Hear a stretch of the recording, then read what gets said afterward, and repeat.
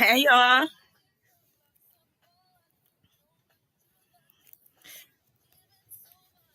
Hey y'all. What's up? Hey Aaron. Hey Scorpio. Hey Elmore. And I will give it to you. Hey love. What's up? How'd you know I was going live? Oh, I gotta put this on mute. Can y'all hear me okay?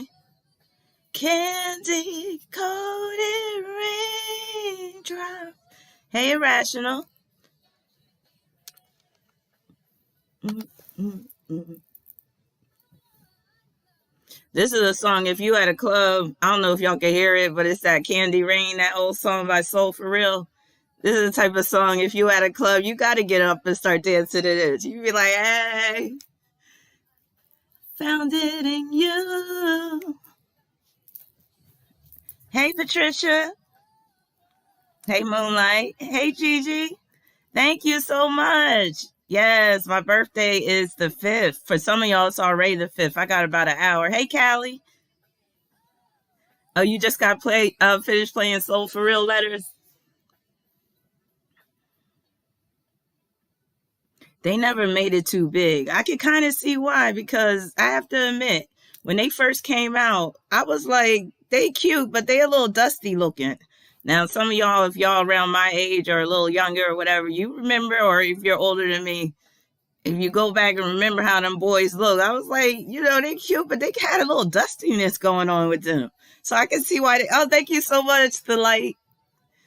So I can kind of see why they didn't make it big. They just didn't have that it factor. You know what I'm saying? Thank you so much, Erudite. Thank you so much, King of Wands. Happy birthday in advance, Kicking. Thank you, Scorpio. Candy. Okay, Aaron, you're mid-heavens and Sagittarius. What do you do for a living? My candy rain.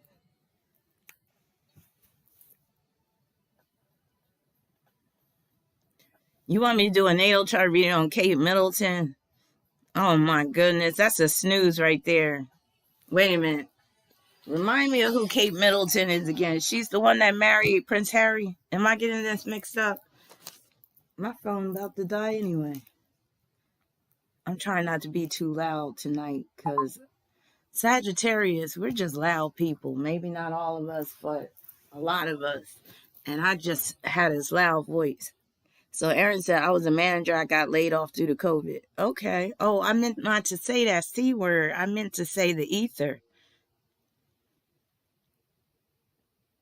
Well, I hope you're still doing well despite getting laid off. I hope you got those fat unemployment checks. Thank you so much, Laval. Thank you. Thank you, everybody.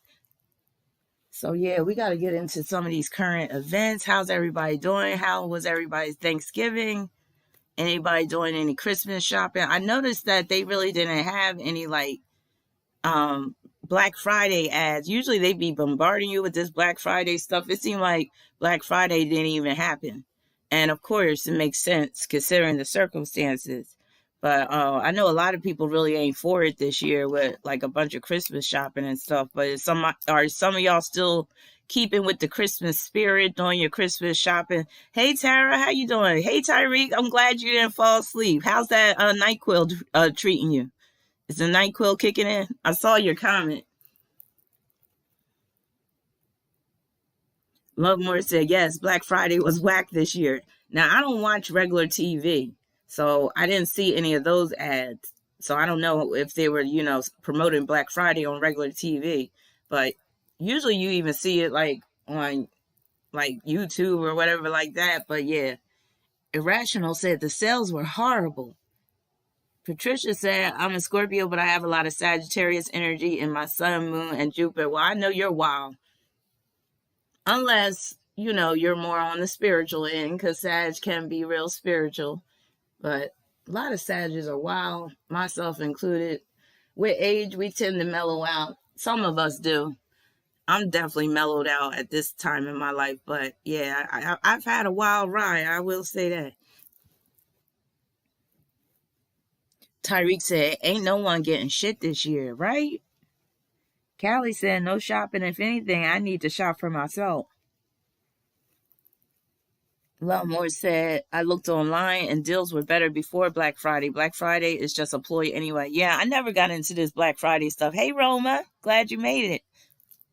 Glad I made it.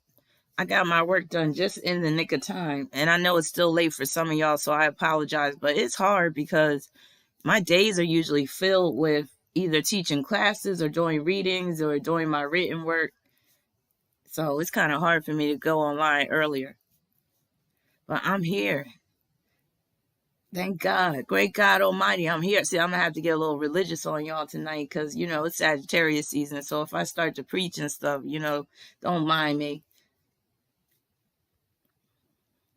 Tyreek said, I'm not a Sag, but I have 4 planets in the 9th house, so I guess I kind of have that energy. And speaking of Sag with the whole religious theme, sometimes I do have a desire to create my own church, but not church in the traditional sense, but kind of like my own little spiritual group where it's not even rigid or anything, but where we really just talk about our concepts of God. I sometimes I be thinking about creating a Facebook group devoted to that, where we just get into, you know, our concept of God and our concept of morality and all that type of stuff. But yeah, and Sag is a very peculiar sign because while it has a strong religious theme, it also has a strong hedonistic theme. What's up, Jules? Hey, how you doing?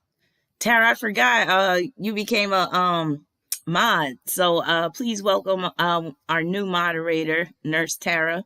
So we got Nurse Tara, we got Jules Verne, Indigo. I don't see him in here. Hopefully he'll join us. And then Siobhan is another moderator, but she's a Capricorn.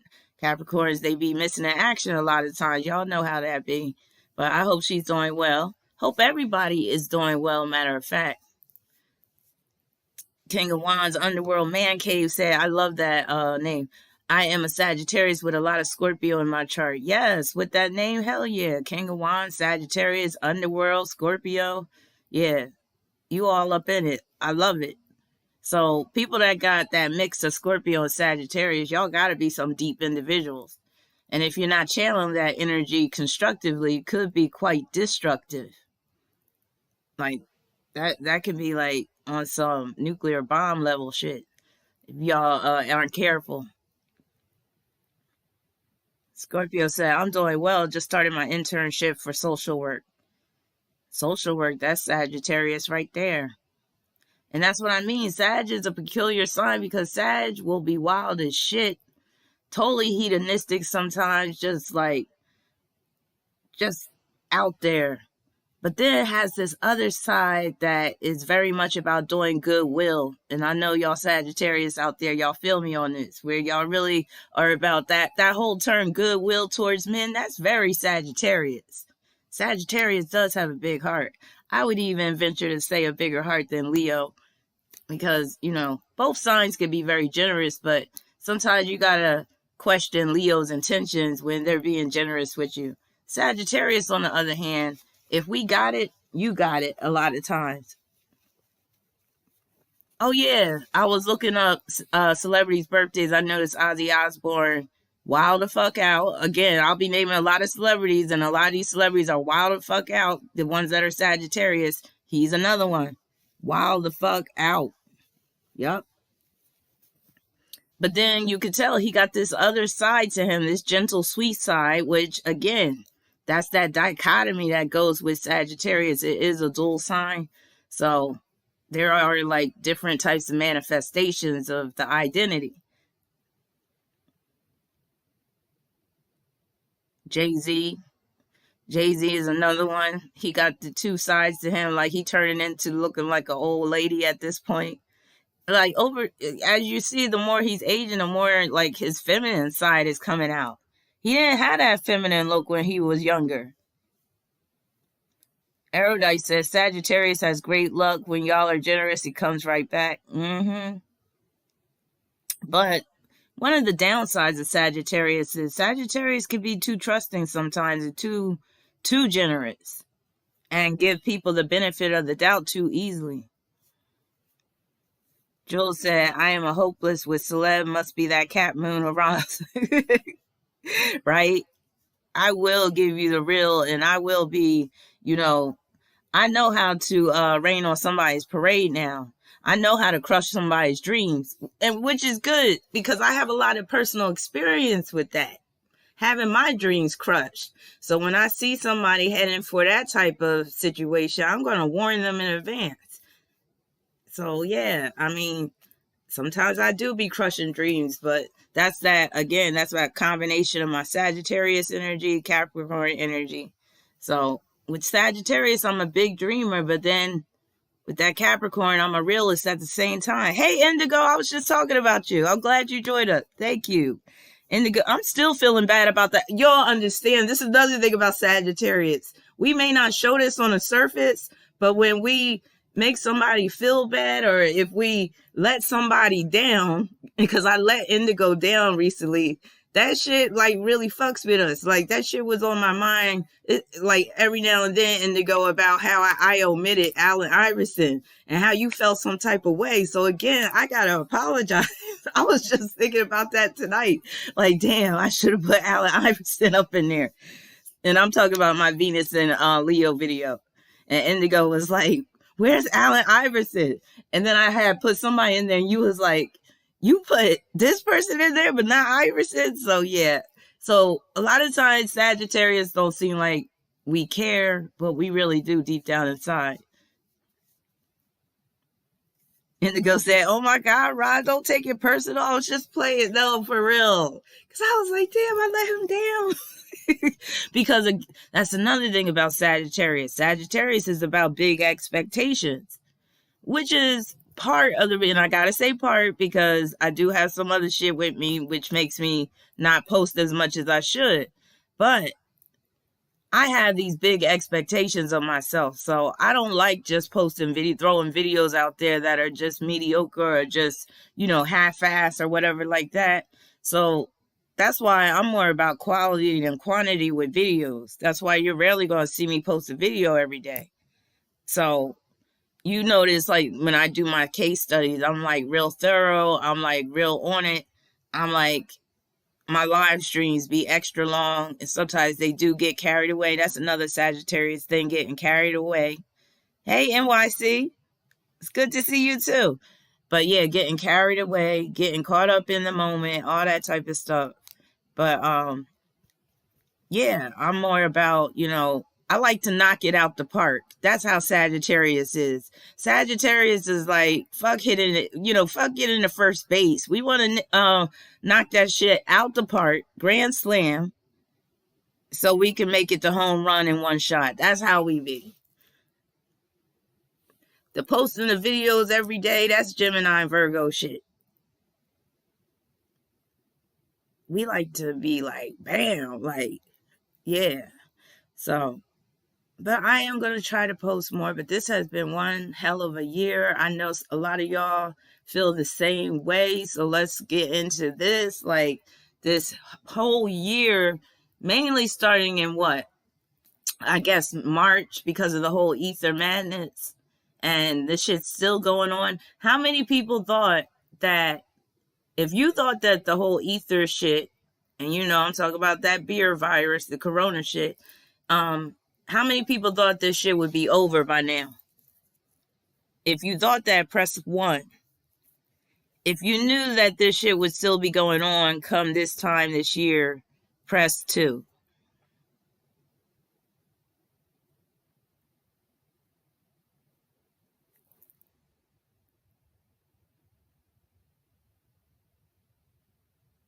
NYC raised her hand. Patricia, 2. Andrea, 1. Tyreek, 1. So y'all thought it would be over by now. Indigo, 2. Roma, 2. Scorpio, 2. King of Wands, 2. KC, 2. Erudite, 2. C2. Hidden, 2. Most of y'all are putting 2. NYC, 1. Cali, 2. So for y'all that put 1, I know y'all really like, damn, my plans all messed up. Like, my plans for, doing this and doing that. Once this stuff popped off and they really started to make changes, I'll tell you when I knew that this was going to be longer than a year, when they really started instituting changes like in supermarkets and stuff and putting up the plastic partitions and all that type of stuff. I was like, oh, this is here to stay for a while at least. And then when they started pushing that whole vaccine out all quick, and this is where we're going to get into the Great Conjunction in a minute too. Thank you, Laval. But I'm going to say I'm still going to wait till Inauguration Day, because that's another thing with this Great Conjunction. There might be a twist that happens, but I'm still saying that Biden's going to take office, but I'm not going to take a bow just yet, because there's some real flim-flam stuff going on, as y'all already can see, with this whole election thing. And I feel like this Great Conjunction coming up has something to do with it. But at the end of the day, because I really think they're going to try to like create some type of civil unrest. Tara said, yup, and everyone making money on math. Yeah, that changed the game, didn't it? That really changed the game. Let me see what some of y'all are saying. Yes, Jules said the pandemic. Yes, let's call it for what it is.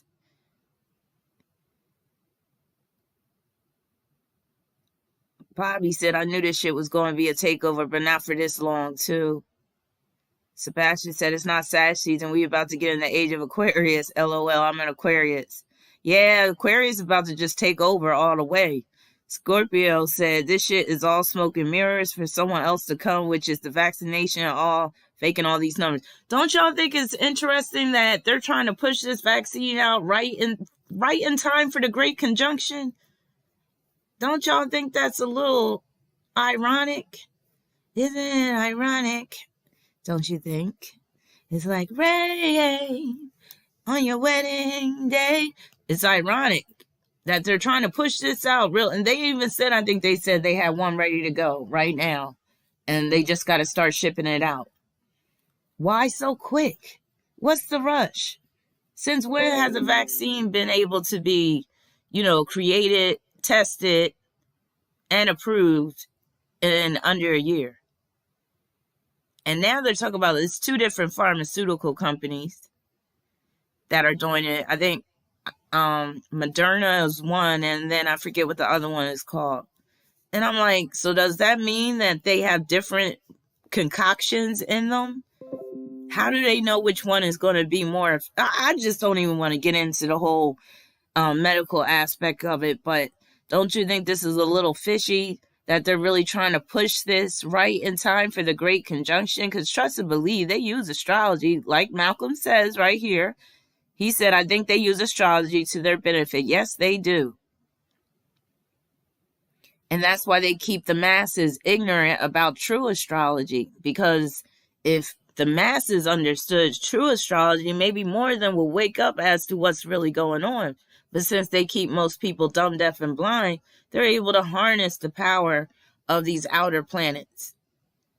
Starting with Jupiter, and then with this Jupiter-Saturn conjunction, they're going to harness this power. In Aquarius, that's technology. That's on some high-tech shit. Hey, Jessica B. You said, my sugar daddy is in town. I love it. You said, my sugar daddy is in town, and I have to entertain him. Tell him to pull up a seat, because this is for him, too. What is his sign? Why can't he listen along with you? Y'all can wait. Y'all can wait to bump bodies. I'm not going to be on too long. Shoot, he could join us. Indigo said, get that money, Jessica. Get enough for all of us, right? Indigo rooting for you. He's an Aquarius. Well, shoot, this is really for him. We was just talking about Aquarius. He about to put it down, girl. Wait. Is this a new sugar daddy? Or this is somebody you've been dealing with? Thank you so much, Tara.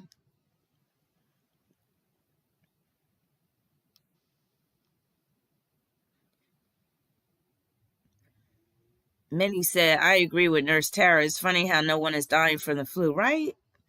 Everything is suspicious right now. Now, somebody mentioned Netflix. Tyreek said, Jessica, y'all could... What? Wait a minute. Wait. Hold on. Jessica, y'all can fuck around with the live stream playing in the background like Netflix. Speaking of Netflix, it's like we're in a Netflix movie. You might as well say it.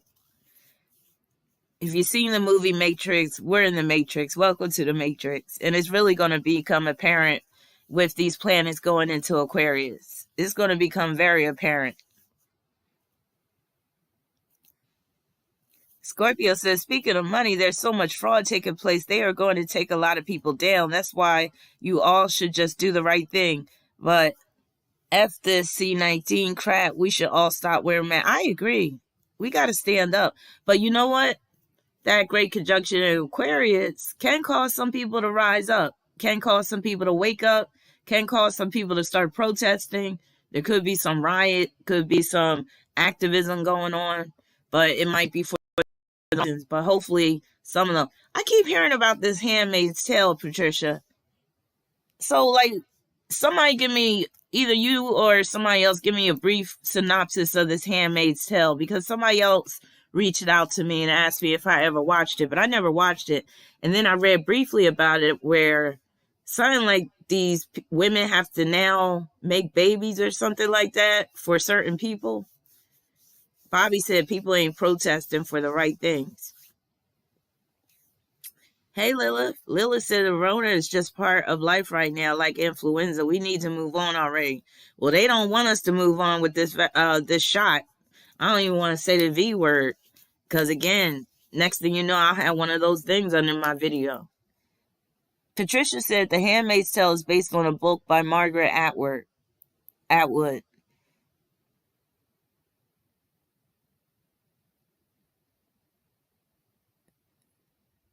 When I hear that term, The Handmaid's Tale, I just think of somebody wiping their behind. I'm sorry. I don't know why I get that image.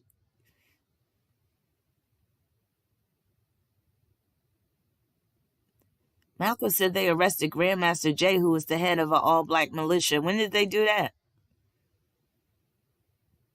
King of Wands said people will become... King of Wands is so sexy. I'm sorry. That's the sexiest... That's the sexiest king out the tarot deck right there. I'm like, when I see that King of Wands, I be like, Now, people will become... King of Wands said people will become more awakened and use suicide as an escape from this reality. I should make a song called King of Wands. Can you be my King of Wands? Can you love me till the break of dawn? King of Wands. Can you be my King of Wands? Hey. King of Wands said, I am a Sagittarius, Sun, Leo, Moon, and Aries rising. Well, I know you know how to put it down. You just burn out kind of quickly. That's all. But you know how to... You could put it to work for about 10 minutes.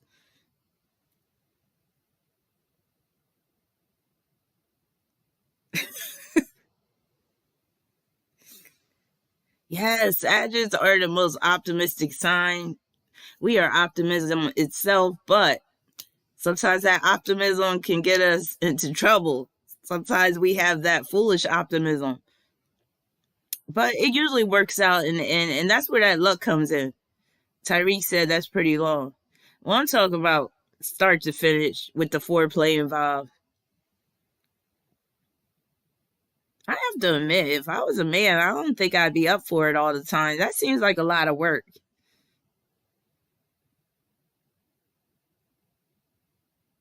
Pump up the jam. Pump it up while your feet are stomping and the crowd is jumping. Remember that song? Pump it up a little more. Get your body going on the dance floor. I don't want no place to stay. Get your booty on the floor tonight. Make my day. I don't want no place to stay. Get your booty on the floor tonight. Make my day. Yes, remember that song? I knew you, Indigo, you would love that song. Yes. What was the other song she had? And what was that? What was it called? Technotronic? That was the name of the group.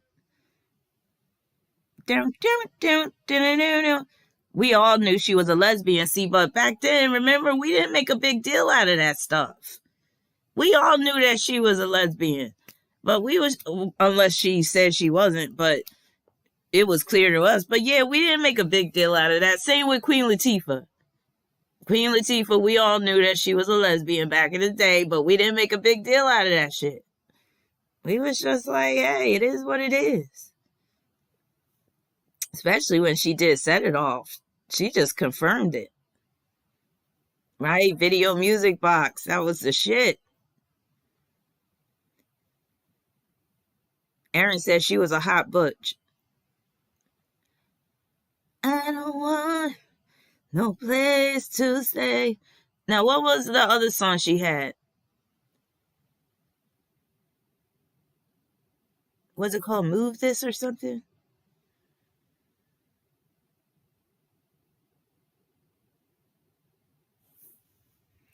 Lil said Oprah is one of the ones too. She's one of the what? Irrational said, I feel like Sagittarius men were born to be polygamous. Well, you're pretty right about that. It goes back to the whole Jupiter Zeus mythology, because he basically was that. Like, he had his wife, Hera. The other equivalent is Juno. And he was cheating on her all the time. So, men who are Sagittarius, they have inherited that whole Zeus, Jupiter, spirit, that whorish spirit, that spirit where, they want to screw everything moving. So yeah, you're right. And if you think about it, the whole polygamy thing, usually there's some religious theme. Well, at least in the States, there's a religious theme attached to the polygamy. And that's very Sagittarius too. Sag have bad tempers because it's that fire sign combined with mutability. And it's like this righteousness. So if you heard of the term righteous indignation, that's very Sagittarius. And if you just think about how they would describe God in the Bible, when, you displease God, sometimes he would kill you outright. So Sagittarius, that's the sign of God.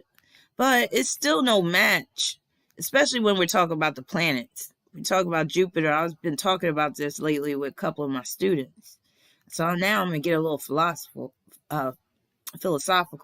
But I might have talked about this during the last live stream too. I just don't remember. But did somebody send me a cash app? I heard a little ka-ching. But anyway, what was I saying? I just lost my train of thought. See what money do to you? Okay, who is that? Hey, Jessica B. Thank you so much, sweetie. Jessica B broke me off. Thank you, Sugar Daddy. Hey, get that money. That's what I'm saying. Work your body. Work your body. Woo, that's right. She said you got to use what we got to get what we want. Use what we got to get what we want. A lot of these dudes are doing that nowadays too. Ain't no shame in a lot of dudes' game nowadays. Woman or man, they could get the money, they get in it. They could get the bag. It don't matter if they up. Boop. I'm not going to say that. I'm not going to say the F word. But hey, that would have been a nice rhyme. Sandy says Sag men is crazy. Yeah, a lot of them are. Just wild. Scorpio says sound like Diamond Club. Speaking of Diamond, we going to get into Diamond too, because I don't know if some of y'all saw her with her mama and her daughter on Iyanla Fix My Broken Ass Life. But we could get into her too, because I'm still not finished talking about her. She was like, make the money. Don't let it make you. Ebony.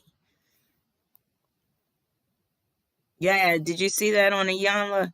Sometimes Iyanla is just too much. I was even disagreeing with her, like when all three of them, Lisa Ray, her mom, and Lisa Ray's daughter, they were disagreeing with what some of Iyanla was saying. And Iyanla, she swears she know it all. She had to go upstairs and put on her African garb and shit. And she was like, I had to change my clothes because You're talking to a high priestess. Like, I'm just like, come on, Iyanla. Like, she's just too much with it sometimes. And it's like, if you don't agree with her right on, she'll get right in your face. That's that dark side of Virgo shit. But yeah,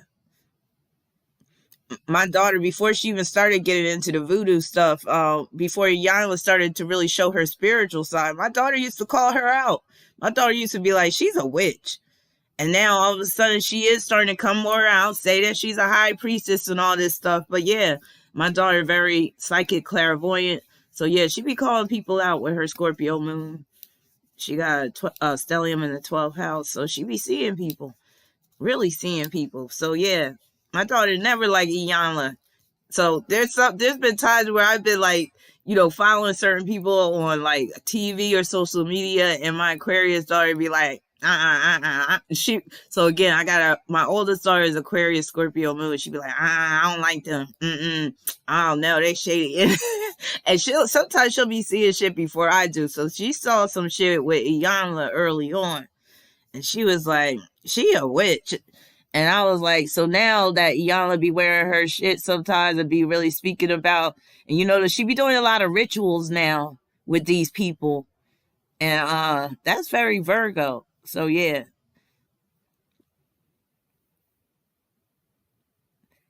Indigo, we're gonna talk about that too. So Lisa Ray, and she even mentioned it on the Iyanla. Oh, this is another thing. Iyanla swears she know what she talking about. And again, that's that dark side of Virgo shit. So, and a lot of times be dead wrong. So Iyanla, like Lisa Ray said something, and Iyanla was like, Lisa Ray said something like, my heart is too big, I care too much. And then Iyanla was like, that's because you a Virgo. And Lisa Ray corrected her and was like, well, I was born on the Virgo Libra cusp, which makes me think that Lisa Ray don't know what time she was born, which is making me look at her mom kind of sideways, like, let me stop. But so I'm like, well, Lisa Ray may not know what time she was born, because she's still saying she on the cusp. Of course, if you know what time you're born, you're going to know which sign your sun is in. Now, this makes us, let's get to the point about her father. Her father. So her father was this like player, hustler, but also big time businessman. Knew a lot of people, all that type of stuff. So the son rules the father in the chart. So with the son, you got to say with Lisa Ray's son, could be in Virgo, could be in Libra. Think about the father. How was the father living his life? What was the father doing? Was the father a ladies' man, or was he more of a domesticated man that was pretty much dutiful to his wife, even if he would have cheated a little here and there, where he was a little more dutiful? From the way she describes her father and the way the mother describes the father, that sounds like a dark-sided Libra all day. Which makes me side that Lisa Ray is a Libra sun, not a Virgo sun. She also has Mercury in Libra. Also, she just strikes me as more of a Libra than a Virgo anyway, because she kind of got that little bougie attitude with her. And yeah, she's just right Pisces moon. I've never gotten Virgo vibes from her. And if her sun isn't in Virgo, she don't have anything in Virgo. If I'm not mistaken, I don't even think she got Pluto in Virgo. I think she got Pluto in Libra. Because I think, let me pull up her chart. But yeah, I think she's a Libra sun, not Virgo. But then again, well, let's see. Yeah, and again, that Libra sun would fit her father's life much better than a Virgo sun. Because even if a Virgo father is cheating, he's still going to like kind of come home at night more than likely. It sounded like this dude was like just, the mom said that he had like 4 or 5 girlfriends at a time. Usually Virgo men don't even got it like that. Let me see.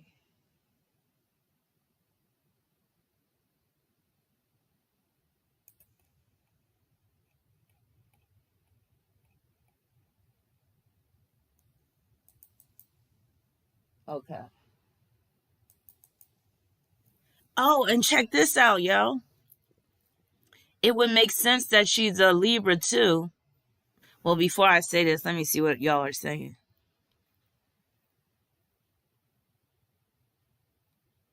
Somebody talking about undercover carpet muncher. Patricia said, I'm a Mars in Cancer, so I can't have sex with someone without having a strong emotional style. It's hard for me to stop laughing. I'm trying to stop myself from laughing. I'm not laughing at you. I'm just laughing because I'm not familiar with that type of mentality. So you said, without having a strong emotional connection with my partner. I wish I was more like that, honestly. But then again, it must suck when you get emotionally caught up with the wrong man, having that Mars in Cancer. God. Lilith says Sag men should come with a red flag tatted on their forehead. Well, the red flag is their birthday. Scorpio says they are some mean, angry light brights. Who? King of Wands said, I seen it. They all have issues. Oh, you saw that show that I'm talking about? Yeah, they do. Aaron said, Iyanla seemed fake to me now. Yup. And you could tell Iyanla's still broken in some ways. Hope says she is a Libra. Iyanla probably got a whole medicine cabinet full of like antidepressant pills. NYC said, my daughter's a double Sagittarius. Tyreek said, Lilith, it sounds like somebody hurt. Iyanla seems like an undercover carpet muncher. Yeah, I could see her being like that, especially back in her young days. Her chasing that tail. Dartmouth said, Sagittarius are my favorite zodiac. Mine too. I love the way they laugh, sound a bit like a horse. Yup. Irrational said, I dated a Sag that cursed me out for checking him about cheating just to act like he never did it the next day. Erudite says she's a Sag South Node. Iyanla is. Indigo said Lisa Ray is a Virgo. Okay, I already read that. Scorpios have that intuition, Lilith said. People attribute to Pisces and Cancer. Pisces and Cancers are dumb bitches compared to Scorpio. Oh, that's not fair. Indigo said Lisa Ray and the Brad half sister. Yeah, I know I found that out during the show, Indigo. I didn't know that before. I had a feeling that they were half siblings, but I didn't know if they shared the same mom or dad. But yeah, it makes sense. Lisa Ray looks a lot like her mother. Scorpio forever said, oh, she's the opposite of me. I'm Scorpio sun, Aquarius moon. Jules said Aqua always brings the logic, but the balance, the woo-woo with patterns and math. Scorpio said, I didn't like how Lisa Ray was talking about Hallie's couch. What? She was talking about Hallie's couch. What was she saying about that? Scorpio said, yes, they are sisters by their pimp-ass daddy. Their relationship, Lisa Ray and her dad's relationship sound really inappropriate. And again, that's more Libra than Virgo. Indigo said Lisa's dad conceived a brat when Lisa was 7 years old. They both from Southside Chicago. Aaron said, remember that terrible hairdo Iyanla had with the hair on top and the sides were bald? I think I remember that. Scorpio said, she looked like she got bad gas, don't she? Don't she look like she could light up a room and clear out a room with her gas? I know she's lactose intolerant. You could just tell. Jules said, the red flag of the interview answers, what is your weakest point? I am just too meticulous with the details. Did Lisa Ray say that? Coffee Review said, and the street is that they don't have the same father and that they're the only ones to claim sister, and they were, what? They were lovers. Yeah, Iyanla is a Virgo, and she tried to pull Lisa Ray over to Team Virgo, and Lisa Ray was not having it. She was like, nah, bitch, I'm on the cusp.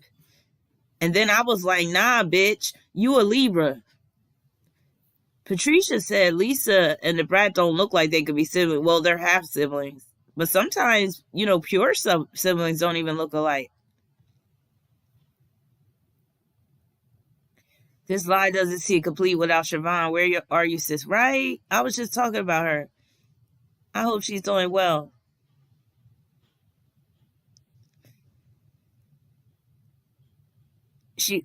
So Aaron said Iyanla walk like she's been walking forever and a day. And she looked like she just got off the toilet off of being constipated.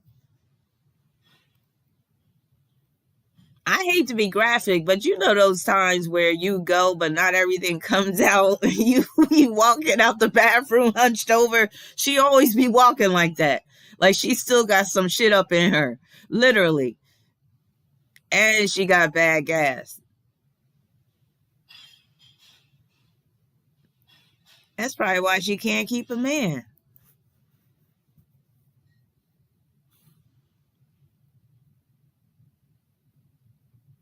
Jules said that every contact from now to then could bear significant possibilities.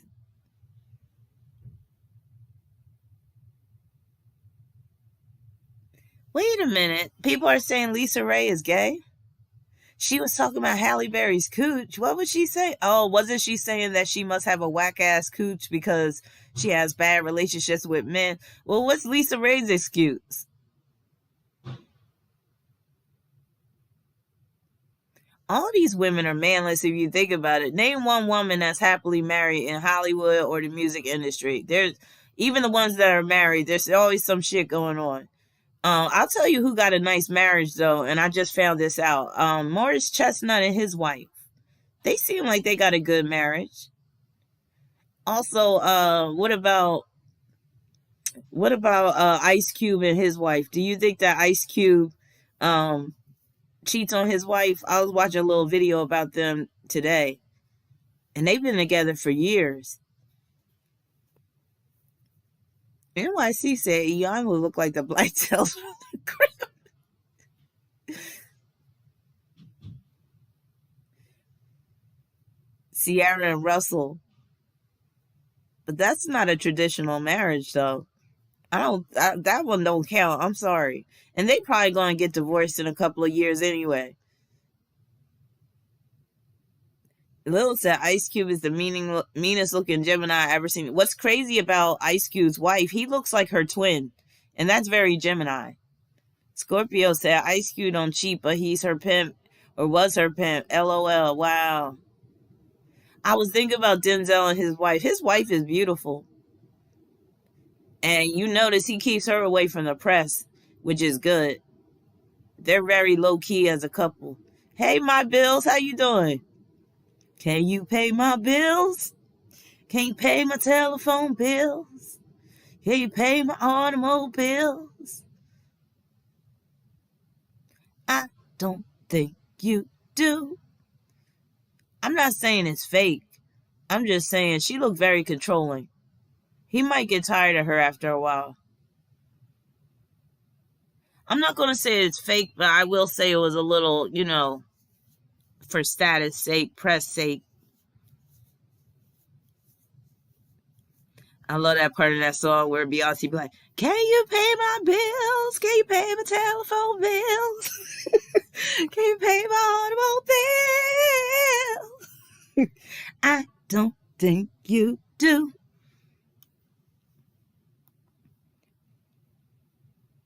That's when Beyonce was all cute and nice. Then she became Sasha Fierce and got with Jay-Z. Got you looking so crazy right now. Your touch got me looking so crazy right now. Hey, Phyllis. Looking so crazy in love. Looking so crazy in love. Uh-oh, uh-oh, uh-oh, oh, no. I heard Jay-Z, speaking of Sagittarius, and this ain't really indicative of a Sagittarius, but he is a 4. It is his birthday. Well, some of y'all, it's already the 5th, but his birthday is December 4th, which can make him very willful. But from what I heard, he's very protective over, not even protective, like psycho-protective over Beyonce. Like, he don't let nobody be around her. Yup, he's a Sag. That's why he do it up big. Tell Scott to holler at me, man. That's why he called himself Hova, because that's short for Jehovah, God. And that's Sagittarius.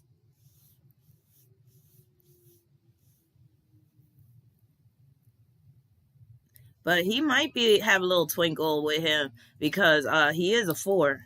So people have, There's not really been any like serious rumors that came out about his sexuality. Yeah, they're both fours. That means they're freaky deaky. But you know what that can also mean? Two fours together ain't good. So they might have something very traumatic happening to them, like coming to them in the future, having two fours together. You're really not supposed to double up on four like that, where you get with another four and you're a four, like you're doubling up on your fate. And sometimes that fate could be really terrible. So, yeah. And being two fours like that, that can mean that nothing's jumping off in that bedroom unless they have to make a baby. He does his thing, she does her thing. Four is powerful, man. Jay-Z might come out during this great conjunction and say, like, there might be some major business deal because, again, he really harnesses that power, that four, and that four is like Aquarius energy. So he might have something coming up, something planned. Because you know he's always about making big deals. Yeah, Jay-Z is a Sag. No, they're not. Virgo and Sag is not a good match.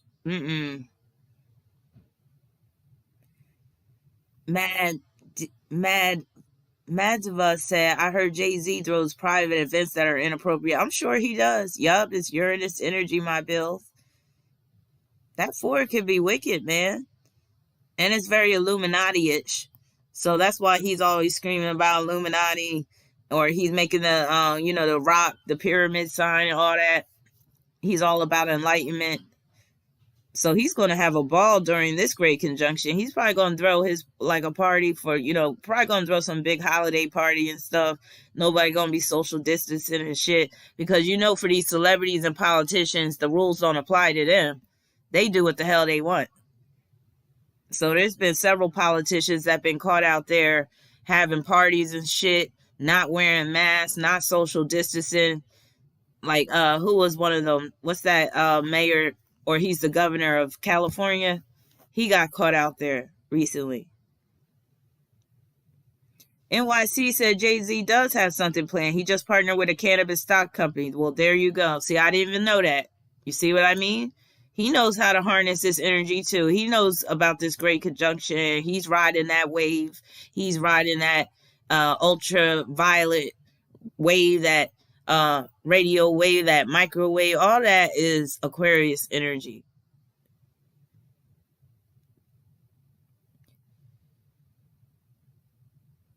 Nancy Pelosi went to the hair salon with no mask. Yup. And it is Sagittarius, like the South Node is in Sagittarius, so don't be surprised if we do see a lot of politicians and clergymen, religious people being outed around this time. Jules Verne said, I went to the hairdresser with no mask. I mean, honestly, I don't think nobody should be forced to wear a mask. If you want to wear a mask, have fun. Go for it. But I don't think nobody should be forced to wear a mask, especially in this country, because we were supposed to be the land of the free. But I don't even want to get into that right now because I don't want to get fired up. Yeah, that's his name, Gavin Newsom. Moonlight said with his fine ass. No, you didn't. Isn't he a Libra? Or is he a Scorpio? I think he's a Libra. Irrational said Jay and Puffy used to throw orgy parties together, right? Jay-Z seems more like a voyeur. He seems like more the type that really gets off just watching people have sex. Every now and then he likes to, get into the action. But he seems like, and it would be like, he's definitely got some freakiness with him being a 4 and a Sagittarius. He's definitely not your average dude, as you can see with all the money he's amassed.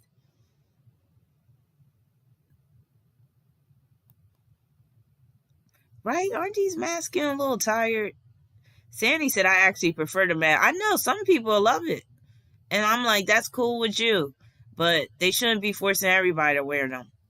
Because before they made it mandatory in a lot of the counties in Arizona, a lot of people were wearing masks, but I wasn't, and everybody was getting along fine. And then they said they changed it and was like, mask mandate. And I'm like, oh my God, here we go. I had a little meltdown on my car the day it happened. I was like, oh my God. Because again, as a Sagittarius, I'm about my freedom. And I take my freedom seriously. I took that Constitution seriously when I learned about it. And it seemed like now the Constitution don't exist. And it seemed like all these governors and stuff, they're all on the same side. But then I thought about it. I was like, how hard is it to corrupt 50 people? Because, you know, we got 50 states, right? There's a governor for each state. That's 50. That's only 50 people that you have to corrupt. That's only 50 people that you have to either pay off or threaten to knock off if they don't do what somebody up at the top tells them to do. So this is how you could get a whole country under control, because guess what? Some people may not understand this because maybe you didn't learn in civics class or history class, but in the United States of America, each state has sovereignty. Each is able to make certain laws and have certain regulations and stuff that supersedes the power of the government, the federal government. So there's some things that the federal government just can't do. This is why the federal government hasn't said, oh, everybody has to wear masks, because no, the states are sovereign. But then you mean to tell me every single state just about has fallen into this whole fear-mongering thing and has forced the mask mandates? And then I thought about it. Well, it makes sense. I was like 50 states, 50 people, politicians, mind you, so they're easily corruptible anyway. And politicians are ruled by Sagittarius. And again, the South knows in Sagittarius. So that's 50 people that you only have to control. That's not much. 50 people. So you got those people under control, and then they have people under them that they can grease their palms, or they can threaten their job or threaten their livelihood. And of course, then you got, it's a domino effect. Everybody falls in line. My Bill said, I wear a full face of makeup with that man. I thought about that too when they first started mandating it. I was like, well, what about women that like to wear, and I shouldn't just say women, because nowadays, women and men that like to wear makeup. What's up with that? That's so messed up. Some people spend a lot of money on makeup too. You can't even look good with your new lipstick on anymore. I'm like, this shit is... Oh, you said it doesn't smudge. Oh, y'all talking about y'all trading makeup secrets. But yeah, it's just messed up. Scorpio said, I'm in Cali and this shit is annoying out here. And when I go to work, government job, they are on it like crazy. I'm sure they are. I'm sure they are. It's a sad day in America. Oh, thank you, Marcus. You are so sweet. Thank you so much. So you said, so last week, one of my mother's co-workers' husbands was killed last month on the 23rd. Oh, I'm sorry about that. So you said your mother's co-worker's husband, when he was changing his tire on the highway and a car struck him. I would like to know what in his chart shows his tragic death. Oh my God. Sure, that is horrible. I hate hearing about situations like that because, again, it's so sudden. 1 minute you're there with the person, next minute they're gone. So I don't even need his name. I'll just put driver death. And he's a 29. Lord have mercy. That 29 is no joke. As I always say. 19. Wait a minute. Let me go back up. But thank you so much for your super chat. 829.81. So I'm going to first look at the aspect in his natal that actually made him prone to get into a car accident, to get hit by a car. Damn. While he was changing a tire. Okay. Now, I don't know what time he was born, so I can't talk about the house placements, but he does have Mercury and Virgo squaring Neptune and Sagittarius. And you're saying he was on the freeway? On the highway. Sagittarius would be more so the highway. Virgo is him changing the tire. Mercury rules cars. So Mercury square Neptune. Neptune in Sagittarius. That person, the driver could have been drunk. But that can also deal with where you're not paying attention. It totally catches you off guard. Oh, wow. That's terrible. He also has a yacht in his chart involving Chiron and Taurus. Yachts can produce horrible accidents, freak accidents. He has Chiron and Taurus. Quincunx Pluto. Pluto is sextile Neptune. See, that yacht probably has to do with that third house, but I don't know what time he was born, so I can't say. But I wouldn't be surprised if the yacht was connected to his third house, like if Chiron was in his third house involving that yacht. So you said, what date did that happen? That's rough. And let me see where his notes was at. So he had a South Node in Capricorn, 29th degree. There's that 29 again. Opposing Mars in Cancer. I wonder if it was a woman that did it. Do you know if it was a woman that did it? Oh, thank you so much, my bills. If anybody does want to donate for my birthday, here's my Cash App. So thank you so much. Thank you so much, Jessica.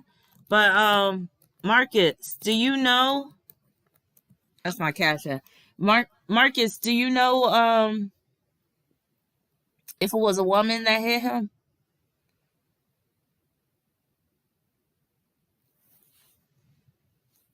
He got Mars conjoined to the North Node. And then he got Mars square Pluto. Wow. All right, so let me look at the transits. You said this happened last month on the 23rd. So November 23rd.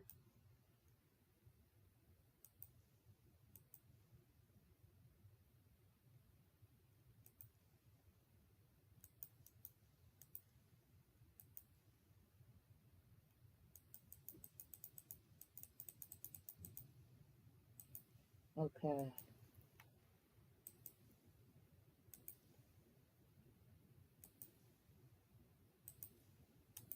So let's see.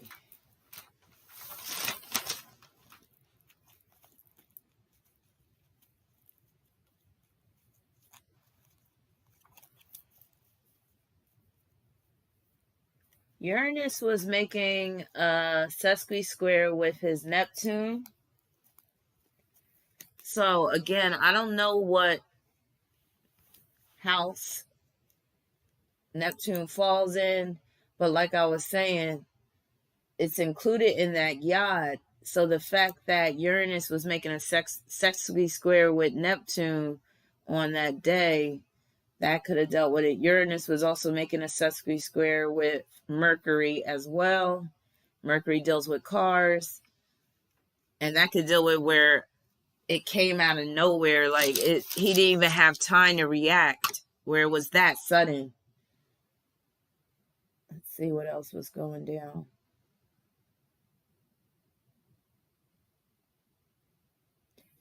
There it is again.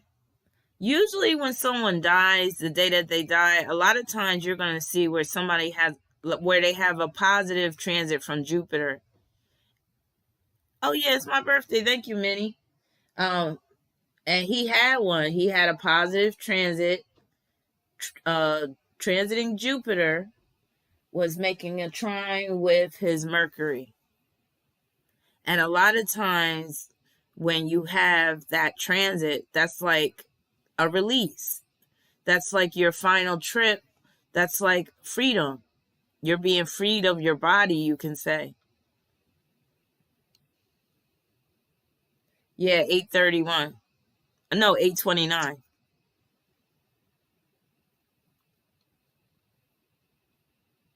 Wait a minute, where are people getting 31?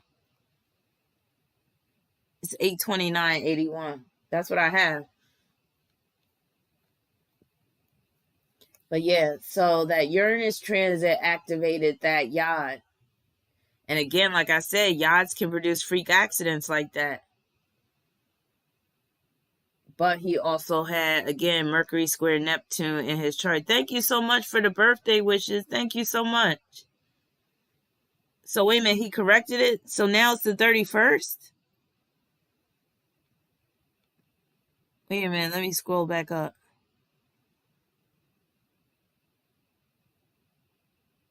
Bellatine. Where are you, Marcus? You said Henderson, North Carolina. Did you say anything else?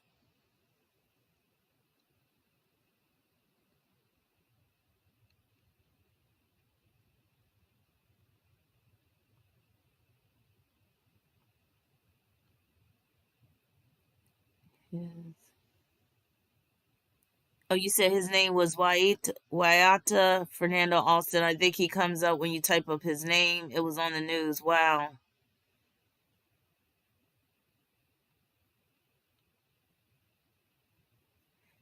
Oh, so you're saying it was on the 31st. So it was a woman. That's what I thought. Okay. Let me just adjust that. But that yod is still going to be in effect.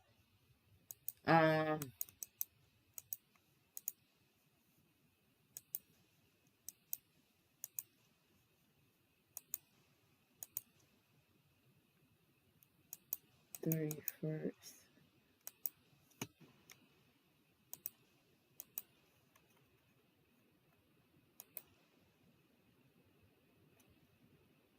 Wait a minute, damn.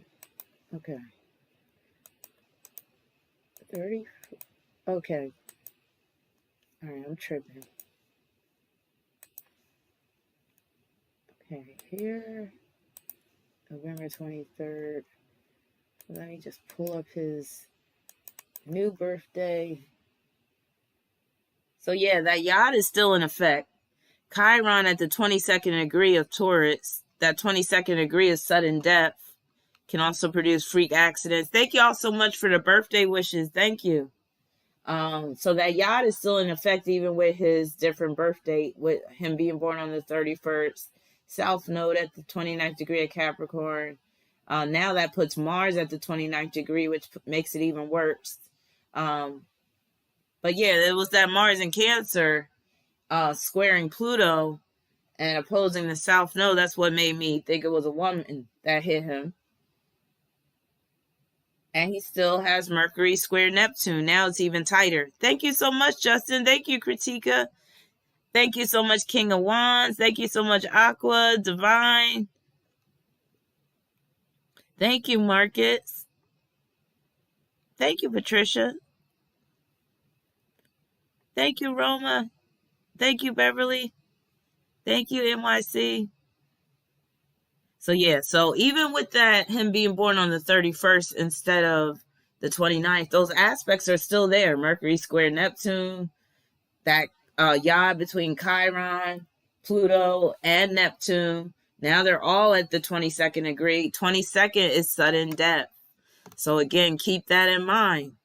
I might go suddenly because I have the 22nd degree of Leo in my 8th house cusp. I might actually prefer to die suddenly instead of this long, prolonged death where I know I'm about to die. I just don't know when. So sometimes dying suddenly, it might be a better option, maybe. But it's never good to die young, and he was born in 81, so that's still kind of, that's kind of rough. Thank you, Love More. Thank you, Aaron. Thank you, Hazel. That's kind of rough.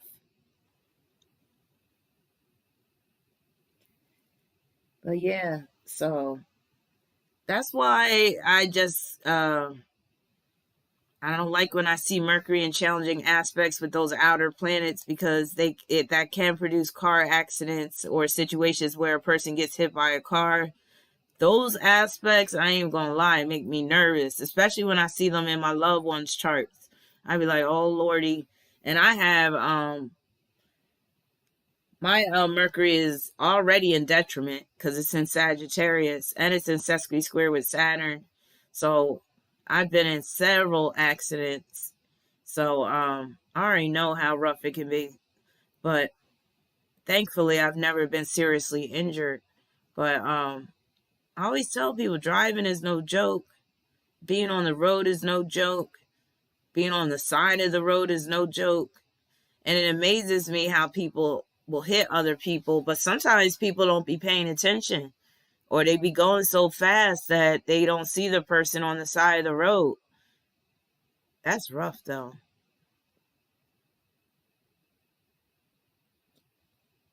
But yeah, so.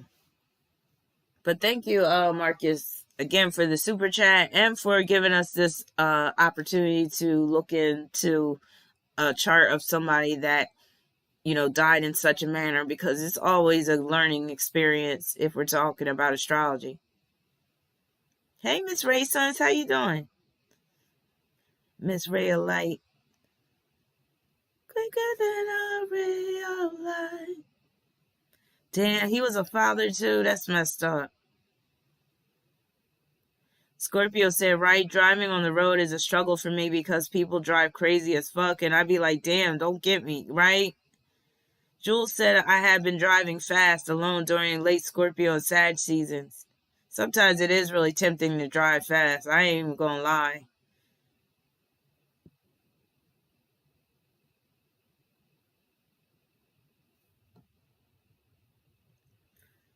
Patricia says some people are under the influence of drugs and alcohol when they are driving. I don't think enough attention is given to all the people that are on psychotropic drugs while they're driving, like Xanax and what's that other one? Prozac and all this. A lot of these prescription drugs, I think it messes with people's reaction time. It messes with people's ability to focus and concentrate. And nowadays, there's a lot of people on those types of drugs. So I think a lot of times people always talk about alcohol and stuff, which is really bad. But I don't think enough, you know, information is out there about people on prescription drugs and how they're allowed to just drive. Perkins says, thank you. Think about all the people on these prescription drugs and they're out driving. Roma said taxi drivers are aggressive too. Irrational said, I have Jupiter in the third and I'm always getting into crazy car accidents with women. I have Jupiter in the third too. I've been in plenty of car accidents. Hazel said, just speaking on drugs in another life. But yeah, everybody be careful out there driving. Again, I know sometimes we've been driving for so long and we take that shit for granted. And we think that, you know, we're just going down to the store and stuff and we'll be right back. But you never know. Things happen in a split second. You reaching down to answer that text and shit. Next thing you know, you look up, somebody done slammed on their brakes, and now you in trouble. Hey, Divine Thoughts.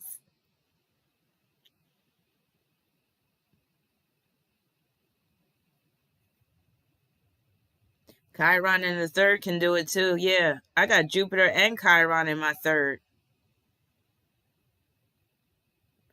Oh no, don't scare me, Dartmouth. Dartmouth said those masks have super tiny bugs on them. Most times you could feel them on your face. No, are you being serious, Dartmouth?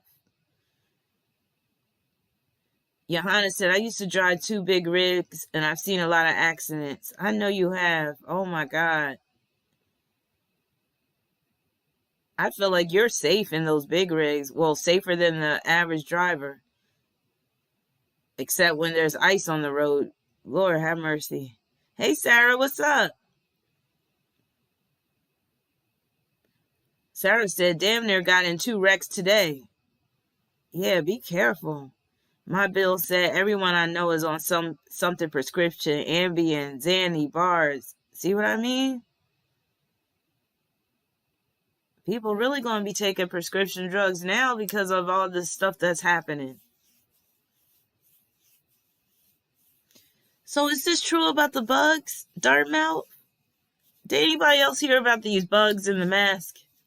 And are you talking about those blue masks? Scorpio said, where are they coming from? Thank you so much, Kelly. Where are they coming from? Is this true? Hey, Kat, how you doing? What's up, Sag? Irrational said, during major holidays, I avoid driving just because people I love get lit and start driving. Oh, you said people love to get lit and start driving. And that's the devious part about alcohol. When somebody gets drunk or even extra tipsy, they tend to have this overconfidence that makes them think that they'll be okay driving. That's the sinister part about alcohol. Those are those spirits that get inside you talking about, you all right. I know you could drive. You could make it home. That's that demon that gets inside you with the alcohol. That's why I don't even like drinking like that. I really don't. Because I turn into somebody else when I drink. And it's not pretty. It is not pretty. So let's talk about this great conjunction. So I took some notes about how I feel this shit might break down. So the great conjunction is going to officially take place on December 21st, 2020, 8:30 a.m. New York time. So that's when Jupiter and Saturn are going to enter Aquarius. Well, they're already going to be in Aquarius, but they're going to be close together in a very tight conjunction. Now, this great conjunction is going to produce a number of things on a world scale. And like I said, these people that are in control, these powers that be, are going to harness the energy of this power. I mean, of this great conjunction. You could say it's going to be like a great output of power. It's going to be like, just think about Aquarius and how Aquarius deals with electromagnetic energy. And think about how, they've been talking about 5G and all this stuff. That you could say this would be like a major rollout of the whole 5G. Number one. So some of the things that we can expect to occur is a regime change. And that could be in several countries throughout the world. So you could start to see governments change in terms of their system, in terms of their political system. So I already feel like the United States in particular is leaning more and more towards socialism. And you could see that with that stimulus check that they gave to everybody this past year. They might be passing out another stimulus check. So look forward to that, because with Jupiter and Saturn in Aquarius, that's going to promote more socialistic type of solutions. So we could look forward to a regime change. Some people might like it. Some people might hate it. It all depends on what end of the political spectrum you're on. A lot of the liberals, they will like it at first. A lot of the people that are conservative are going to have a big problem with how government changes drastically. And you can kind of see it with this current election. I mean, come on now. They called Biden as president before they even finished counting votes. I'm like, come on now. And they're already talking about him transitioning into the White House and stuff like that. Not physically, but through picking members and his cabinet and all this type of stuff. And so, yeah, already we're seeing how things are very different already. So with Saturn and Jupiter in Aquarius very tightly conjoined, we can look to issues like perhaps there might be some shocking revelation that comes forth with respect to this election, with the counting of the votes or something. Hell, maybe the truth will come out about Biden and how, they so-called, stole the election. I really believe they did. And I'm not even a Trump supporter like that, or not at all. I don't get involved in the election process. But if you watch my live stream on the election, I was just talking about Biden's chart alone and how he's just not a straight up and down type of guy. So you could look at Biden and his team also using the power of this great conjunction to, seal the deal at the end of the day, to really make this official, perhaps. But before that happens, before he enters the White House, there might be something that occurs that gets people very stirred up. So we might see some type of protest. We might even see some more riots. We might see some type of rebellion.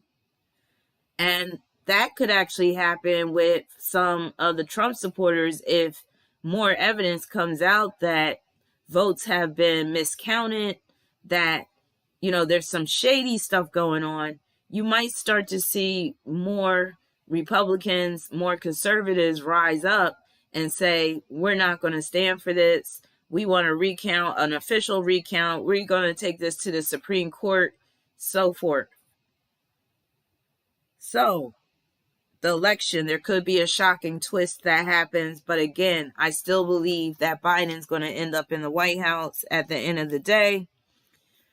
Also, there could be issues with airlines, issues with airplanes. I just caution people to be careful about traveling on planes with this conjunction being very tight in December, especially around December 21st and throughout the end of this month. Just be careful. If your intuition tells you, no, you don't have to take that trip, it's not necessary, you may want to just stay home.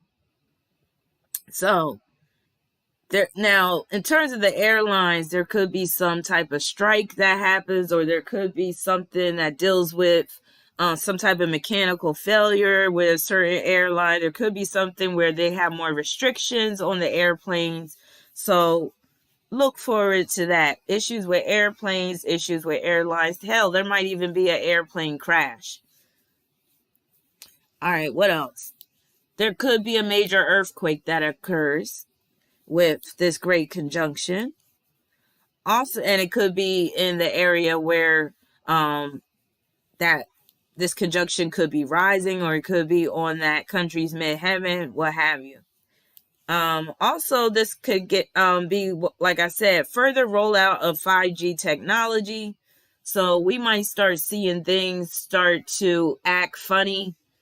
We already saw where YouTube went down for, it was like a couple of hours. You remember that? Hey, Dana, how you doing? Hey, Angel. Do y'all remember what day was that? It was like in November. YouTube went down for a few hours. And then there was something else that went down. So we might see more of that. Internet might be acting a little wonky in some areas. There might also be power outages because Aquarius deals with electricity. What else? Extreme draconian totalitarian measures. So again, the governments of the world are going to use this energy of this great conjunction to institute more totalitarian power restrictions. So you could look at Jupiter conjoining Saturn. That can be a restriction that's placed upon freedoms. And Biden was already saying something like, if he gets into office, he just wants to have, what did he say? He said 100 days. I think he was talking about like 100-day lockdown, where he wants the whole country to be locked down for 100 days. And he thinks that's going to, what did they say? How did they say, what were they saying before? Something with the curve or something, how that's going to reduce the outbreak. And I'm like, come on now. And again, in the United States, all of the 50 states are sovereign. So he can't institute some, so he means 100 days of wearing masks, but he can't do that because the states are sovereign. So he's saying 100-day mask mandate.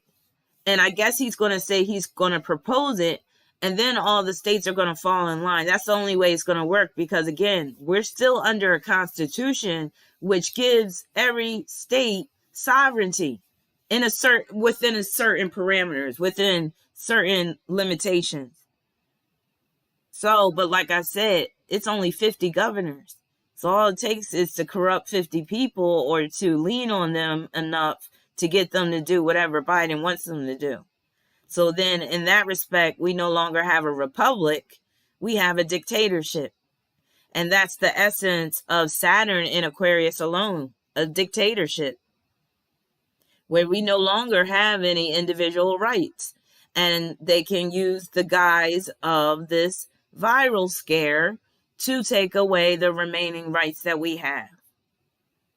And then when you add in the whole shot that they're really trying to push on people, I mean, they're trying to push this hard. And again, it's real funny that they're trying to roll this out before or right around the time of this great conjunction. That's what I'm talking about right now, Dana, the whole vaccine and whether, people are going to take it. I think a lot of people are going to line up for it simply because they want things to go back to normal. Like they think things will go back to normal if they just take a shot and if not enough people take the shot. Hey, Deezy. And if enough people take your shot. But I know I'm not taking it. And a lot of people that I know aren't trying to take it either. But they might do stuff like start restricting your travel. South Node is in Sagittarius, and it's going to be in Sagittarius next year too. So they could start using that excuse. Oh, if you don't have proof of vaccination, you can't get on this plane and go across. First, they'll do international travel and like start doing domestic travel. And I don't know if y'all been doing research about what's in these vaccines, but they're supposed to attack, or they're supposed to they're targeting our RNA, which is like some crazy stuff. So if you could get to the RNA, you can change the DNA, if I'm not mistaken. So we got to be really thinking about this. It's like that shot is going to be where they're finally able to have this transhumanism. It's like the first step in transhumanism from what they're proposing is in this vaccine, because I heard that it has some type of microchip in it, or maybe not a microchip, but some type of technological device or something. I heard it's like 2 needles in one.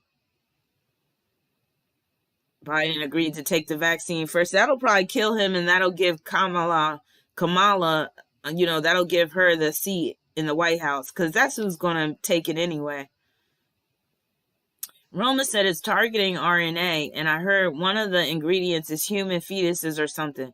Well, I heard that they've been putting human fetuses in all vaccines, those ones that they give on the regular. So, also, Aquarius is about science, so you could look at this as a scientific breakthrough, because this is going to be vaccines that have never existed before, the nature in which they're manufactured, and again, how they pushed it through. And did anybody hear that term luciferase? There's this luciferase component or something.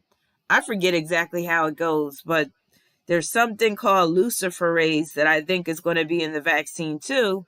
And that's in line with Aquarius, because Aquarius is basically representing Lucifer, the light bearer. Because Aquarius is the light bearer. Aquarius is about enlightenment. Aquarius is that tree of knowledge of good and evil. I have a video that I did like 4 years ago about Aquarius being the tree of knowledge of good and evil. And that's exactly what it is. It's where you have so much knowledge that now you can become your own God, or you could become God of this earth, which is also essentially what humanism is. Humanism is where you believe that humans are the supreme beings, where there's nothing above you, and where you're fully responsible for the destiny of yourself as well as the destiny of this earth. And that's what these people believe. They are Luciferianism, or they're Luciferians, and they practice Luciferianism.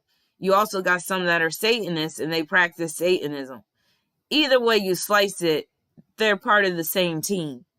So Aquarius is representing that Lucifer force. So you could look at this great conjunction as the rise of Lucifer.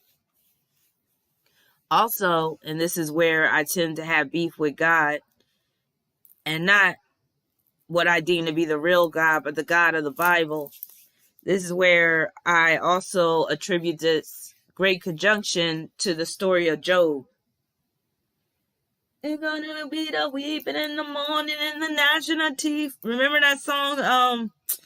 Oh God, what was that song? Kanye West did that song. And then he got the guy saying, "It'll be the weeping in the morning and the gnashing of teeth." When that song came out, I knew that was like prophecy. Like I knew, because sometimes they be putting these messages in music, and that's a quote from the Bible. Let me read that. Let me read that quote real quick, because this has to do with this great conjunction right here.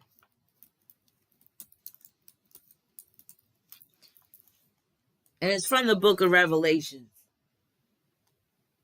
Told you I might have to get a little religious on you tonight because Sagittarius season.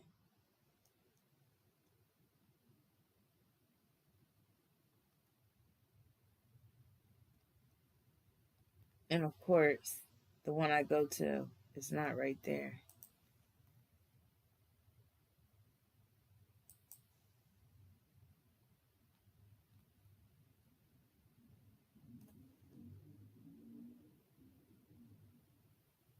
That is so weird. Every time I click on it, it's not bringing me right to it. But anyway, they talk about how there's going to be weeping and mourning and gnashing of teeth on that during those final days. It is a weeping and a moaning and a gnashing of teeth. There will be wailing and gnashing of teeth. So basically, we're headed for those times. And that's why it's like we're also at the Great Awakening. Now, again, I'm not a religious person, but there are some strong themes, especially in books like Revelations, that deal with what's going on right now. Oh, yeah, mercy. But he was talking about Lamborghini mercy, but maybe he was talking about God give us mercy at the same time, because you know how they put subliminals in music? But he was talking about the Lamborghini Murcielago, right? But then the song's called Mercy. Was he really trying to say, may God have mercy on our souls because of what's about to go down? And remember, I told you I recently started to get really into trap music, and I noticed that back in all the way back in 2017, they was talking about mask off. And all the way up to I guess 2019, they were talking about mask off before people was even wearing masks. And I was like, yo, that's some subliminal stuff. I strongly believe they be telling some of these artists what to put in music. But anyway, I digress.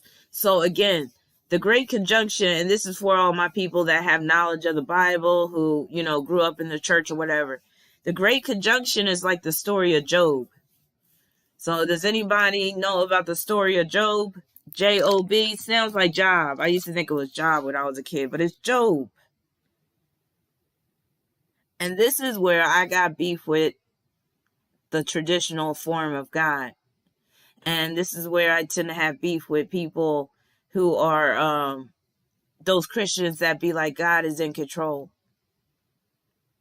Because I'm like, if that's the case, then he is one sadistic, shut your mouth.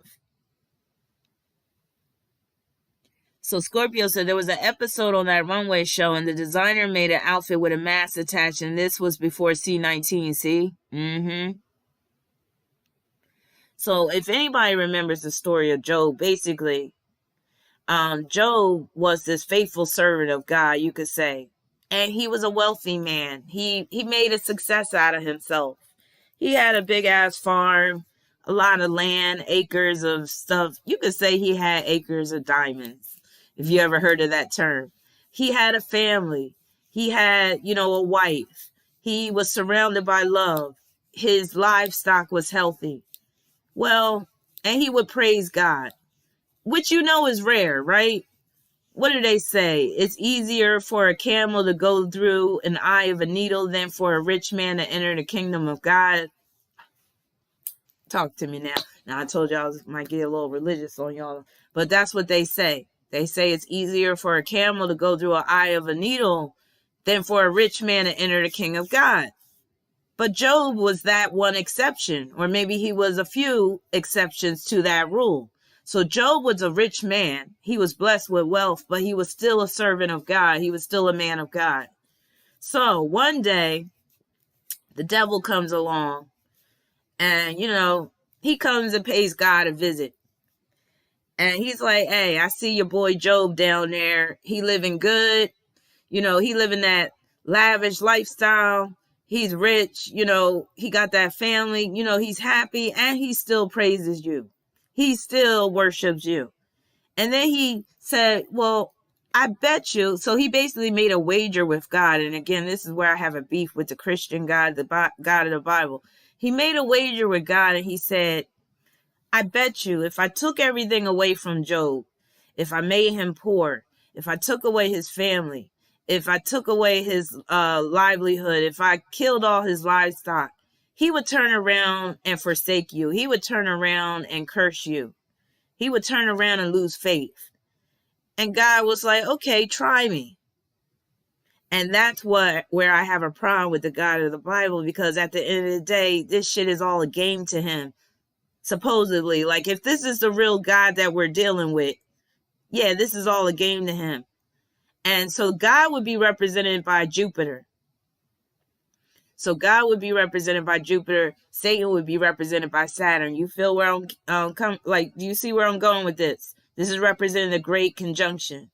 So this is like God and the devil getting together, agreeing to this bet where they're going to play around with a man that's only trying to live his life, that's only trying to, do the right thing. It's not his fault that he became successful. That was part of his destiny.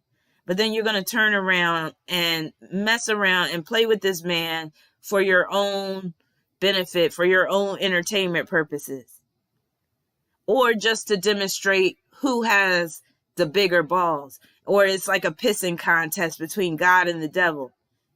That's all it is. That's part of what this great conjunction is representing.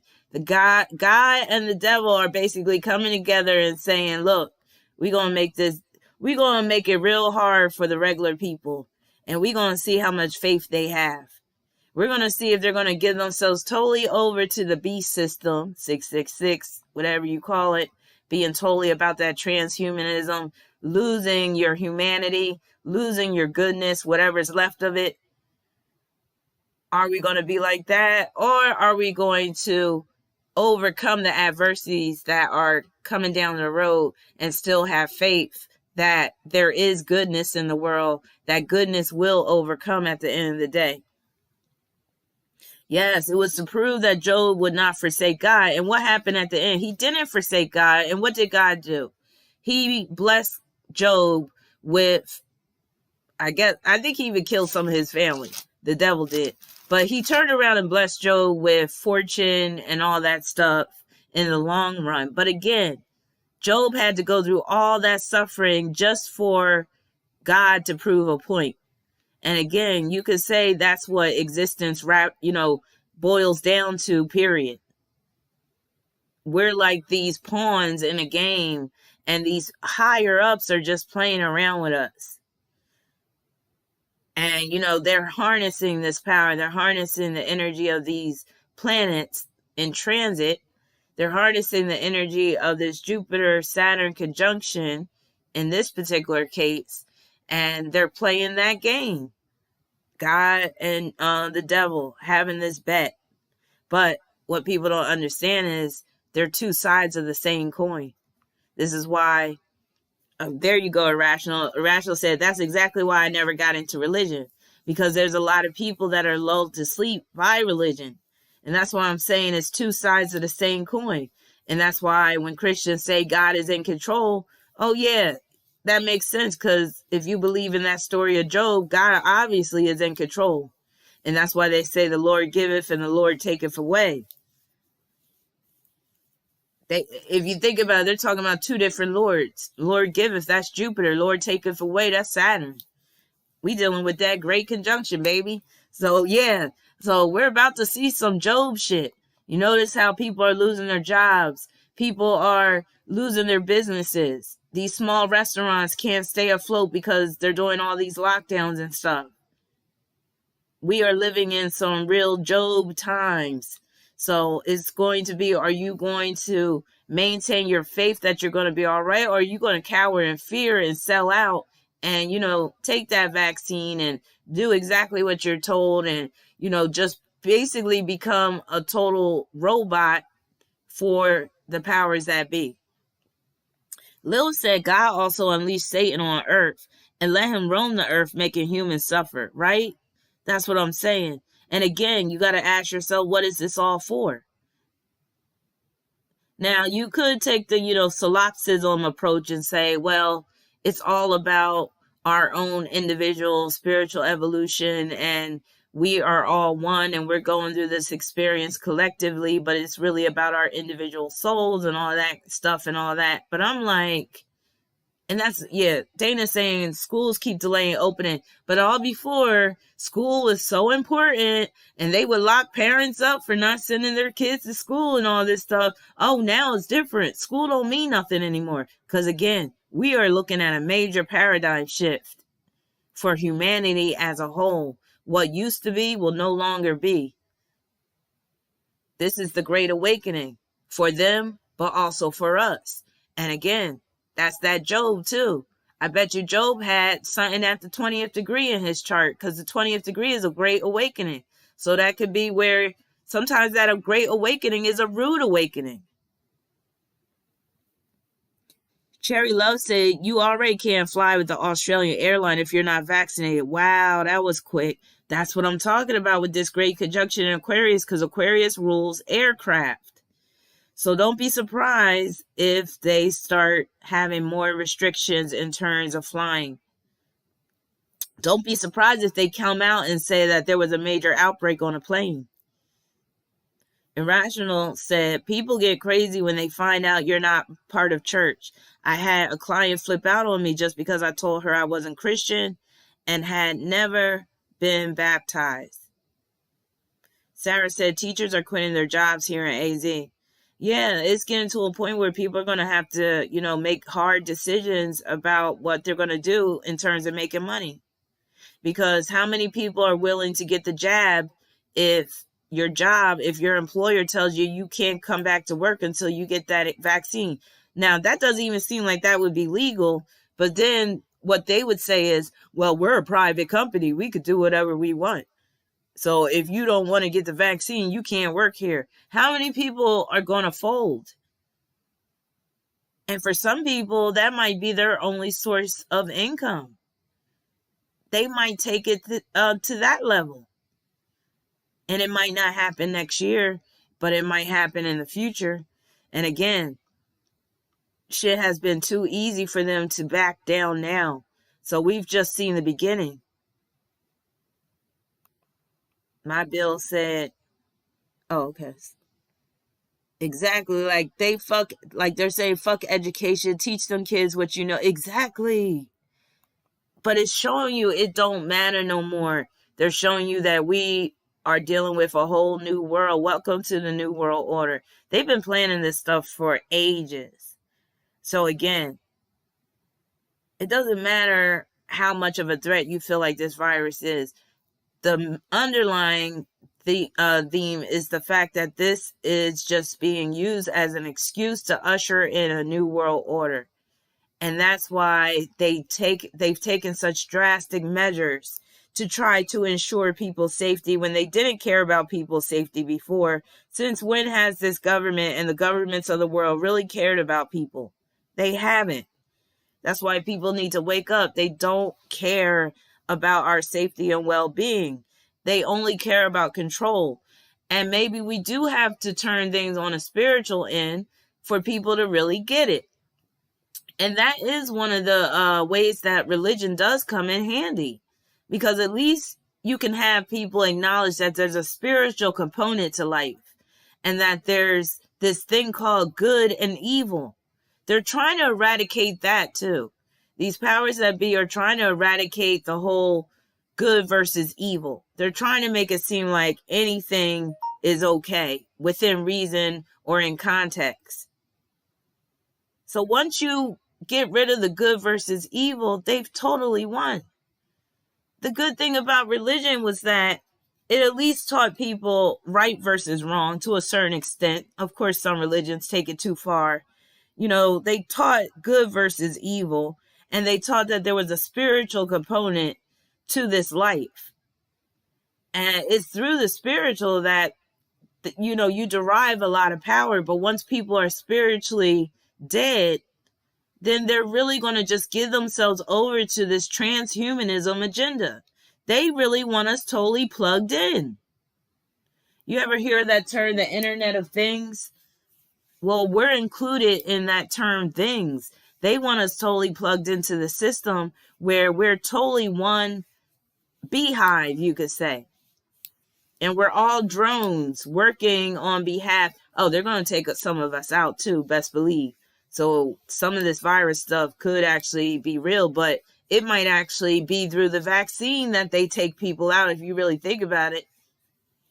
And look, with the first run of these vaccines, a lot of people could die or get very sick. And guess what these pharmaceutical companies will do and say? Oops, we have to go back and readjust some things. Our bad. And guess what? These people have immunity, meaning they don't get sued. You can't sue them for them putting out a vaccine that's killing people. They have immunity by the government. So again, a lot of people could die and then they could just be like, oh, that was a bad batch. They've done it before. First of all, that's how they introduced AIDS into this country. Through a vaccination program, believe it or not. And they started off with the gay communities in San Francisco and New York. And they basically said, what type, I think they said it was a syphilis type of vaccine or something. Next thing you know, all these gay men are coming down with these strange symptoms and this strange disease. And then they developed this drug called AZT, which exacerbated the AIDS symptoms. It was killing people quicker than AIDS itself. Now, even though AIDS was running rampant back in the 80s and the 90s, they still didn't have lockdowns. They still didn't have people wearing masks. They still didn't ban sex. And isn't it kind of funny that the AIDS in Africa was contracted mostly differently than the AIDS in the United States? Me and a student, we were talking about this the other day. But yeah, so they've been doing this crazy stuff, using viruses and stuff for years. But this is the real McCoy this time. Like, this is what they've been waiting for, because now they've been able to develop the technology that can have us all plugged in. Virtual slaves, that's what we're going to become. They're trying, and I just can't wrap, and I think that's another thing. And yeah, that's what that's what I was getting at. When you take away the spiritual, again, you're taking away the possibility that there is some sinister force out there that is out to get us, that is basically at war with good, at war with the angelic force. Once you take that away, it's hard to convince you that these people up at the top are evil. And again, once you take away the whole good versus evil, it's hard to convince the average person that these people up at the top don't have your best interests at heart. They think all of that's part of cartoons, part of anime, part of, these action movies, these superhero movies. They've fooled the people so much into thinking that these evildoers are actually just the stuff of fiction, like the Dr. Evils and stuff. They basically have fooled the masses into thinking that, oh God, our government would never. Oh, Bill Gates would never. He cares about us. A lot of people are waking up about him, but there's still a lot of people that listen to this guy, and he does not have a medical license, never went to medical school. Why is he all up in this vaccine shit? The people that need to ask these questions don't, though. And again, I also feel like it's a strong spiritual thing. That's why here's this other quote from the Bible that always hits home for me. What is it? Ephesians chapter 6:12. Some of y'all know this. And this is what we're talking about. And we're going to see this more being present. This is part of the Great Awakening too, because we're going to start to see evil like very blatant in your face. So Ephesians 6:12, for we wrestle not against flesh and blood, but against principalities, against powers, against the rulers of the darkness of this world, against spiritual wickedness in high places. So again, some of us need religion to keep us, in the frame of mind that, look, this ain't a game. And we're at war, and it's not just war in the earthly sense. This is a spiritual war. And that's what it really comes down to. This is a spiritual battle that we're fighting. These people want our souls. They want total control over our lives. If they can't kill us outright, they want us totally under their control. Now, again, the average person can't wrap their mind around such mentality, because the average person's mind doesn't go that far in terms of being such a control freak. So when a person's mind does go that far, then you have to ask yourself, who or what are they being influenced by? And then that's where maybe you can start to talk about the alien thing. There has been, knowledge that has been released about us being genetically engineered by alien beings called the Anunnaki. I know some of y'all know about that and all that. So that's another possibility. But again, when you're dealing with this level of evil, where these people are such control freaks that they want to control every single person on this planet, they want them all plugged in. You have to ask yourself, is this going beyond the level of evil that a human being is capable of coming up with? Even when you deal with technology and the advances in technology, you got to ask yourself, does this go beyond the scope of the human mind? Are there aliens? Are there certain beings above us that are giving these people knowledge? Do they have some type of contractual agreement with certain alien races, or maybe one alien race in particular? Are they being controlled by an alien race? Or for your religious people, instead of an alien race, they would just say Satan, or they would say the devil, or they would say demonic spirits. But it's all the same at the end of the day. It all breaks down to this being a spiritual battle, this being a spiritual warfare. Yes, you said it, the archons, aliens. Now, I don't know if archons are the same as aliens, but I've read about both of them. And both of them basically being in control of these people that are running the world. And again, they know how to harness the power of the planets. Those outer planets I call the Dark Lords, and they know how to harness that power. When you see like movies like Star Wars, who is Darth Vader representing? Think about it. Who is Darth Vader representing in Star Wars? And who is Luke Skywalker representing? Think about it. For my Star Wars fans out there, what is Darth Vader representing, and what was Luke Skywalker representing?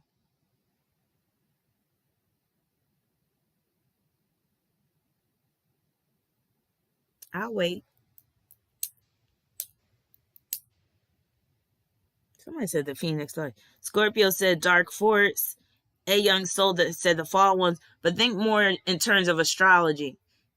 Astrologically, what is Darth Vader representing? Jules said it. Saturn. Darth Vader is representing Saturn. You realize he's all in black. And remember, one of the most popular lines of that movie, the first movie, is he says, Luke, I am your father. Saturn is the father. He was the father of Jupiter. Yes, Tyreek. Luke Skywalker is representing Jupiter. And now you have Luke coming together with his father, you can say, with this great conjunction. And now it's like the two forces have been joined together. Yin and yang, very good. Light and darkness, yes. So Jupiter and Saturn, that's Luke Skywalker and Darth Vader. And in the end, I don't care how Star Wars ends up, but if we're talking about who has more power over who, Satan wins out. Saturn. Yep, Satan versus Zeus. Very good. Saturn wins out. The only reason why Jupiter was able to survive was because Jupiter's mother tricked Saturn into not eating him. That's the only way we were. And if you think in terms of that, that was how we were able to step into the light. We were able to, have goodness upon this earth because Jupiter's mother, as wise as she was, she understood that this world couldn't be totally about darkness. Saturn was eating all his children. Jupiter was one of Saturn's children. So Jupiter's mom, she knew what Saturn was going to do. She tricked him. And then I think Saturn I think she wrapped like a stone up and made it seem like it was the baby. And baby Jupiter, this is like the same as baby Jesus. Think about it. It's the same story. Yeah, gave him a rock or whatever. And then when Saturn swallowed the rock, that released all the other children that he had eaten. So yeah. So it's like you got to trick the trickster. You got to trick Saturn in order to get it over. Otherwise, Saturn's going to win every time. So it's like we got to trick these evil people. But how do we do it if a lot of us aren't awake? Yes, Saturn is that old dirty bastard. Yep. That's why these evil people are up at the top. That's why some of them eat people. That's why some of them are cannibals. That's why some of them sacrifice and eat children, because it's the whole Saturn cult, the cult of Saturnalia. And this is around the time anyway where they start getting ready for their Saturnalia parties. Honestly, Jupiter is no match for Saturn. Saturn is more powerful than Jupiter, which is why these evil people keep on winning. Yup, I'm a Capricorn rising. And it even says in the Bible that Satan is the prince of this world, or he's the god of this world. That's Saturn. Again, Jupiter is no match, but we keep calling on Jupiter like Jupiter is going to save us. But what did Jay-Z say in that New York song? He said, Jesus can't save you. He was telling the truth. Jupiter is no match for Saturn. And I really believe Jay-Z is like that deep of a dude where he's on to this astrological stuff. Maybe even like on the level of I am, where he could see it philosophically and see it for what it really is on a spiritual level too. So sometimes Jay-Z was really dropping some jewels. So in that New York song, when he said, Jesus can't save you, matter of fact, let me pull up the lyrics to that because I want to get exactly what he said. Jay-Z, New York. But you still got a lot of Christians believing that Jesus is going to come down on a cloud one day and save them. But see, Jay-Z knows the deal because he's part of the lower class of the Illuminati. Like, he's supposedly enlightened. But where's he at? Where's that part at?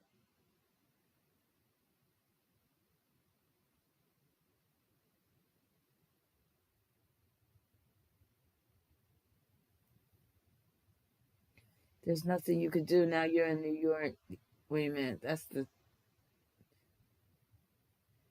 said, on the avenue, there ain't never a curfew. Ladies work so hard, such a melting pot. On the corner selling rock, preachers pray to God. Hail a gypsy cab. Takes me down from Harlem to the Brooklyn Bridge. Someone sleeps tonight with a hunger far more than an empty fridge.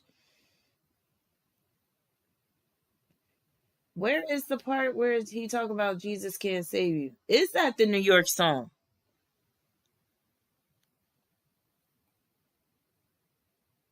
Empire State of Mind. That's what that song's called. I call it New York. Hold on.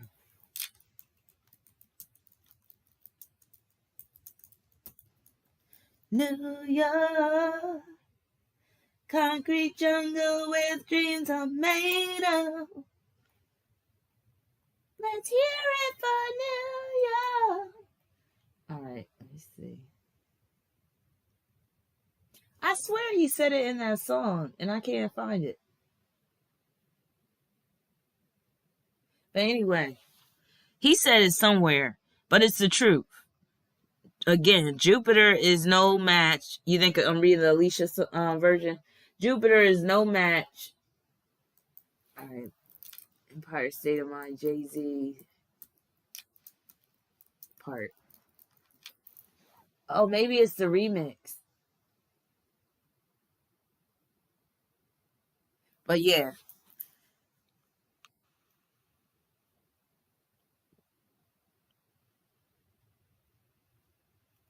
But yeah, unfortunately, you still got people believing that Jesus is going to come down and make everything all right and rescue everybody. And, all of these believers are going to be taken up and they're not going to have to suffer through this and stuff. And I feel sorry for people that really believe that there's this guy in the sky or there's this Jesus that's going to come down and make everything all right.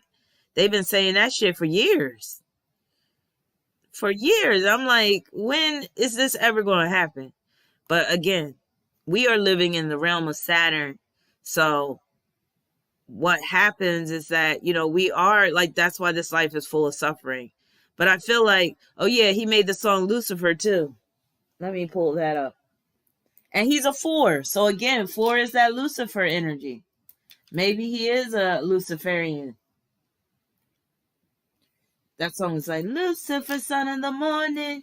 Now, when that song came out, I was like, yo, that shit is blatant. Like, he didn't even care at that point.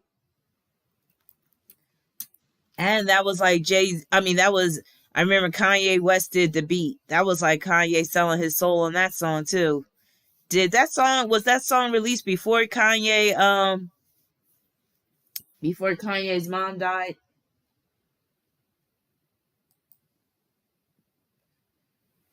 Lucifer, Lucifer, son of the morning, I'm gonna chase you out of earth. Even though he said I'm gonna chase you out of earth, he's basically, that was an ode to Lucifer, basically. So he might have been singing about this great conjunction coming up all the way back then. When was this song released?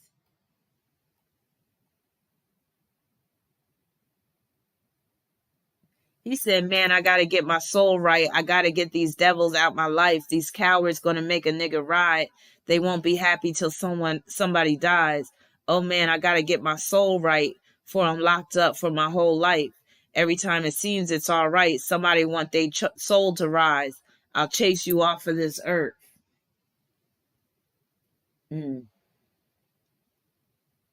That's one thing about Sagittarius. Sagittarius be telling the truth.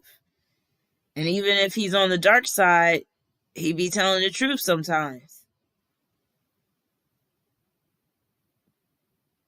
He said, I'm from the murder capital where we murder for capital. He letting you know right there what he's about. Thank you, Callie. Thank you so much. It is my birthday. Hey. He said, Lord, forgive him. He got the look. Okay, I see what you mean, the light. So this is real telling. He said, Lord, forgive him. He got them dark forces in him, but he also got a righteous cause for sinning. Them a murder me, so I gotta murder them. First emergency, doctors performing procedures. Jesus, I ain't trying to be facetious, but vengeance is mine, said the Lord. You said it better than all. Leave niggas on death's door, breathing off, respirators for killing my best boy. Haters on permanent hiatus as I skate in the Maybach Benz. Flyer than Sonale Thin. Pumping Brown Sugar by D'Angelo in Los Angeles like an evangelist. He says a lot of religious stuff in his songs, which is so Sagittarius. Thank you, A Young. Thank you, Chaya. Thank you, Dana. Thank you, Katie. I wouldn't want anything else but to bring in my birthday with y'all. So I was like, I gotta go live. So yeah. This makes me happy. I was like a kid trying to rush through my homework so I could go outside and play. That's how I was tonight. I was like, I gotta hurry up. I gotta go live. So yeah, 45 years old. I'm getting old. 5 more years till I turn 50. And it's like, I know now I need to get my act together. I need to grow up even more than I have already. And sometimes with us Sagittarius, it takes us a while to grow up. Thank you, my Bill. Sometimes it takes us a while to grow up. I still am a big kid in some ways. And it's so hard to contain my energy sometimes. Like, don't let a good song come on in the store. Sometimes I'll be singing, but I'll be like doing a little dance too, especially if nobody's in the aisle. So I know sometimes, I'm all on the security cameras and stuff. But yeah, I'll probably be 65, still, acting like a big kid in some ways. But it is it's kind of scary turning 45 because again, 5 more years and I'm 50 and I really don't have any excuses by then. Thank God I'm not trying to get a man at this point. I'm like, shit. You know how hard it is for a woman in her 40s and 50s to get a man? And it's not even dealing with her. It's dealing with the type of men that are available at that age. The pickings are slim. Oh, but speaking of picking, let me show y'all my latest crush. I showed a couple of my students. Where's he at? See, now y'all got me talking about men. So I just love the fact that I don't need a man like that. Like, not even like intimately at this point in my life, but I can still appreciate a fine looking man. So let me show y'all my latest crush lately. I probably already have a picture of him. And this only came about because I was doing some research. You know what happens when I do a little research. I stumble upon some shit. So I was doing some research and then I came across this fella right here and I was like, ah. And usually I'm not even in. No, should I pick that picture? I'm trying to get a real good one that I like. But I'm about to show y'all what I wouldn't mind having a little taste of. Now, this guy, he's in his 50s, and he looks damn good. I should just start off with this picture right here. Yeah. We're going to start off with this picture. No, not that. Some of y'all going to laugh when I post this picture up. Because y'all going to be like, stop playing. But if I had a night, if only for one night, I won't tell a soul.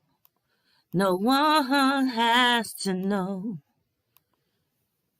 All right.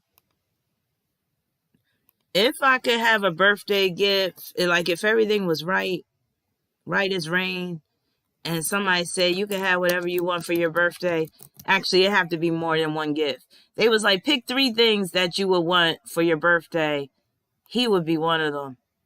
Only at this time in my life, I'll say. Because again, I just recently discovered him because I was doing some research. You know how sometimes I do some research and I get a little carried away. I was doing some research on bodybuilders, and I'm not even into bodybuilders like that, right? And then I stumble upon this man right here. And I'm like, Lord have mercy, who is he? And I don't know if anybody is into bodybuilding. And like I said, I'm not into bodybuilders. But this guy, he just does it for me. Oh my God. His name is Kevin Levrone. And of course he's on steroids. That's why I knew some of y'all was going to talk shit. But see, I've been doing research on bodybuilders. They all admit that they're on steroids. Like, it's a given. When you get that big, you're on steroids. So even Arnold Schwarzenegger admitted that when he was Mr. Olympia back in the day, he was on steroids. Now, yes, Lady J, he's typically too huge. But there's something about this man that I would make an exception. And when I've seen him performing, he's still got a nice little package going on, if you know what I'm saying. Like, he hasn't lost it all. Now, I'm crushing on Kevin Levrone. I started following him on Instagram and everything. Like I said, if I could have one night with him, oh my God, like, if he could just squeeze me like I'm just an orange and just squeeze the juice out of me, like, I don't know. And again, like I said, I'm not into big guys like this. But guess what? When I pull his chart, his Jupiter is smack dab on my South Node. So I was like, that's why I'm feeling this dude hard. So yeah, so that's Kevin Levrone, bodybuilder. He's won the Arnold Schwarzenegger championship like 2 times. Never won a Mr. Olympia, but I think he should have. So he's one of them real big ones. Like, he's big and strong. And on top of everything else, he's a very sweet guy, and not in the gay sense. I believe he's totally straight. He was married before. His wife is real pretty. I don't know if he's still married. He has a kid, but he has a big heart. He helps out. He has a charitable foundation for children with cancer because both of his parents died of cancer. Oh, thank you. Whoever sent me a super chat. I told you he don't got a twinkle in his eye. He ain't about that. And guess what? We both got Mars in Gemini. He got Venus in Gemini. So it's definitely a Mars and Gemini connection too we got going on as well. But yeah, he's my crush of the month. I probably won't be crushing on him in a couple of months or whatever. But as Sagittarius, sometimes we go like that.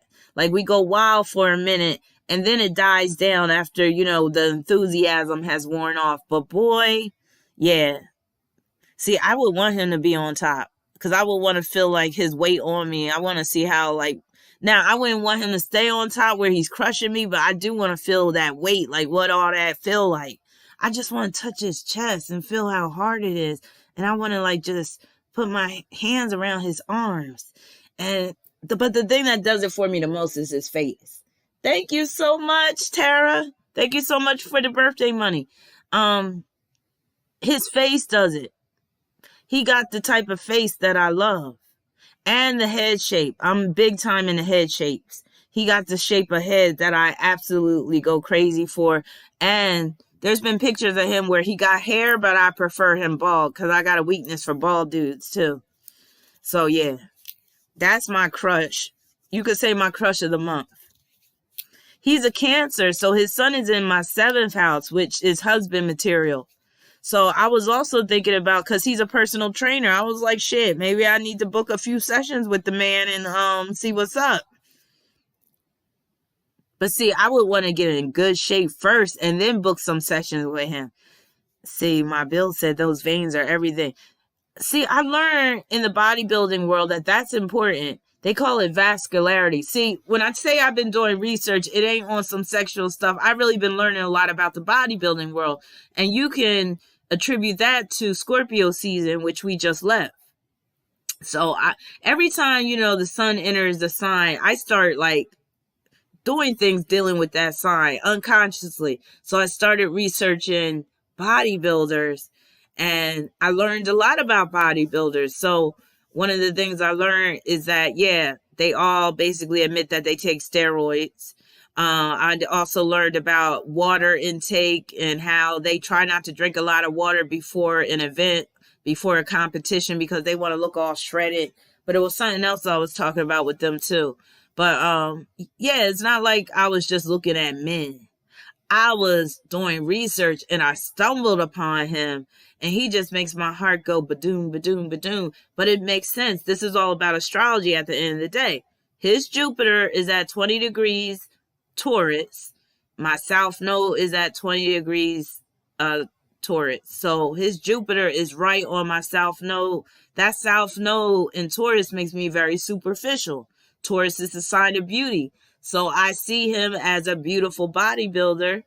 Yeah, he's on the real big side, but I wouldn't mind trying that out. That's another thing. Sagittarius, we got a wide range of attractions.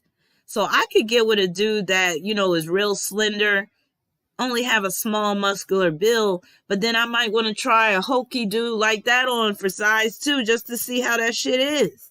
Just to see what it do. And like I said, I checked him out during some of them competitions. He still got a nice package. And you could tell he's a grower. Meaning he might start off, when he's soft, he might start off on the short end, but that shit grow. Kevin Levrone. So I think he's mixed with white and black. I think it's black and Italian, which happens to end up being a pretty good looking mix. That black and Italian. But yeah, he's sexy as shit to me. And and he's aged really well. So he came back after being a competitor in bodybuilding. He took a break. Actually, he retired in his like 40s, came back and like killed it in his 50s. Like, this is him in his 50s, y'all. This is him at like 52. And that's the shit I like. Shit, I got Saturn and Leo in my 7th house, and his Mercury, I think, is conjoined to my Saturn or something. He got Mercury and Leo. So he's a Cancer sun, Libra moon, Mars and Venus in Gemini, Mercury and Leo. See, I got this guy's chart memorized already. Mercury and Leo. His Pluto is in Virgo, conjoined to Uranus. So, you know, he's a little up there in age. Yes, so I have to applaud people that are like this. I love seeing somebody that's like up in age and they still got it. That's what I'm talking about. He's 52 and look like dirt. Yes. The crazy thing about it, y'all, I was talking to a guy briefly. He was a Leo and he looked a little bit like him. Like, the guy I was talking to looked like a cheap version of him, but they both had good bodies. Like, the guy I was talking to had a nice ass body even when he was in his 50s. And guess what? So like I said, they both kind of look alike. So you know that's my type. Both of them are from Baltimore. I was like, stop playing. Hey, Velvet, how you doing? So yeah, and you know, men that have Leo energy, a lot of them are vain. I don't know if he's still married, but he is. I did see him in a competition where they showed his wife, and his wife is real pretty. She looks like she's mixed with black and Hispanic. She looks like black and Mexican or whatever, or maybe some other mix, but yeah. Oh yeah, I love men that can still, like, man, that's what I'm just saying. So I just wanted to put y'all on to my latest crush. I got mad respect for him. Again, because he has worked so hard.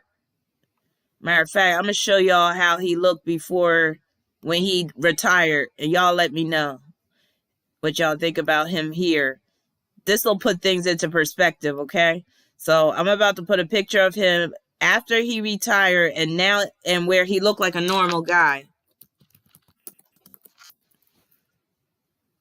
And this just shows you. So again, these dudes take steroids, but if they don't put in the work, they're not going to get big like how they do and get very muscular. So it requires work.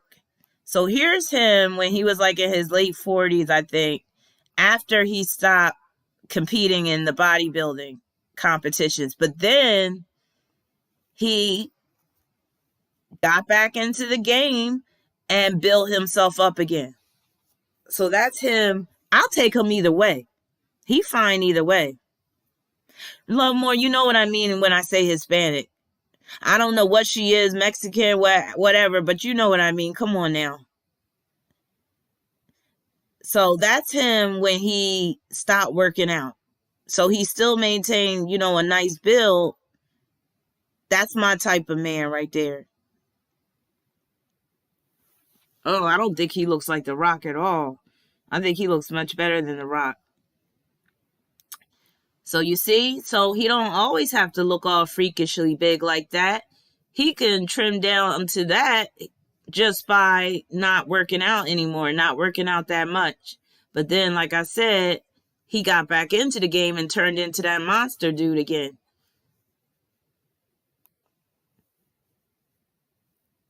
All right. Let's talk about this real quick before we get into some sad celebrities.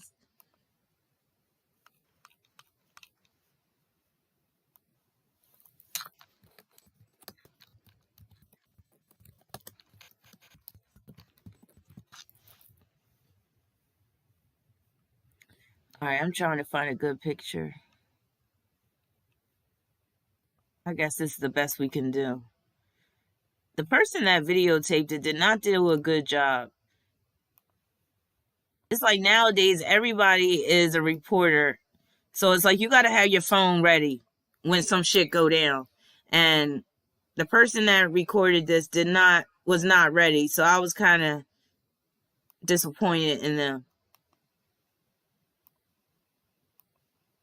Oh, Kevin.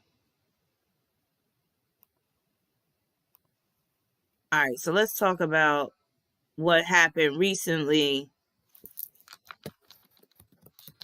with this restaurant. Did y'all hear about it? It's been in the news recently. So there was this black restaurant with the owner of the restaurant, black man, and he got irate because these women were twerking in his restaurant. And he even stopped the music. And he was like, you guys need to represent yourself better. I feel, see, my bills, we be here. We be right here. We be on the same wavelength. My bill said he looks good either way, right? I would take him either way. Yes, the girl's twerking. You went to his page a little more. I'm telling you, he cute. Did you see him with the glasses on? That's my type of man. Now, if I could get with a man that's in his 50s and he look like that, and again, he doesn't have to be totally in shape like that, I can make exceptions and, get back into the dating game for that. So what do y'all think about this twerking situation? So he has a restaurant. He claims it's classy, upscale, but I think it's soul food. And he's a black restaurant owner. From what I heard, he was playing a song by Megan Thee Stallion, the DJ, and these women got up and started twerking it, dropping it like it's hot, all types of stuff, standing up on the furniture in the restaurant. And he comes along and tells them that they need to stop and that they can't do this in his restaurant. And he basically gives them a fatherly lecture. So do y'all think, if you saw the video, do you think that he was in his right to address it like that? Especially when he was he told the DJ to turn off the music. That's when I kind of say, wait a minute, you taking things a little too far. When he told the DJ to turn down the music, because at that point he wanted everybody to hear him, like he was addressing the whole restaurant. Now, granted, I don't think nobody should be twerking in a place where food is being served, where everybody's sitting down at a table. I do not want to see your booty cheeks clapping while I'm eating my chicken and collard greens. However, you got to think about other things. He claimed this was a classy restaurant, but you're playing a song by Megan Thee Stallion, number one. So I thought about that part. And then again, when he turned the music down, I felt like what he could have did was, talk to them quietly and told them, we don't do all that. When he made it all about, the black race, the guy be uplifting and all that, I felt like he was a little bit on his high horse right there. All that's not necessary. And especially he started, for the people that do act right, to me, that came across as kind of condescending. And nobody comes to a restaurant to hear a goddamn lecture. And he ain't Malcolm X. So that was part of the issue. And then when he said something like, get the fuck out, I'm like, you shouldn't have used the F word. Because again, if you're trying to have this classy establishment. And then I didn't like when he said, and I don't need your money. Because that was real petty. Other than that, he was well within his right to tell them to stop. Now, some people were saying, well, he should have just kicked them out. But I think he did the right thing by not kicking them out, because if he would have tried to kick them out, they probably would have made a big scene. Instead, he was the one who made the bigger scene after they made a scene. And then it just looked bad on both sides, but not really too bad on his side. But my thing is, you didn't have to tell the DJ to cut the music off, number one. But the main thing I was thinking about, and nobody brought this up yet, I don't think. Where was the restaurant manager? If this is an upscale restaurant, as he was claiming, or a very nice restaurant, first of all, why are you handling this type of stuff? Shouldn't you have a manager, or does that mean you're too damn cheap to pay for a manager? Because if you have an upscale restaurant, you hire a manager, that manager is going to at least have to get paid like 45, 50,000 a year.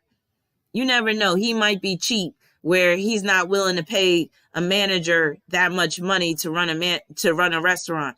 But I was like, what kind of shit is this where the owner is dealing with the patrons like this? That's why you can't hire a manager. No, this was the owner of the restaurant. I don't even think there was a manager on site. Now, you could be an owner and a manager, but my thing is, if you work in the restaurant industry, I don't think it's wise to be both the owner and the manager unless it's some real small rinky dink, maybe some little small hole in the wall. That's different. But if we're talking about a restaurant where you got the front of the house, the back of the house. Yeah, I used to watch Gordon Ramsay, where you got the front of the house, you got the back of the house, you got this going on, you got waitresses to manage. Where is your manager? Because guess what? Managers are equipped, or they should be equipped, to handle situations like that, which is why Scorpio makes good managers. And maybe he didn't have what it takes to be able to de-escalate that situation where the cops didn't have to be called, where he's now not going viral and all this stuff, where he's not losing his temper. But yeah, it's like, where was your manager? If you're so classy and upscale, you need a manager. Because again, if you hire the right manager, managers are supposed to be equipped with conflict resolution skills. That should be like at the top of their list of skills. Because in a restaurant, there's going to be problems like this. Maybe he couldn't foresee the twerking thing. But hey, yeah, where's your manager at? So that was the main thing that I was wondering. The light said, yeah, I noticed a lot of Black-owned restaurants don't have managers because they're cheap. They don't have managers and they don't pay their taxes. Let me stop. I'm being facetious. But no, a lot of times they do try to cut corners. And instead of hiring a manager that would de-escalate situations like that and would handle things appropriately, because guess what? If a manager handled it, maybe that owner wouldn't even be in the news. Like, maybe you wouldn't even know the name of the owner. That's how I would have it if I ran a restaurant. You wouldn't know my name. You would know the manager, though. And maybe if you did some research or whatever like that. But, yeah. He was security, so he was doing security, too? Hidden Tower said the video was the second time approaching them. I believe the restaurant had only been open for 5 months, so if he hasn't had experience running a restaurant, then he needs to, take some notes from other people that have been in the game longer. Because again, you can't have a so-called upscale. It didn't look like an upscale restaurant to me either, Lilith. I don't even know where this upscale is coming from, but that's what people have been saying. Like, this is supposed to be an upscale restaurant. The food is kind of pricey. It did look like they had tablecloth on the tables, didn't they? Wait, where's the... Oh, no, there's no tablecloth on the tables. Damn. I guess it ain't that classy. Do y'all see any tablecloths? Maybe that's why them hoes thought that they could just dance on the furniture and twerk on the glass.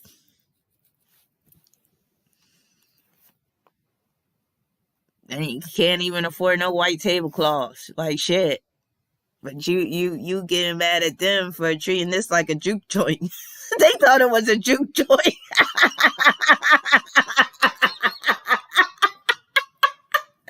Oh, but you're right. Who said that? Well, wait, was that Lil that said it didn't even look like an upscale? Yeah. Lil always be having... You always be having me, but it's the truth. The light said urban upscale. You know when you put urban in front of something, that's just a euphemism for ghetto. He got a juke joint and mad that these chicks is twerking. So I'm just clowning him. But no, I feel like he was within his right. And I do feel like he handled it in a dignified manner, but there was just some things that he could have kept to himself. Like, I don't need your money, nigga. You know you need their money. Come on now. Especially if you only been open 5 months. How long is it going to take you to pay back that loan, number one? So you know you need their money. You never tell customer unless they really get buck with you. And I don't see those women getting buck with him once he was talking to them. So when he was like, I don't need your money. Come on now. You don't say that. and all that, get the fuck out. He just wanted to, feel like he had some right of a backbone, because he was probably in the back, like stressing for 5 minutes, like, how am I going to handle this? But again, the reason why I'm kind of clowning him is because he did kind of come across with that uppity tone and as a patron, if I was in there, and I know how to act in a restaurant, so you're not going to find me twerking. So if I was one of the patrons and having him telling the DJ to cut the music off, and him making this more, dramatic than what it had to be, yeah, I would have been a little irritated. And he would have got an eye roll from me. Yes, he would have. So the light said he wanted to embarrass them. I think at that point, well, yeah, it's like once you tell the DJ to cut the music off, now you want everybody in the business. And that's what I mean. It was like he was on the mountaintop giving his sermon, talking about black people need to do this, and I'm doing this for black people. You doing this to make some money. Let's be real at the end of the day. So remember, he tried to take that moral high ground, and he tried to be Pollyanna with it and stuff. And he was like, I'm doing this for y'all. I'm doing this for my people and all this stuff. I'm like, save the Martin Luther King speeches for another day, because that wasn't necessary. Everybody know you open a restaurant, you in that restaurant, you in the restaurant business to make money. If you're not, you're a fool, because the restaurant business, that's one of the hardest businesses out there. So why would you bust your ass and all this stuff if you don't care about making a profit? So when he was like, I don't need your money and I'm doing this for y'all and all this stuff, just stop. You saw opportunity in that area and you opened up shop, and you didn't realize that the people, Latasha said, what side do you think he is? Happy birthday, Latasha. What sign? Well, again, he had that uppity tone with him. I'm kind of getting Libra vibes, because he was also kind of smooth with it at the same time. And the fact that he used the F-bomb, he almost did it in a way like he's not comfortable saying it. So I'm thinking maybe he was a Libra, because he was trying to be diplomatic with it. Oh, what was the topic? My natural? You're going to have to remind me, because I'd be going off on these tangents like a runaway train. What's his name? I'll try to find his, I can see him having some Virgo too, but Virgos would have been more visibly upset, I think. Or Virgo would have called the cops first, maybe.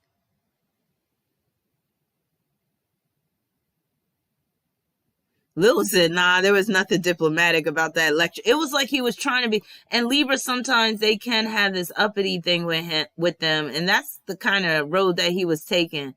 What other sign could be like that, where he was just kind of talking down to them? Taurus. Maybe he's a Taurus.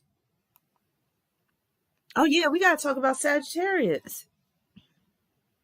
He has a law firm too. Maybe he is a Libra.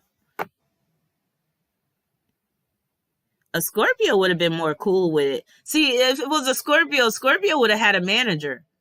Scorpio would have hired a manager, I believe, because they already know the deal. Hey, Ness. They already know the deal. They would have already had somebody that would handle that, and that person would have had a little muscle with them too. Like, that person would look kind of intimidating, where they wouldn't even think about twerking. You see what I mean? It's all about setting the tone from the beginning, from the time the patrons walk through the door to the time that they leave. You got to set the appropriate tone. So if you want a certain type of clientele to be up in there, first of all, some of the music that you're selecting is, kind of questionable, because Meg, I'm wondering if he was playing the explicit version, because does she have any songs where she doesn't drop F-bombs and stuff like that? So yeah, it's about tone, and it's about setting the tone. Yup, my bill said yes, Scorpio would have had a manager. Exactly.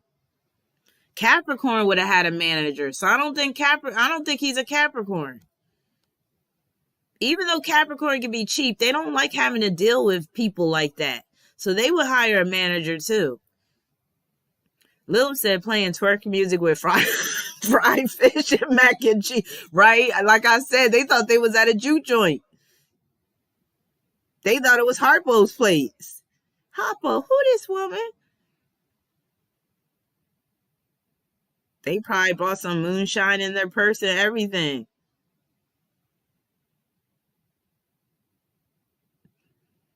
And I'm sorry if the place is if they got Carolina hot sauce on the table. What's another one? They got the Carolina hot sauce. Thank you so much, Shantae. Happy birthday to you too. They got, if they had Carolina or what's the other one? Crystal hot sauce or Trappies. Any of those three, that's not an upscale restaurant. That's not an upscale soul food restaurant. If they got Carolina hot sauce, if they got Trappies, or they got the Crystal Red Rooster is another one. Yup. Because an upscale restaurant, they going to come with one type of hot sauce. What is it? Y'all already know what it is. What's the brand of hot sauce that are upper scale? If they don't make their own, they're going to have a certain brand, and it ain't going to be Trappies. It ain't going to be Trappies is good. I ain't going to lie. It ain't going to be Trappies. But my favorite is Carolina. It ain't going to be Carolina. Thank you, Kia. Tabasco. Yes, Scorpio. They're going to have and you know, Tabasco is not the same. That is not like the real type of hot sauce. Or they might have red hot. Oh yeah. They're not going to have Texas Pete either. I bet you he got some of that Carolina or some of that Crystal hot sauce. What's the type of hot sauce that they eat in Texas? Whichever. Why am I saying Carolina? I'm saying Louisiana. That's the one I love. Thank you, Nets. They thought they was at Ray's Boom Boom Room. I'm talking about, why was I saying Carolina? The Louisiana hot sauce, the Trappies, the Crystal hot sauce. Which one in Texas, which ones do y'all, is it Texas Pete? Those are the ones y'all use. But you already know. So that's what you got to do. You got to ask her what brand of hot sauce he had on those tables. Because shit, if you got that Louisiana, you might be okay with twerking in that place. Shit. Oh, I did Venus and Scorpio last year, sweetie.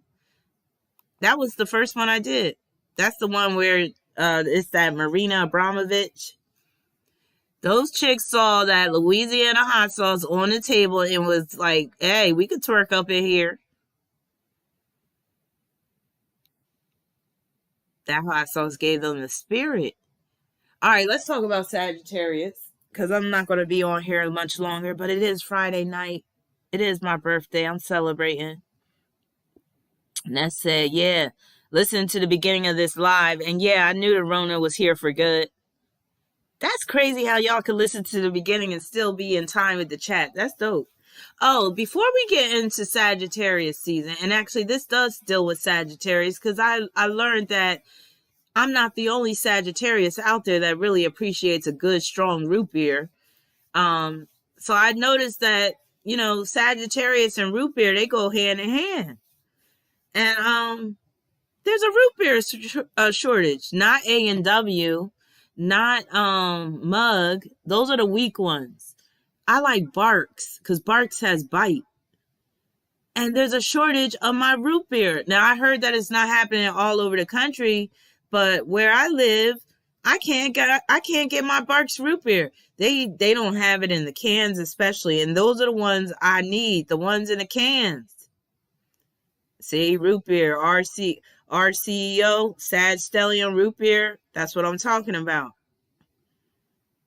Now, I did my research and I learned that there's like this aluminum can shortage, and Coca-Cola, they own Barks root beer. So Coca-Cola, they haven't been producing a lot of Barks root beer because of the aluminum can shortage. I'm like, man, that's bullshit. But they said that it's been the same with like people that like, what's that one? Coke Zero. They're not really producing Coke Zero like that. People that like that Coke Diet Lime, they're not really producing that like that. Yeah, Barks got that caffeine too. See, that's another thing with Sagittarius. We like things full blast. We don't like the, the sugar free. We don't like the what is that? The light. You know how some people get light stuff, some people get diets. As a Sagittarius, I want it full blast. I want caffeine in my soda if I can help it. I want the maximum amount of caffeine in my coffee. Like, I make my coffee so black, it makes Wesley Snipes look light skinned. Like, that's how black I make my coffee. Like, it has to be thick, and like it has to be. So when I put that cream in there, it's like I gotta put enough cream in there to make it like where it's still like brown, and I put like a quarter cup of cream in there. It has to be super bold. And that's Sagittarius. We gotta be bold with it. Bold. And I like my soda bold. And I like that strong carbonation taste. I can't do diet Dr. Pepper. I can't do anything diet because I could taste that artificial sweetener.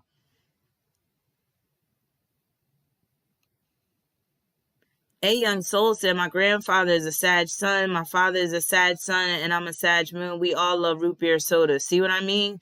Because root beer has that bold taste to it. And I think a lot of Sag like brown sodas. But see, I don't like black coffee. I gotta have cream in it, but I gotta make my coffee extra strong.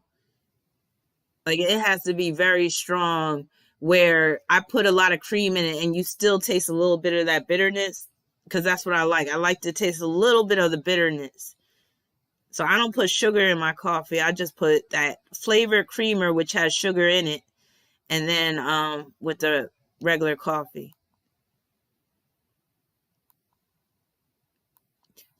If I go to Chick-fil-A, I can't get the regular Chick-fil-A sandwich. I got to get the spicy Chick-fil-A sandwich. I got to have the shit bold. And again, a lot of Sagittarians are like that. We got to have that extra shit. So I can't do a regular Chick-fil-A sandwich anymore.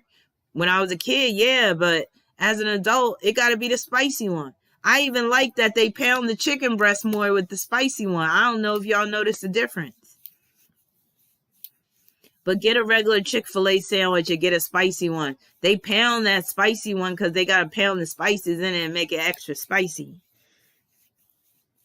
Oh, yeah. Now, I'm not big on McDonald's like that, but every now and then I might crave a Big Mac. But if I go to McDonald's, I got to get extra cheese on the Big Mac. It got to be extra. I'm a Sagittarius. All right, let me tell you how bad I am. So, because, look, this is so bad, but this is so Sagittarius. So, because there has been a root beer shortage, right? I had to get the next best thing. What do you think the next best thing for me is? Let's see who can guess. And I can't do substitute root beer, so it's not another brand of root beer, but I had to go with something that could be equally as strong and tasty. So, I'm not going to drink A&W or anything like that. I have to go with something strong, but still is tasty. But even that wasn't enough. And it's a soda. It's actually one of my favorite brands. My favorite types of soda after Dr. Pepper. I used to be addicted to Dr. Pepper. I still get Dr. Pepper if I go out. Like today I went to In-N-Out and I got a Dr. Pepper. But no, not Mountain Dew. But I love me some Dr. Pepper, but not in a can. I'm real particular about how I take my soda. I still like the fountain Dr. Peppers, but I really don't like the can. Nope, not Pepsi. What about, y'all give up? It's a dark soda, I'll tell you that. I love ginger ale. I have to give you that, but it's a dark soda. I can't drink ginger ale on the regular, so I had to get a substitute that's dark and that's strong. I never tried that Goya malt drink. I wonder if I would like it. I love birch beer, but not birch beer. If I could get that old school birch beer by Pennsylvania Dutch, yeah, it's Coke, but it's a certain type of Coke, Sarah. Cherry Coke, yes. That's my substitute now. But guess what I have to do? Because cherry Coke ain't cherry enough. I've had to get those maraschino cherries where they have the stuff for the sundaes, and I'll just pour some cherry juice into my cherry Coke. Again, Sagittarius. I'm extra with it. I'm terrible. If I like get ice cream, usually that's not enough. I have to get something crunchy to go in it. Like, I can't just eat regular stuff. It has to have some extra pizzazz to it.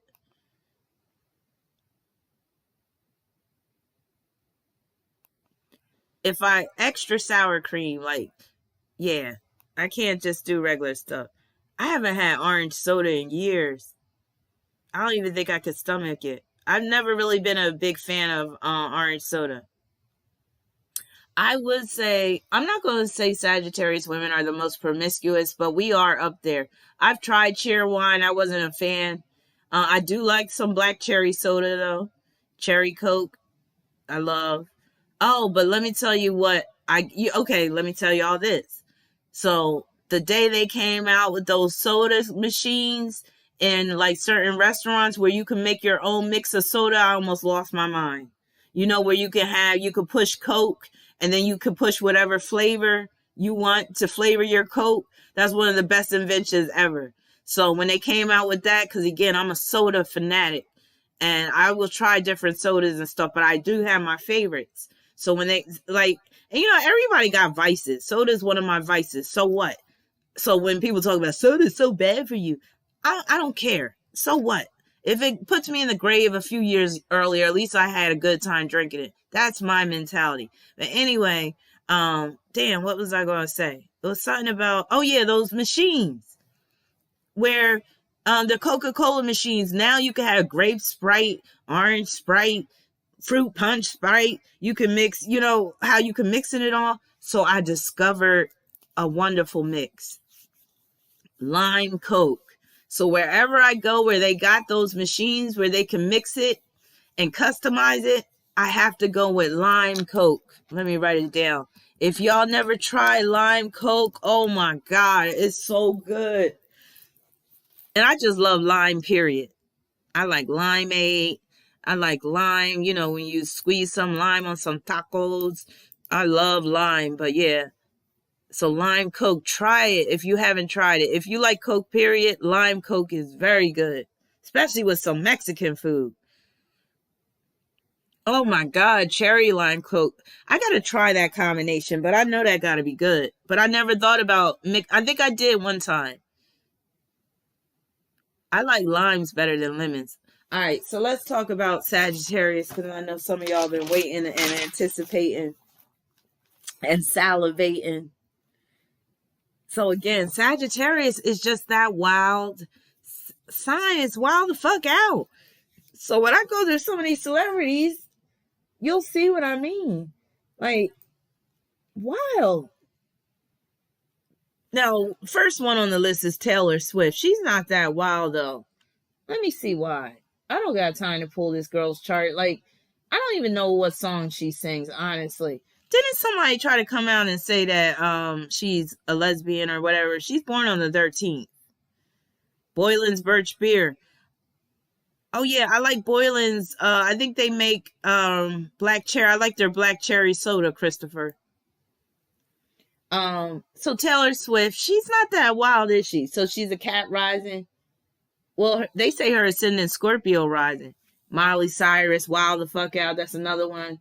Brad Pitt, wild the fuck out. So wild he don't even wash his ass a lot of times, they say. Britney Spears, wild the fuck out.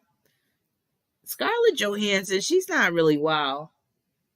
But I remember people were talking about that she had a nice butt, and that's very Sagittarius. Somebody mentioned Miley Cyrus. Christina Aguilera, wild. And she got big. Sagittarius can put on weight, some of them. Nicki Minaj, wild the fuck out. Jay-Z, wild the fuck out. Billie Eilish, wild the fuck out. Now, I don't understand this Billie Eilish. What is she about? Like, what type of music does she sing? Sounds like she would sing not Christian, country music, but my daughter said, oh yeah, Zoe Kravitz. Tina Turner, wild the fuck out. What's love got to do Got to do it. Monique, wild the fuck out. Just look at her in that Precious movie. She went too far in that Precious movie. I was scared. Remember that part where she was at the bottom of the stairs, and that's when Precious wanted to get a backbone and talk back to Monique. I actually got a little scared on that part because it seemed too real when Monique started bounding up the stairs like that. Wild the fuck out. And Sagittarius got that anger thing with them, so I already know. So yeah, I would not want to get Monique mad. Feel like a Mack truck running you down. Bruce Lee. Now he was wild the fuck out with the martial arts. Jim Morrison. Wild the fuck out. This is the end. My only friend. The end. Now I love that movie, The Doors. Jimi Hendrix. Wild the fuck out. Ted Bundy. Wild the fuck out. Jake Gyllenhaal. Oh, I think he is so fine. Let's pull up Jake Gyllenhaal. Let's start putting some of these faces to these names. I don't know what it is, and I guess it's because he's a Sag that I just think he's so sexy. That's a white dude that I can get behind. Let's put him up here. Now, I never saw Brokeback Mountain. I don't want to see Brokeback Mountain. I don't want to see him in that light. It's not like I have anything against gay men, but damn, why is it so big? Damn, Jake, I didn't know you were packing like that. Sagittarius is known for big things. Known to carry these big things, if you know what I mean. This is way too big. Okay, here you go. And the thing is, to me, he's not even that cute, but there's something about him that does it for me. And I guess because also he got a look that's different. His look is a little exotic. You know what I'm saying? Moonlight Orange said, Jake Gyllenhaal is very attractive. He has a Gemini moon. He is fun and wacky. Scorpio said, all I know is Sag was the best sex I ever had. We will give it to you good. And you will remember us. And you will be coming back for more. Every time I try to leave, something keep pulling me back, telling me I need you in my life. I've been playing that song heavy recently. Ever since Venus entered Scorpio, I was playing that Tyrese song, Pulling Me Back. I love that song. Every time I try to leave, something keep pulling me back, telling me I need you in my life. I have to admit, Tyrese, very sexy on that song. It was meant to be, you were meant for me, so that means we gotta make it work. Oh. Jamie Foxx, wild the fuck out. Remember he was doing Lawanda? Another one. Jimi Hendrix. Joseph Stalin, wild the fuck out as a dictator. I mean, this dude was out of control. Tyra Banks, wild the fuck out. She's over the top. We were all rooting for you. Sometimes Sagittarius can be over the top now. That's right. Chingy is from St. Louis, ain't he? Every time I try to leave, something keep pulling me back, telling me I need you. And somebody mentioned they would play Frank Sinatra all morning on this AM radio station when I was a kid, and my dad would always listen to him, and I loved those Frank Sinatra songs. The summer wind came blowing in. Woody Allen, wild the fuck out, total pervert, think he's above the law, having sex with his adopted daughter. Wait a minute, now the live stream's acting stupid. Ludwig Beethoven, wild the fuck out. His hair was wild, total Sagittarius. A lot of Sagittarius had wild hair too. Vanessa Hudgens, what made her wild? She always had that smirk on her face, like that wicked smile. She was pretty, but there's something about her I don't trust. Who else we got? Steven Spielberg. There's been some questionable things spoken about Steven Spielberg, like he's down with the whole, Pizzagate stuff. I believe it. He was born on December 18th. 18's not all, but some can be on the dark side.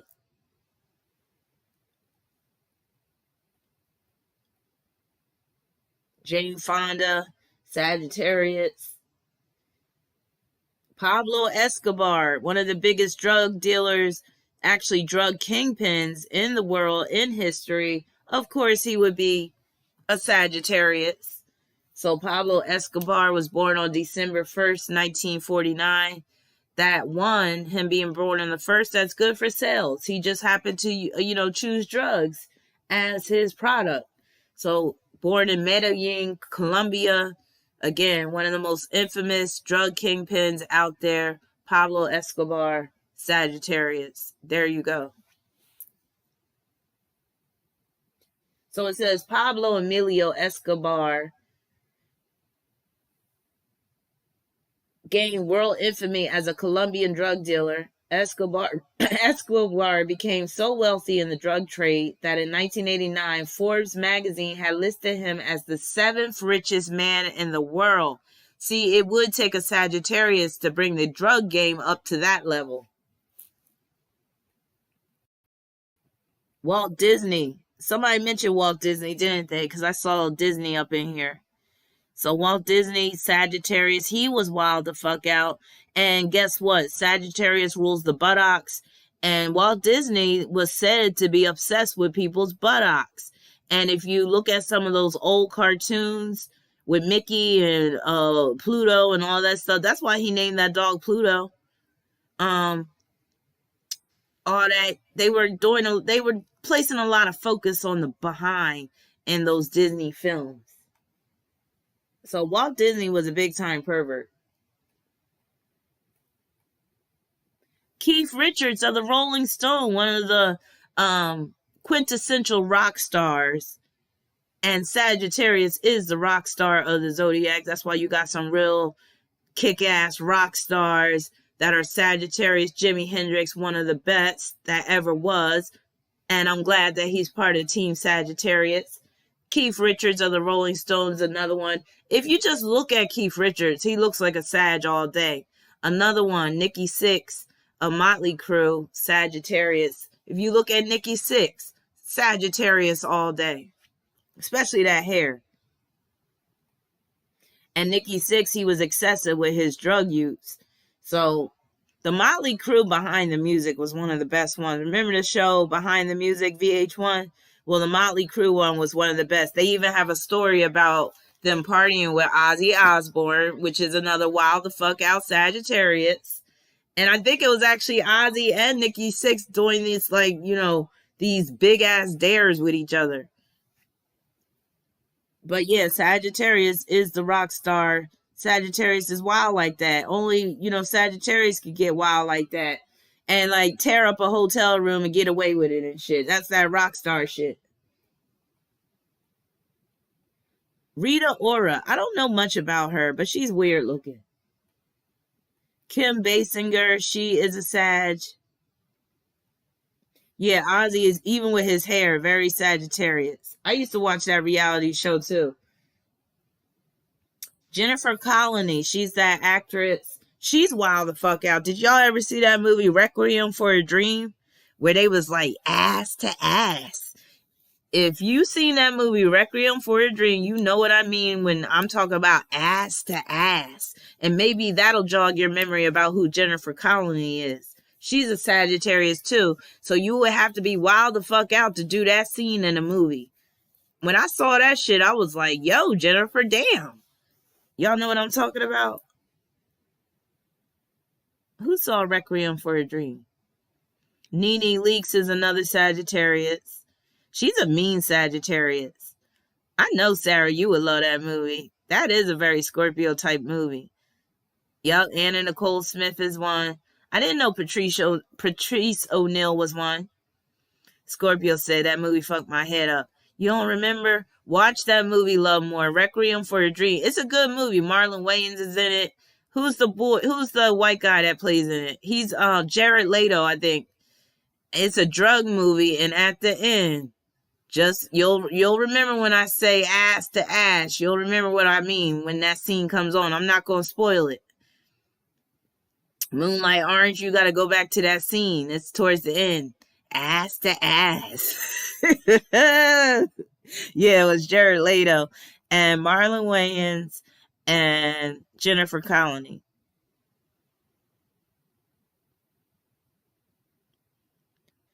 Oh, Takitha from the Wu-Tang, where she was singing some of their songs. Soul in the hole.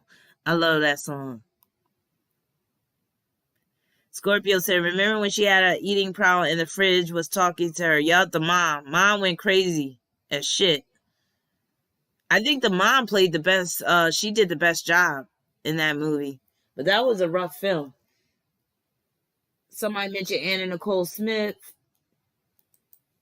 Now think about Anna Nicole Smith being all voluptuous and all this buxom blonde. That's very Sagittarius too. She was like the thickest Playboy centerfold.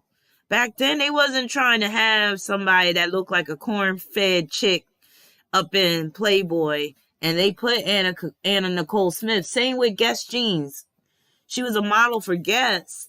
And she was basically, like, back then, or even now, she wouldn't have fit a regular model's proportion. She would have been considered a full-figured model. But she was so pretty that they was like, we got to have this face. We got to put this face in our jeans. We have to, she has to be the spokesgirl or the face of Guess. Because she was, I have to admit, she was very pretty. And you'll have a lot of very pretty Sagittarius women, that exotic look too. Somebody mentioned Janelle Monáe. Yeah. She knows her chart too, because she was saying she got a Gemini moon and some other stuff. Jean-Michel Basquiat was a Sag. I didn't know that.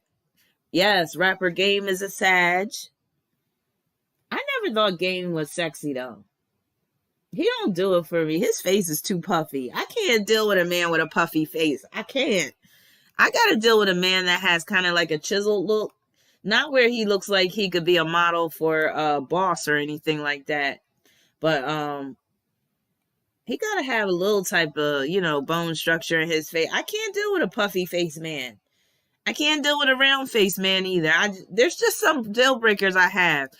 Maybe you don't have a job, but at least you don't have a round face. I'm sorry. You know how, and sometimes Sagittarius, we just like things that, weird on people or whatever, but I can't deal with a person with a puffy face. And that's what the Game has. It looks puffy and greasy to me all the time, and I can't abide by that. So again, I'm very much into head shape. And if your head shape a little too round, or if it's a little too squared off, I can't deal with you. John F. Kennedy Jr. is a Sagittarius. Ben Stiller with his big ass head. Now that head right there, is Ben Stiller an Aries rise? No, he's a Gemini rising. Where is that big ass head coming from? Zoe Kravitz, somebody mentioned her. She's a 1 in terms of birth number. I know she wild. Probably give her parents a heart attack every now and then. Katherine Heigl. Jamie Foxx, somebody mentioned him. Jamie Foxx, I like Jamie. But at the same time, he needs to come out the damn closet and at least admit that he's bisexual. I mean, come on now. Come on, Jamie. Because he done made too many remarks over the years. I remember he said that, he got a hard on for Prince or something like that. And there was another guy, he's an artist. I think he's a singer or something. Lenny Kravitz. He was saying the same thing about Lenny Kravitz. He was saying that he would fuck the shit out of Lenny Kravitz. Or said something, but he was like, but we would keep it chill like we homies or something. I'm like, Jamie Foxx. And I remember he did this stand-up comedy. And Sagittarius is the sign of the comedian. So you'll have some really, like Richard Pryor, he was a Sagittarius. Red Fox, Sagittarius. Jamie Foxx, Sagittarius. But I remember Jamie Foxx did this one stand-up routine, and it was so gay. I was like, damn, it was like he was coming out the closet. Well, apparently it wasn't just Prince, because he also had a crush on Lenny Kravitz, too. Samuel L. Jackson, with his loud-ass self, he's a Sagittarius. He gets on my damn nerves. He looks like, he don't even see, I bet you he's not a nice guy. He's not one of the nice Sagittarius. I don't think he is. Raven Simone, did anybody mention her? She's crazy. She's out there.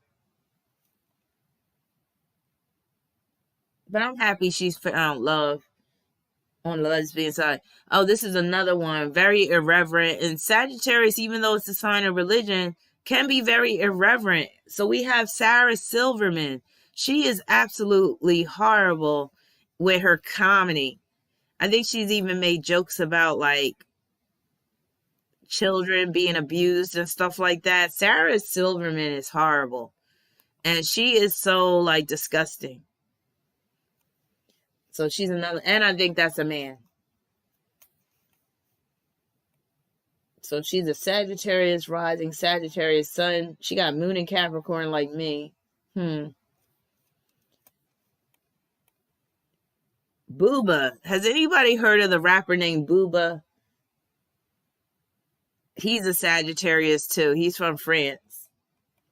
Trey Songz. Did anybody mention Trey Songz? I love that song, Just Gonna Make It. That was one of his first songs where he's like, now shorty, all I got is $1 and a dream. Is you gonna roll with me? See, I tried a 9 to 5, but it just don't fit me. See, that's Sag all day. Tried a 9 to 5, but it just don't fit me. I can get us out the hood and have us living good. Do you feel me? But I ain't leaving here if you ain't with me. That's my shit. Just gotta make it. Oh my God. Everything I do for you and we. All right. From the top of the world, me and my girl, we. One time I did see this video that he did where he was like really wild in this video. Oh, I'm not surprised that he started OnlyFans because he was damn near having sex with this woman in one of his videos. He had her on the pool table. Her legs was wide open. I was like, what are you doing, Trey Songz? Where's your mama at? Where's your shame? But sometimes Sag can be wild the fuck out like that, like I said. John Malkovich, one of my favorite actors, weird-ass guy. He's a Sagittarius, so I'm proud to have him on Team Sagittarius. That's right, Sinead O'Connor, another one that's wild the fuck out. Remember when she was ripping up the Bible and stuff on stage and she was cursing out the Pope? I'm not saying the Pope is some sacred guy, but she had enough balls to do it. She was wild enough to do it. And all the Catholics are gasping like, oh my God, no, she didn't. But yeah, so, Sagittarius will be truthful, very blunt. Will do things in a way that will make people grasp their pearls. Ill Bill Nye is a Sag. My natural said, which fire sign lasts longer, Aries, Leo, or Sagittarius fire? Are you talking about sexually? Sag could go for quite a while. So I would say Sag is the longest, then Leo, then Aries. The Pope is a Sag. Yeah, one of those popes is a Sag. Lucy Liu, remember her? She was in Kill Bill. She's a Sagittarius. Marina Abramovic. I didn't realize that witch was a Sagittarius. The chick that does the spirit cooking, she's a Sagittarius. With Venus and Scorpio. Wow. But she got the spirit cooking. Spiritual stuff, Sagittarius. She is like some type of high priestess lady. Jay-Z all in good with her and stuff like that. Two fellow Sagittarius getting down together. He did that video where he was in what was it, the MoMA museum, and she was in there and they was forehead to forehead. You know she working with some shit, being a Sagittarius and being into that spirit cooking. She really believed that shit. She's a Cancer rising. Aquarius moon. Wow. I do want to cook for y'all live again pretty soon. What did I make recently that was absolutely good? Oh, I can make a mean ribeye steak. That's become my favorite cut of beef over the years. Ribeye. I wasn't a believer until I think I saw some type of thing on the Food Network, and they were basically talking about ribeye and how it's one of the most flavorful. Like usually, I'm like, I love filet mignon. I like a good New York strip. But that ribeye, and I think the reason why I wasn't into ribeye like that was because it was so fatty. Like it has a lot of fat in it, but it's the fat that makes that flavor. Oh my God. And when it comes to cheesesteaks, that's what they use. They use ribeye meat, which is why it's so flavorful. But I can make a mean ribeye steak. And what did I have? Oh, that's another thing I learned recently. Let me tell y'all this. I learned how to make the perfect homemade fries. See, I'm always on the quest to up my skills when it comes to cooking. And Sagittarius does have a tendency to be their own competitor. Like we could be our own worst competitor. Or what would you say, best competitor or our hardest competitor? So Sagittarius is very much about self-improvement. So I'm always trying to improve. I'm also one of those type of people that if I like something in a restaurant, I might try to duplicate it at home. So for instance, the Cheesecake Factory, they have these stuffed mushrooms that I really like. So you could go on the internet and just Google any type of dish that you find at a regular restaurant or a popular restaurant, and they'll have like some website that will show you how to make it where it's just like or almost like the entree or the dish you get at the restaurant. So the Cheesecake Factory got these banging ass stuffed mushrooms. I love mushrooms. And I was like, I want to know how to make those damn mushrooms. Like, I had a taste for them, but I didn't feel like going to Cheesecake Factory, especially now when you got to be all masked up. Speaking of that, I'm going to have to be masked up later on today. Damn, it's 2 a.m. Because my daughter's taking me out to dinner. I'm thinking about going to Black Angus. Has anybody been to Black Angus? I've never been there. Y'all let me know if you've been to Black Angus. Is it worth going there for my birthday dinner? I do like a good steak, and they're a steakhouse. But, let me tell you. So, I learned how to make those stuffed mushrooms at home, and they came out pretty damn good. So, Scorpio says she loves Black Angus. So, good. I trust your judgment, especially being a Scorpio. So, anybody else try Black Angus? Okay, so you're saying their salad and bread is the bomb. Oh, if the bread is the bomb, I'm already wanting to go. My mouth is watering. Oh my goodness, I'm hungry right now. How are their steaks though? But anyway, let me continue on. So I learned how to make those stuffed mushrooms. Those came out really good. I'm actually a pretty good cook,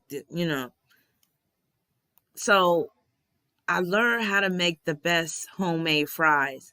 You know how you make fries at home, and it's never as good as fries you could get at a restaurant. You know what I'm saying? It's not easy to get fries just right like you would get at a restaurant. Mind you, they got those big fryers and stuff like that.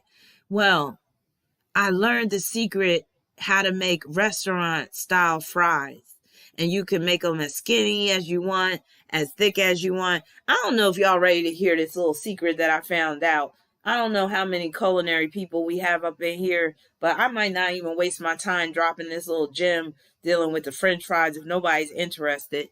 So y'all let me know if y'all want to know about how I perfected my fries. Hey, Karmic Life. Oh, you like that spicy chicken sandwich from Chick-fil-A too? You got to go with the spicy one too? Karmic Life is a Sagittarius. She recently had a birthday. Okay, Love More wants to hear it. Okay. So, and it was so unlikely. And as you can see, I'm getting enthusiastic. As a Sag, sometimes we get really enthusiastic about stuff. Okay. So, I learned I already knew that to make really good crispy fries, you really should soak your fries for a minute, right? But I didn't realize to make really good fries, you get some regular white sugar. You get like hey Connect, you get like a third of a cup of white sugar, right? And then you pour it in 2 cups of water. You cut up your fries into the size you want, and then you throw the fries into the sugar water, and you put, and mind you, you want to make the sugar water solution with warm water at first, or like room temperature, because you want to dissolve the sugar. So you do that. You could throw them in the refrigerator. You can have them in the refrigerator all day. It's not going to do anything but just make them better. So you get the fries out when you're ready to fry them. I only use olive oil, but you can use different types of oil. I recommend using light tasting olive oil. That's the thing. Can't use regular olive oil because olive oil has that strong taste. If you get the light tasting olive oil, that's perfect for frying, sauteing, even deep frying. Or you could get coconut oil. I've had fries with coconut oil. They're not too bad. After olive oil, I prefer peanut oil. Peanut oil makes some great fries. So either use olive oil, peanut oil. So of course you heat your oil up. Then what you do, you take your fries out of that sugar water solution. You don't even have to rinse them if you don't want to. You pat them dry because you don't want to be dropping some wet ass fries in some hot grease because it's going to blow up in your face. For my younger viewers that aren't, experienced in the kitchen, you never want to mix water with hot grease. I hope you guys know this. But sometimes if you sit your kids down sometimes and you ask them certain stuff, you'll be surprised at what they don't know and how they can easily kill themselves when they get on their own. Like, for instance, do you know how to put out a kitchen fire? Like, if it's a grease fire, putting water on it is one of the worst things that you can do. But if you don't tell your kids, sometimes we don't tell our kids this because we would think that they will automatically know this. So anybody that got parents of young children, teenager children, make sure you tell your children some of the kitchen safety tips. Matter of fact, we don't even have a fire extinguisher in my apartment. I don't even know where the nearest one is. Actually, we do have a barbecue out there. I think there's a fire extinguisher out there. But yeah, you never want to throw water on a grease fire. But some young kids, especially nowadays, they might think that that's what you do. But anyway, go back to the fries. So once your fries are patted dry and your oil is hot, you put the fries in there, but only for like a couple of minutes because what you're doing is you're blanching them. So you put them in there for like a couple of minutes, let them get a little of that. You know how it looks when the fries are starting to cook, but they really haven't started jamming yet. Then you take the fries out, let them cool down, and then put them back in the grease or the oil. And then you got yourself some crispy ass, delicious fries. But I'm not done yet. Because like I said, I always got to do some extra shit as a Sagittarius. So there's this YouTuber that I watch. He's Australian. His name is Greg. And he's always searching for the best fish and chips. I love fish and chips. So I like watching when he goes to the different restaurants. So anyway, I learned that there's this thing called chicken salt. I had no idea about it. But at some of these fish and chip places, they will put chicken salt on his fries. So one time he was like, oh, they put chicken salt. It tastes so good. That's all I got to hear. Next thing you know, I'm on Amazon looking for this chicken salt. When I tell y'all I paid $9 just to get my hands on some chicken salt, and it's about the size of that Lowry's, like a medium Lowry's.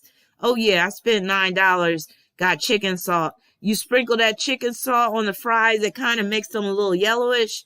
Oh, my God. You want to talk about restaurant quality fries at home? Yeah. So that's my little food tip of the day. So if I get a camera set up, I might start doing some live cooking again. And if I do, oh yeah, chicken salt.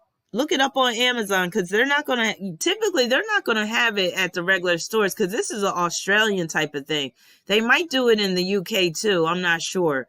But usually they put it on fries, especially if they're serving like fish and chips. You got to try this chicken salt. Oh my God. Like once you put the chicken salt on there, of course you don't need regular salt, but it adds something extra, that chicken seasoning. And for those vegans out there, the kind I got is vegan. So you can put that chicken salt on your fries and, have a total vegan fry fest and be chilling. So even though it says chicken salt, it's vegan. It doesn't have any chicken in it. Yes, Little Richard was a Sagittarius, and he was another one that was wild the fuck out. Did y'all know that Little Richard, he got off on he was a cuckold. He got off on seeing his woman have sex with other men. And yes, Little Richard was bisexual. Some people thought he was purely gay, but he likes women and men, which is very Sagittarius. Sagittarius, basically, a lot of them can go both ways. They may not tell you that, but they can. And, a lot of them, they just are attracted to that which is sexy. So that's how Little Richard was. It didn't matter if it was male or female. If you had it going on, you remember that Little Richard movie with Leon? Oh, I love that movie. He did a good job playing Little Richard.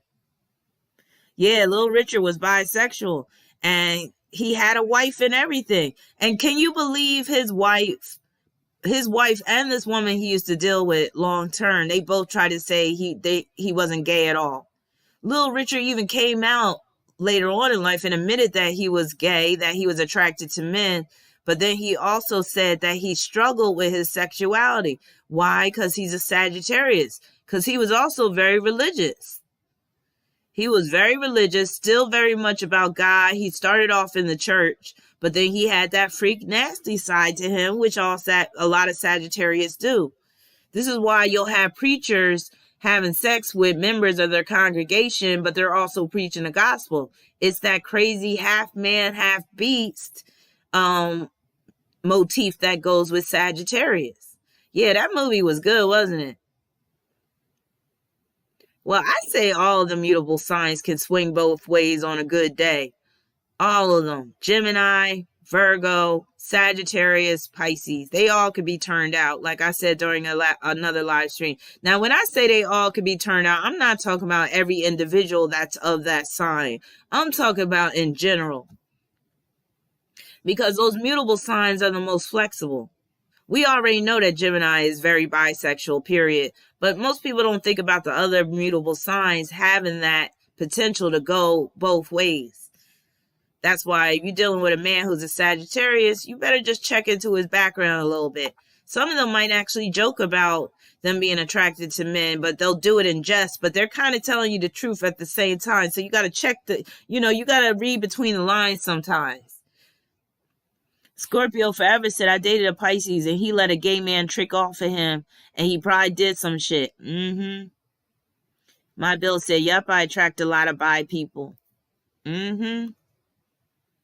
Also, Sagittarius, while it's the sign that deals with law and judges and stuff, Sagittarius really isn't judgmental like that, especially about petty stuff.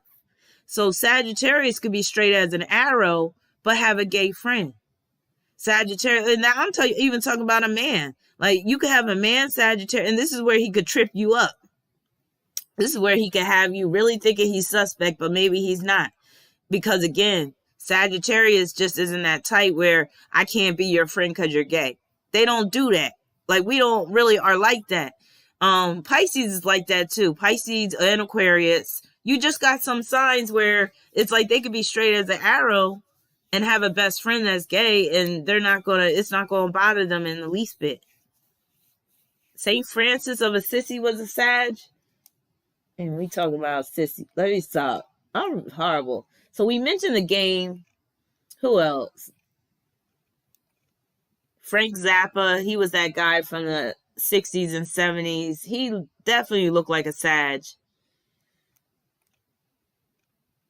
Jeff Bridges. Jane Austen. Billy Idol. Another rock star. Sagittarius. Eyes without a face. I love that song. I'm going to have to hear that tonight. Eyes without a face. That beat in that song is so funky.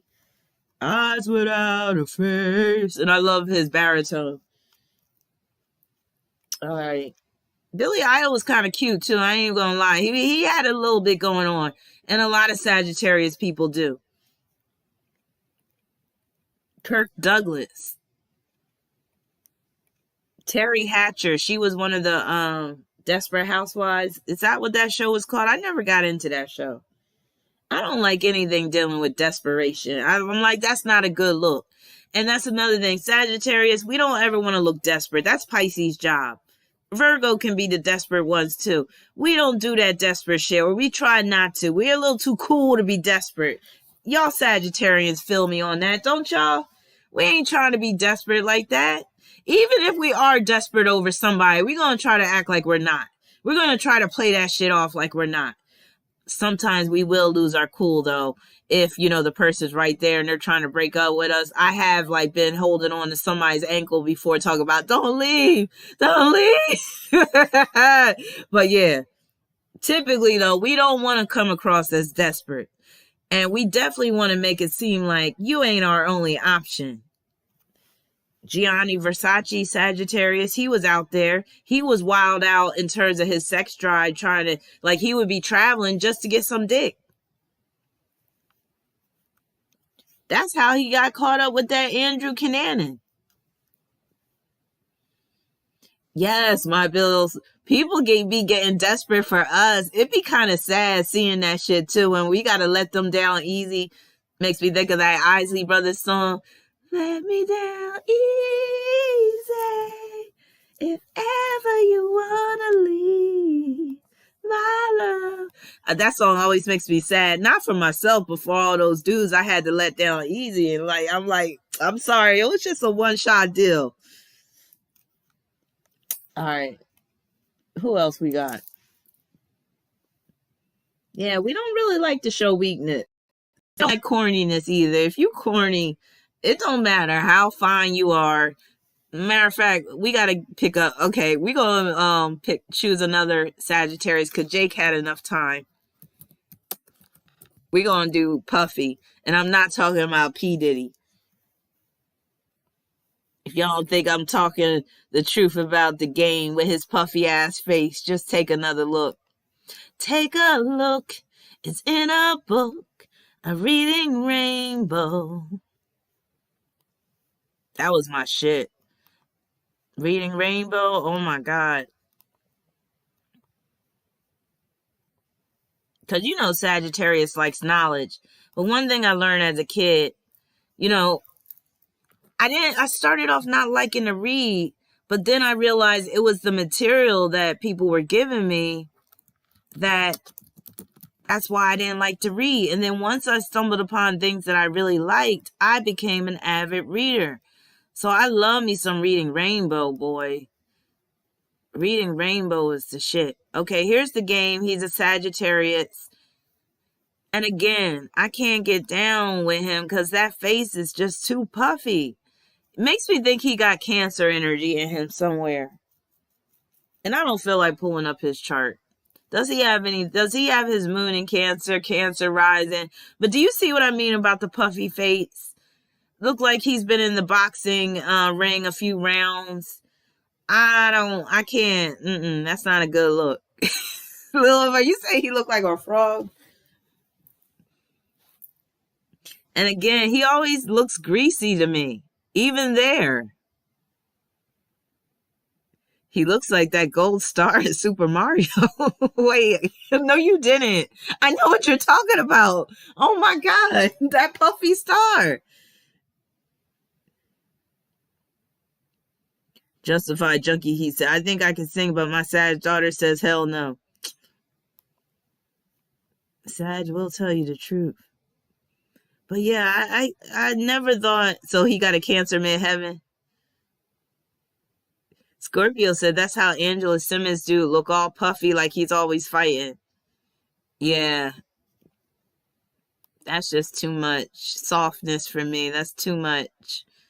When I touch a man's face, I kind of want to feel bone. I don't want to feel, like some pillow top mattress.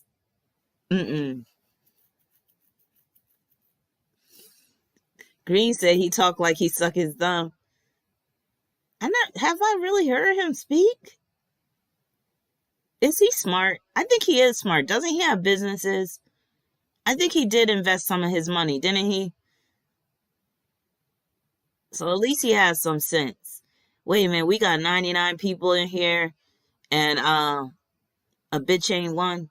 It's like, no, we got, that's shout out to Jay-Z. It is Sagittarius season. He's a Sagittarius. We got 99 viewers in here, but only 69 likes. Can some people that haven't shown me some love through the likes hit that like button? Now we got 100 people up in here. Oh, I also want to talk about some songs that, some Sagittarius songs. So Noah's song to me is very Sagittarius and it's by a Sagittarius. And I do love this song by Jay-Z, Dirt Off Your Shoulder.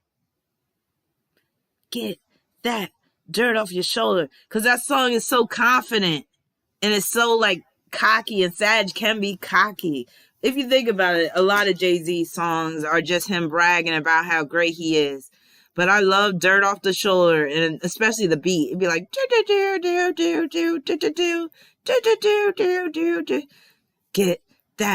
dirt off your shoulder. I said to get that dirt off your shoulder. So to me, that's a very Sagittarius song. What other Sagittarius songs are there? Dead Presidents was your shit, Mikey? Justify, you like Dirt Off Your Shoulder too? Cat, Kibble, you know what I'm talking about? Yes. I'm going to have to listen to that tonight too. Who did that beat? I'm going to have to look up. Producer of Dirt, because that shit is hot. And it still holds up to this day. Dirt Off Your Shoulder. Who did the beat? Producer. I know that wasn't Kanye West. Yo, that's Timbaland. I didn't know Timbaland had skills like that. Yo, that shit is hot. That beat. Timbaland did that beat. And I can hear the Timbaland feel. Now it makes sense. Because Timbaland is into that. But yeah, that shit's hot. No, it wasn't Swiss Beats. It's Timbaland. Down. Especially I love that part where it be like, down. Yeah, that shit's hot. He said he was going to lose weight recently. I think he did lose a lot of weight, actually. Because, he was always a little chub. That's another thing. I've never been into the chub guys. I could get a little chubby, but my man can't. That's a damn shame. I'm horrible. But, you like what you like. All right, what's another Sagittarius? Know what else is a Sagittarius song? Now, you got to think of some songs that'll get you really turned up. Blame It on the Alcohol is very much a Sag song. I used to love that song. Blame it on the alcohol. Blame it on the alcohol. Ooh, see, she's spilling drinks on me. I love that shit. That song actually, made me not really like T-Pain, because T-Pain, he was just annoying. But it made me be able to tolerate T-Pain. That and I'm going to buy you a drink.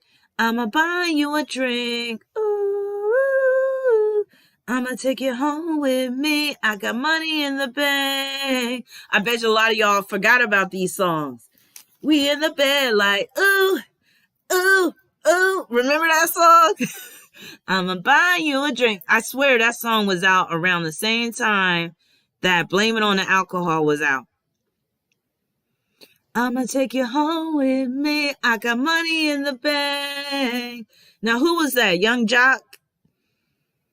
Buy you a drink. We in the bed like, ooh, ooh, ooh. That shit used to crack me up. Oh, that part where T-Pain be like, oh, behave. I used to be on the floor cracking up. He'd be like, that's what I'm talking about. Walk it out. Oh, snap. Now, rock. You could do it all by yourself. All right. Purple Haze by Jimi Hendrix. That's a very sad song. Jupiter Love by Trey Songz. That's what Helen is contributing. I don't know if I ever heard Jupiter Love. I'm gonna tell you what is very Sagittarius. Wipe Me Down by Bootsy Badass and Webby. Cause I'm home, wipe me down, I'm home, wipe me down. That song is just so turned up. Like, if that came on in a club, that's another song that I would think everybody's on the dance floor. Cause I'm home, wipe me down, cause I'm home, wipe me down. BIOSOEE. Red bone caramel all along, trying to stay trying to fit my underwear. Like the floss like Rick Ross. That's my shit. I love the part when he be like, a bad bitch wanted me to stay there longer. I put that dick up on her, but I had a flight to catch. Now that's my type of shit. Now I like if a dude said that to me, I'd be like, yeah. That's what I like. He's like, a bad bitch wanted me to stay there longer. I put that dick up on her, but I had a flight to catch. Shoulders, chest, pants, shoes. Shoulders, chest, pants, shoes. Cause I'm home. Yeah, that's my shit. All right, so that's also Sagittarius gets me turned up. I mentioned Purple Haze. Wait a minute. What he say? Purple got me straight funky red monkey. All right. Now we're going to go to a little heavy metal. Oh, yeah, DMX, Get At Me Dog is very Sagittarius in my, because again, that's hype. But then there was another DMX song. Yeah, he's a Sag.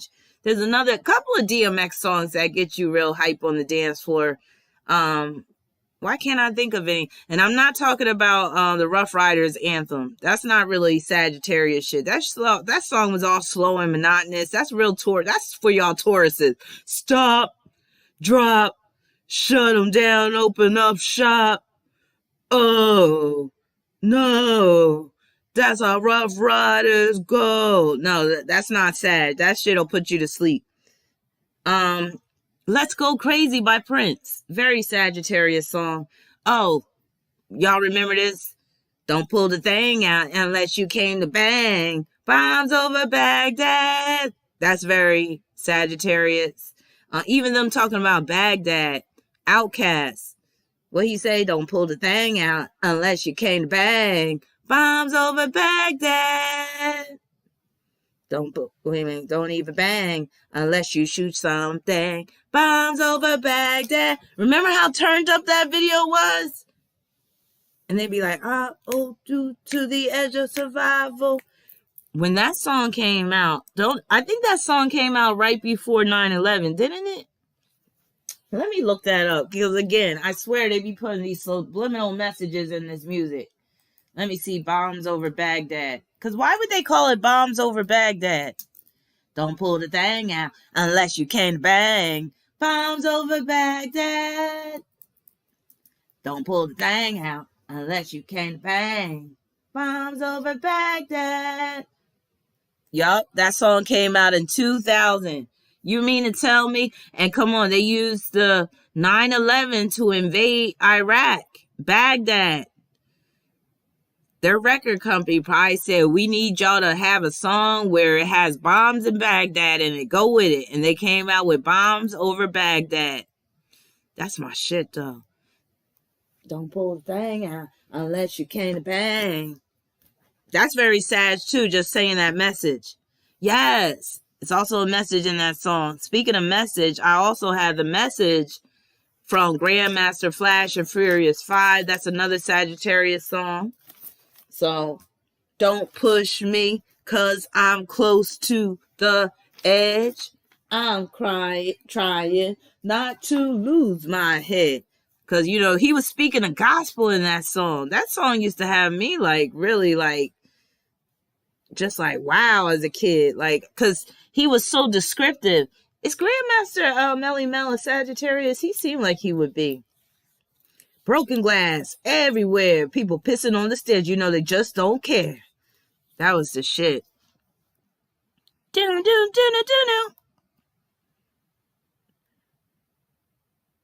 She went to the city and got so diddy. She had to get a pimp. She couldn't make it on her own. Don't push me, 'cause I'm close to the edge. Remember that song by Sounds of Blackness, Optimistic? That's another Sagittarius song. What about Freedom by George Michael? Freedom. What's another one? How about Earth, Wind, and Fire? That's the way of the world. We come together on this special day. Send a message loud and clear. See, a lot of the songs where there was a message in the music, that's going to be very Sagittarius. Looking back, we touched on sorrowful days. Our future is here. I know some of my old heads, y'all know about That's the Way of the World by Earth, Wind, and Fire. You will find peace of mind. Oh, when you look way down in your heart and soul. All right, Life is Good by Future. I don't think I ever heard that. Let's see, what else? Me and Your Mama by Childish Gambino. Very Sagittarius song. Know what else is very Sagittarius to me? Scream by Michael Jackson and Janet Jackson. Love that song. Very rock-oriented. But also that song Black and White. I took my baby on the thing. Because Sagittarius is that multicultural sign. Sagittarius really is not about being racist, which is why you'll have a lot of Sagittarians that will date outside their race or outside their nationality. So if you're thinking of being my baby, it don't matter if you're black or white. He sang that with so much fervor and passion. It's black, it's white. I love that video too. Do-do-do-do, yeah, come on, baby, light my fire. Yes. I love that instrumental part of Light My Fire. Oh my God, it's so psychedelic. Do, do, do, do. Do, do, do, do.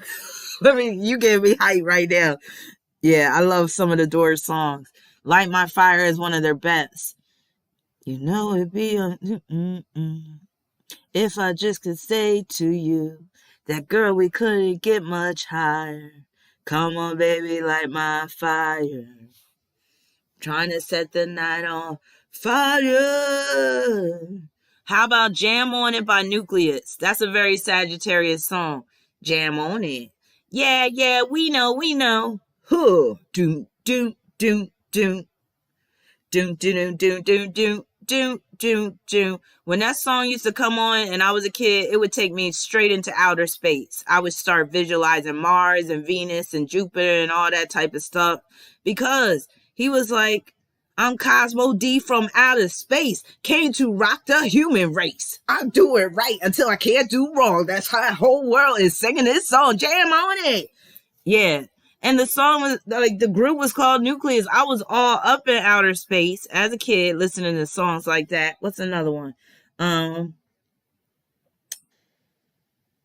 For some reason, I got Tell Me by the SOS Band. That is one of my favorite songs. Tell me if you still care. Because sometimes Sagittarius, we could be a little distant. And sometimes we got to reconnect with somebody and ask them if they still care. So remember Tell Me by the SOS Band, one of the greatest songs ever of the 80s, produced by Jimmy Jam and Terry Lewis, which is some of the best producers ever to have graced this earth.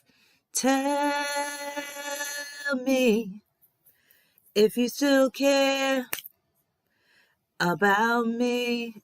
Like, just imagine being a Sagittarius. You've been gone a long time, and then you call up that old friend or that old boyfriend, and you're like, tell me if you still care but love more. That was a good one too. Tell me what you want. Tell me what you need. Tell me if it ain't good enough for you, babe. You know why that's a Sagittarius song? Because they put some like church up in that song. They put some gospel up in that song. That's one of the reasons why I love Jodeci. Because Jodeci, they started off in the church and they brought the church to that hip hop R&B music that they were putting out. Like you could hear the church influence in What About Us? Even Fiending. Girl, I'm fiending for you. I don't ever mind. But yeah, when they're talking about, lady, I'm hooked on you. That's them going to church with it. Jodeci was like that. Jagged Edge brings a little bit of church to it too.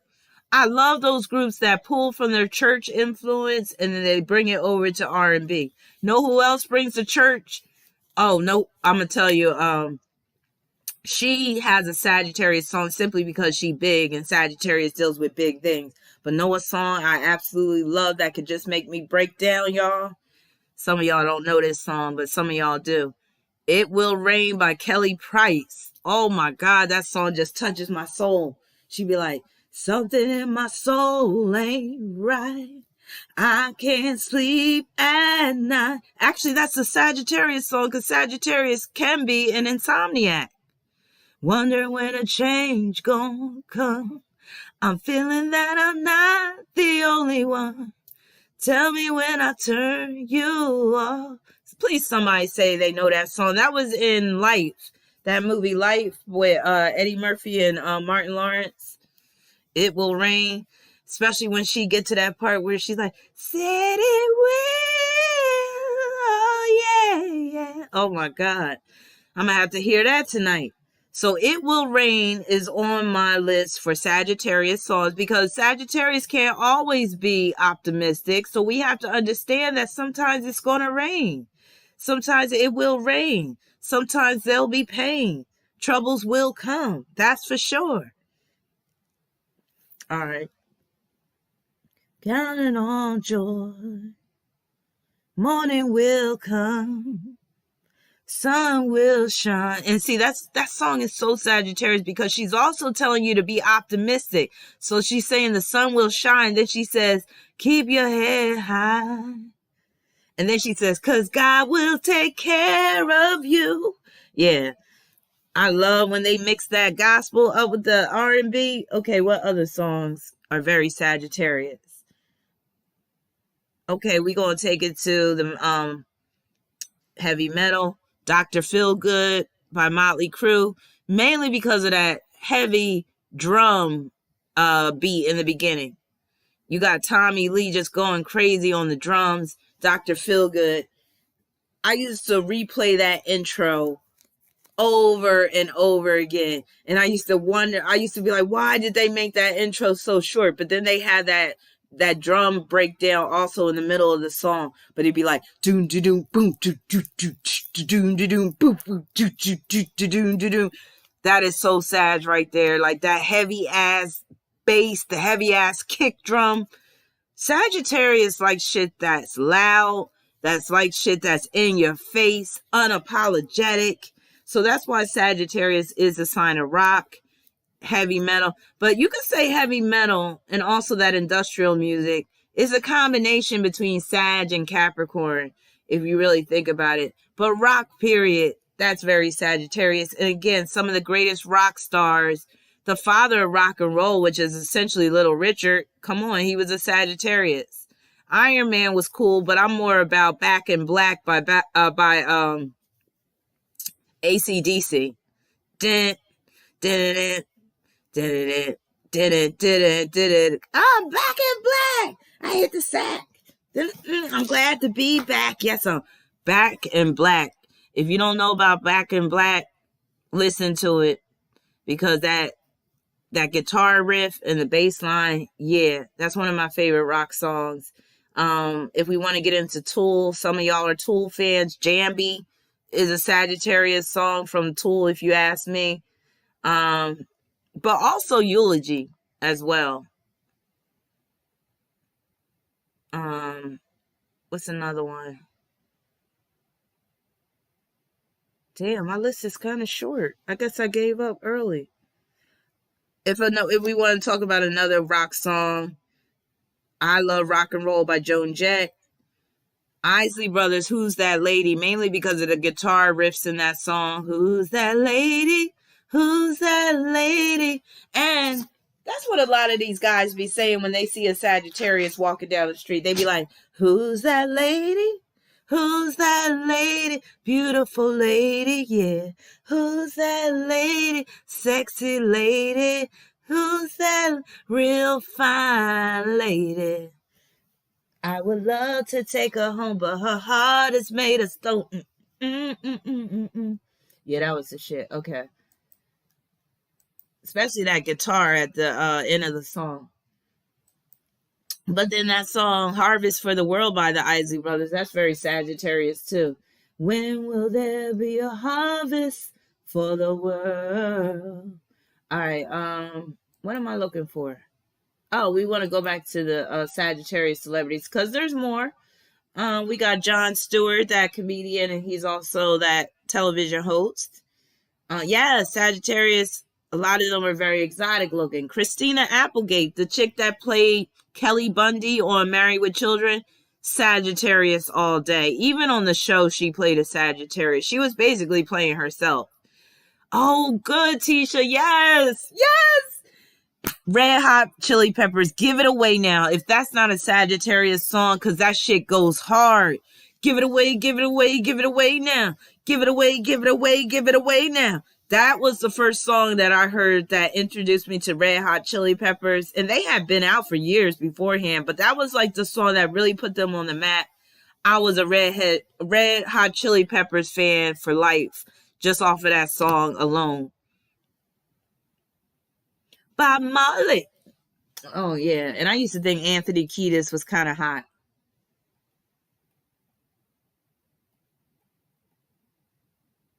And the way that song starts, Give It Away, the way that song starts with that guitar. Oh my God, yeah. I just get crazy with it, especially with like heavy guitar riffs and also heavy bass, heavy drum kicks, all that stuff. We mentioned DMX. He's at 18 birth number. It makes sense because he was wild. And again, sometimes Sagittarius tend to be much wilder when they're younger. They tend to mellow out when they get older. Kiefer Sutherland is a Sagittarius. Led Zeppelin, definitely Sagittarius. The whole concept of the group, a lot of the music is Sagittarius. Immigrant Song alone is very Sagittarius. You could say Kashmir is even Sagittarius. Whole Lot of Love, oh my God, so Sagittarius. Shake for me, girl. I want to be your backdoor man. And I think Robert Plant back in the 70s, oh my God. You want to talk about sexy. And see, as a Sagittarius, I don't just restrict myself to one race when it comes to attraction. So I could look at certain white dudes and be like, oh my God, like Robert Plant, I would have been backstage. I would have been one of his groupies. But from what I heard, though, he wasn't dealing with groupies like that. That was more so Jimmy Page. Robert Plant was married, and he was basically monogamous. He wasn't cheating on his wife, but I damn sure would have flirted with his ass. Like, damn. And he had a big bulge. Go back and look at some of that footage from those Led Zeppelin concerts where he had them tight jeans on. Robert Plant was packing. Why am I saying... Wait a minute. Is it Robert Plant? No, that's the other guy, isn't it?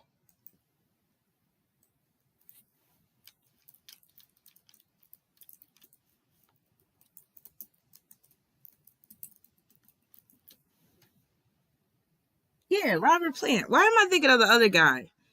But Robert Plant is who I'm talking about. But there's the other guy that did Addicted to Love. He wasn't that bad looking either. What was his name? Might as well face it, you're addicted to love. What was his name? Wasn't his name Plant too? Oh, and his hair was so gorgeous. Robert Plant's hair. Them waves. Oh, Mr. Broken Wings. I love that song, baby. It's all I know, that you're half of the flesh and blood that makes me whole. Yeah, yeah. But you know what else is a Sagittarius song? Back in the day, the 80s, Sting. Free, free, set me free. If you love somebody, set them free. That was my shit. Free, free, set them free. Robert Palmer. I like him too.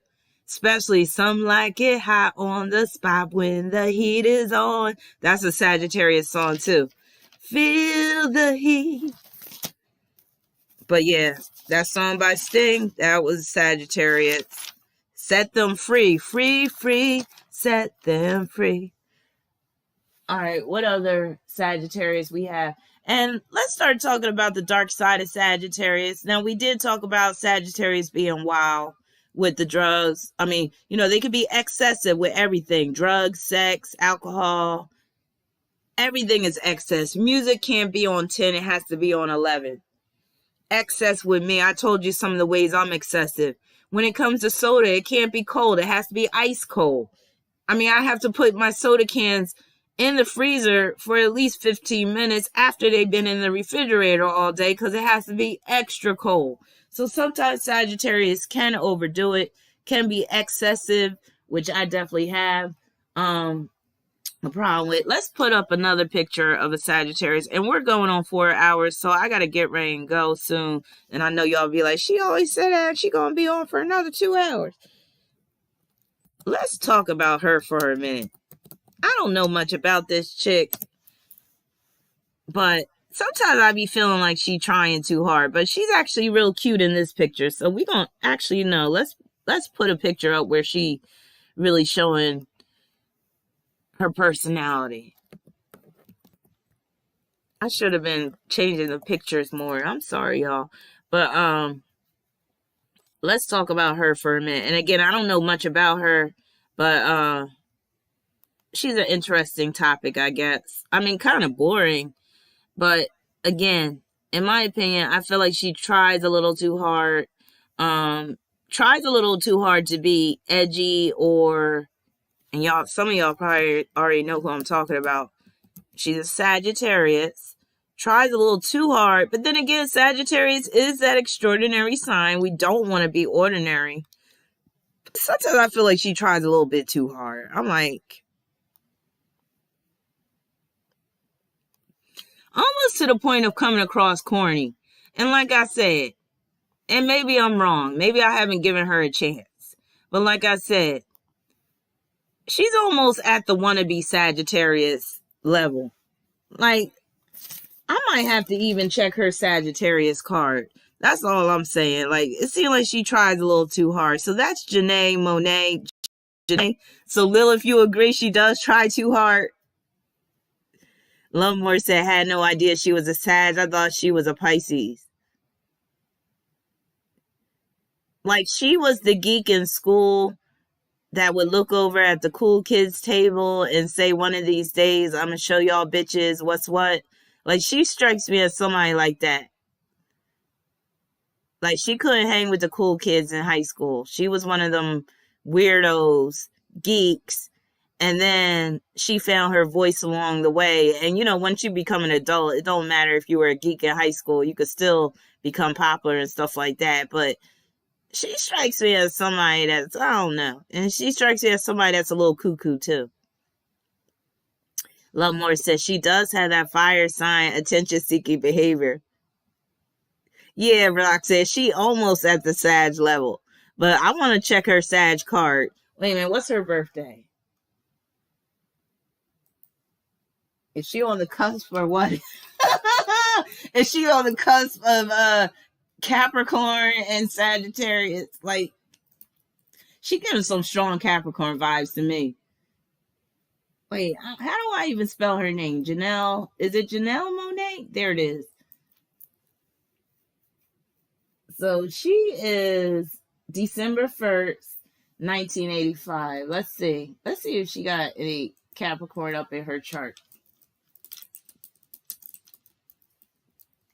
So December 1st.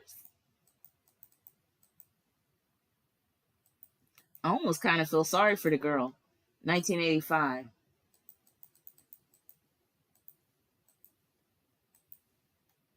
And if I had to choose between the two, because you got a few of these offbeat chicks in the music industry. If I had to choose between her and FKA Twigs, I'm going with FKA Twigs, because I used to clown FKA Twigs too, but recently I heard her on this collaboration that she did with A$AP Rocky, and I got to give it to girl. I was like, oh my gosh, she knocked that one out the park. What is that song that I'm going to have to look that up too so I could get the name of that song. But she did this collaboration with A$AP Rocky, and I developed some respect for her. And again, I'm talking about FKA Twigs versus Janelle Monáe. I remember that one song that Janelle Monáe put out, and I wasn't too impressed. It was like a song from the 50s, something like, if you want to go high or low. And I was like, okay. December 1st, 1985. Where was she born? Kansas City. No offense to people from Kansas City, but I'm like, what are they known for? Their Kansas City barbecue. That's about it. I'm mean. That's just, I'm terrible. That's the only thing that came out of Kansas, though, right? Their Kansas City barbecue.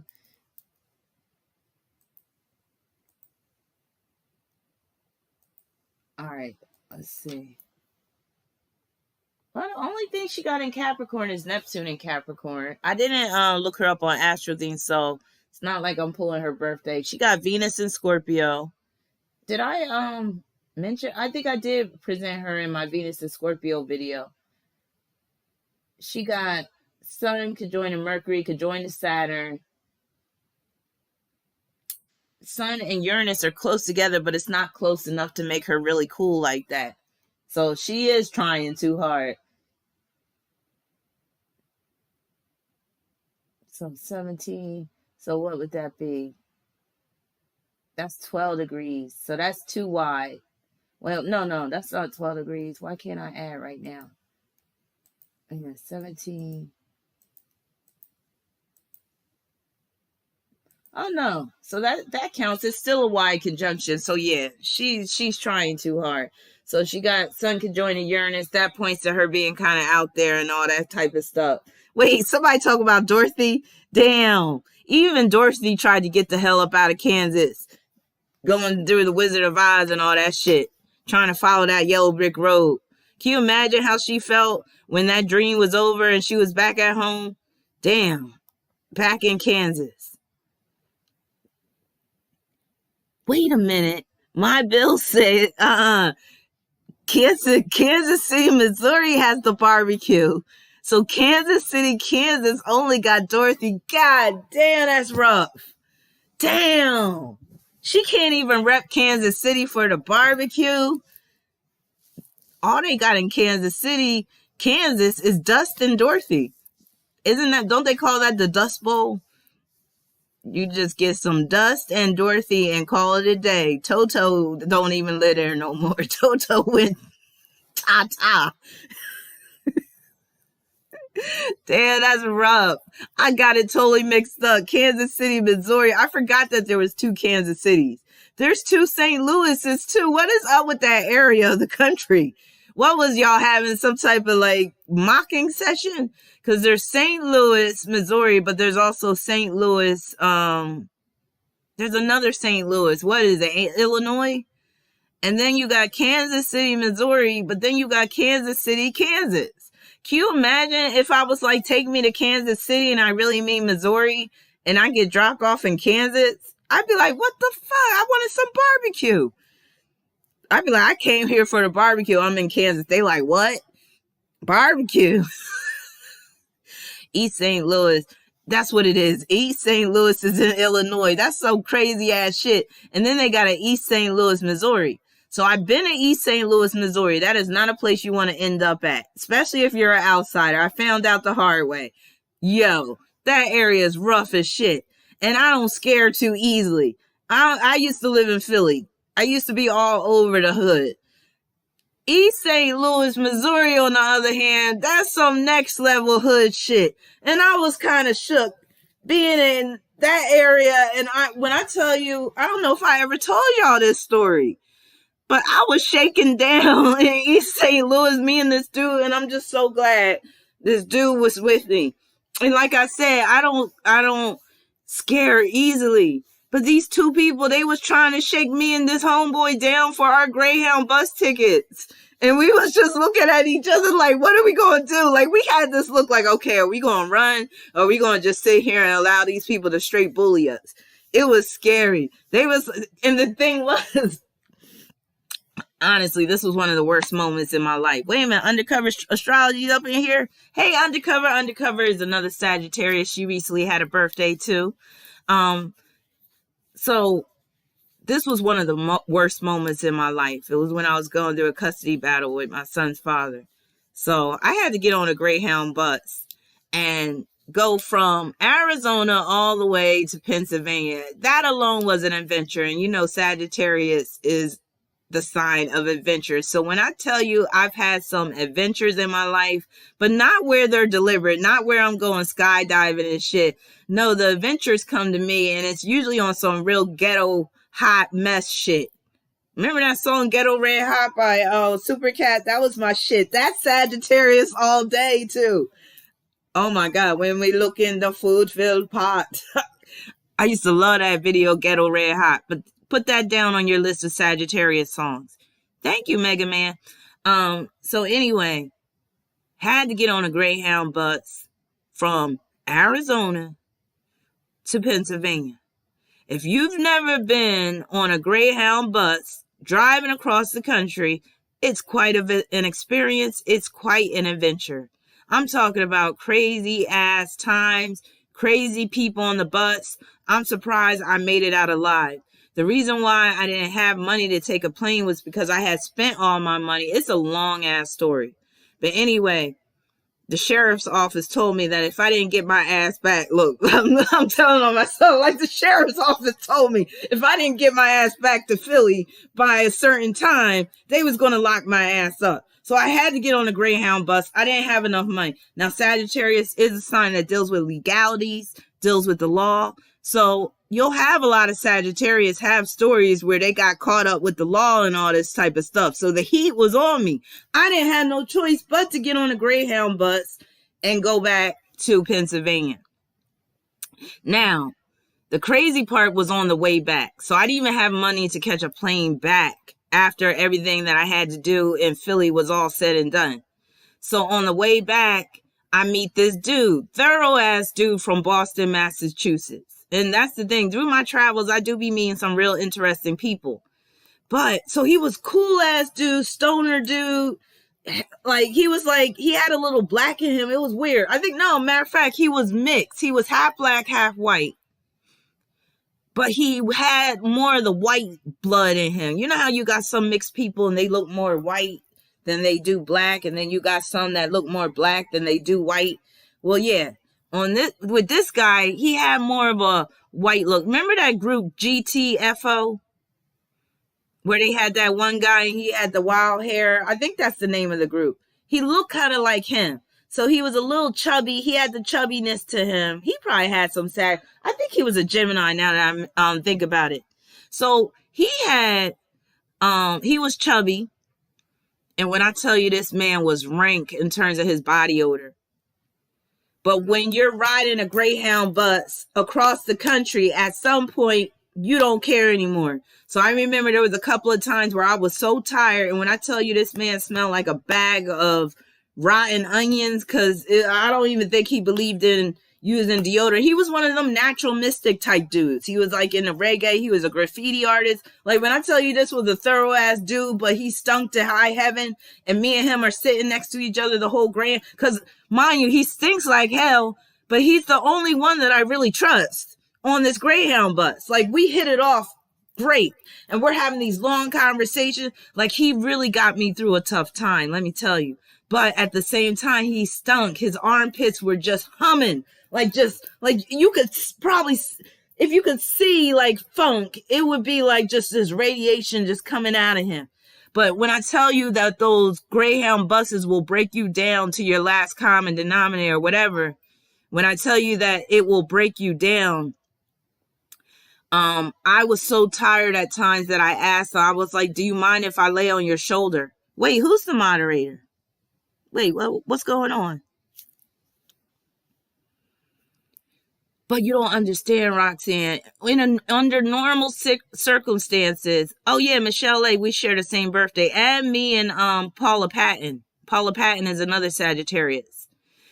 Oh yeah, back then it wasn't no mask wearing, because this was back in 2007 that this happened.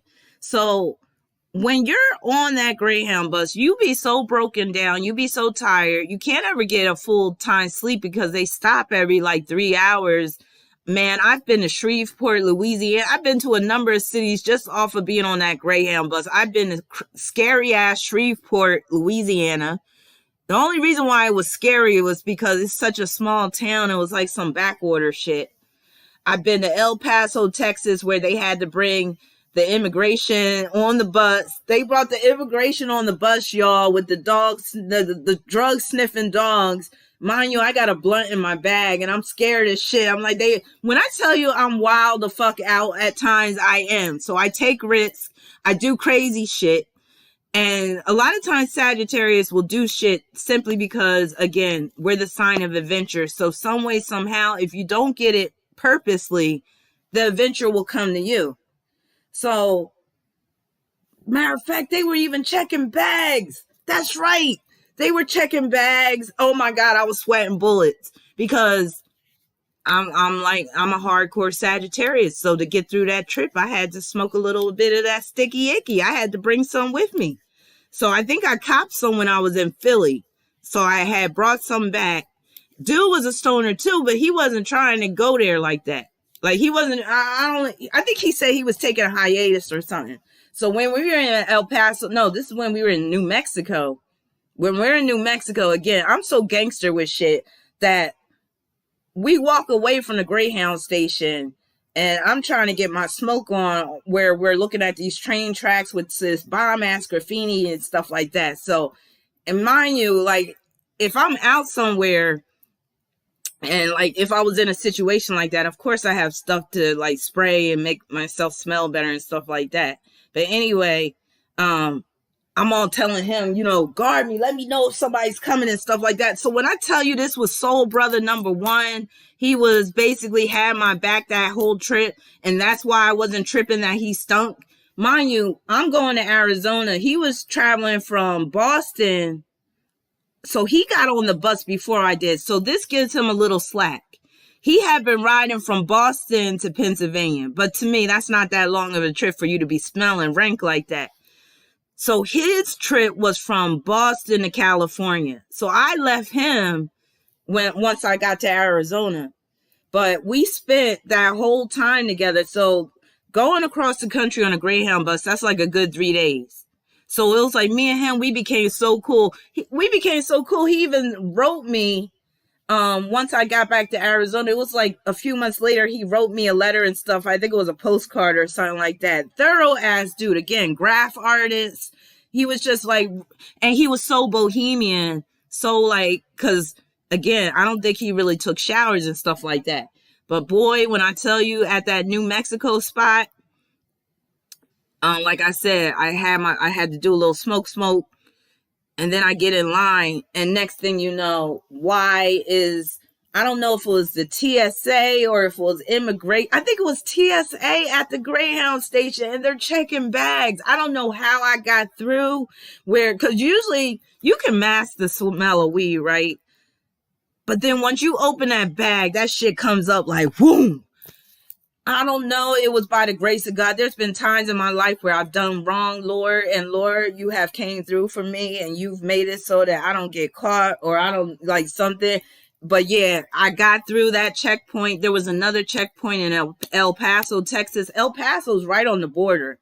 So they're going to have INS there, the immigration people. And they brought them on the bus with some smelling dog, the dogs that smell. I guess they have dogs that know what Mexicans smell like. Not American Mexicans, but the ones that are still, the derogatory term is wetback. That's what they call them. But I guess they have them dogs that know what the wetbacks smell like. Sorry for the derogatory term, but this is the best way I could describe it. So I'm like on the bus. They were just having the people just walk. They even asked me, they was like, where are you from? What's your address? Because I guess they wanted to know, like, if I was going to have a Spanish accent or, a Mexican accent, and if I wasn't going to know what my address was and all that type of stuff. So that was a crazy ass ride. Why am I even telling this story? It has something to do with that dude, I think. Or I guess I was just saying, bringing up the thing about adventure and Sagittarius. But that was an adventure of a lifetime. And again, me and that dude hit it off so well. So remember I said Sagittarius A lot of times we're laid back, we're not uptight. And in a situation like that, on a normal day, there's no way I would have been near his funky ass. But on that trip, I was so grateful that I had somebody that was cool as shit like that, that could be my ride, my roadie, my companion, because again, I was going through a real tough time. Oh yeah, that's where I left off. I was supposed to tell y'all about when we almost got caught up in East St. Louis, me and Dude. So by the time we get to East St. Louis, mind you, we've been chilling with each other since Pennsylvania, since Philly. So, we know each other pretty well by now. So we're just hanging tough the whole time. Every time they stop, we don't even separate. We're just chilling together because it's like, that's my homie now. So we get to the Greyhound bus station, East St. Louis. Mind you, I don't know nothing about St. Louis, East St. I had been to St. Louis, but I only had been to the nice part of St. Louis. The first time we drove out to Arizona when I first moved out. That's when I saw the nice side of St. Louis. So when they were like Greyhound bus stop, East St. Louis, I'm like, oh, okay. I'm just getting off the bus. La-di-da-da-da.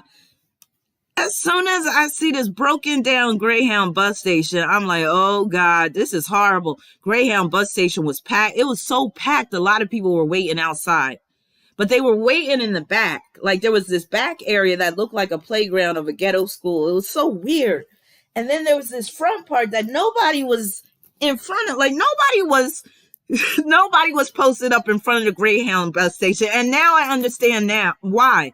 In hindsight, I understand why nobody was posted up in front of the Greyhound, because that must have been the danger area. Everybody knew this except me and Dude.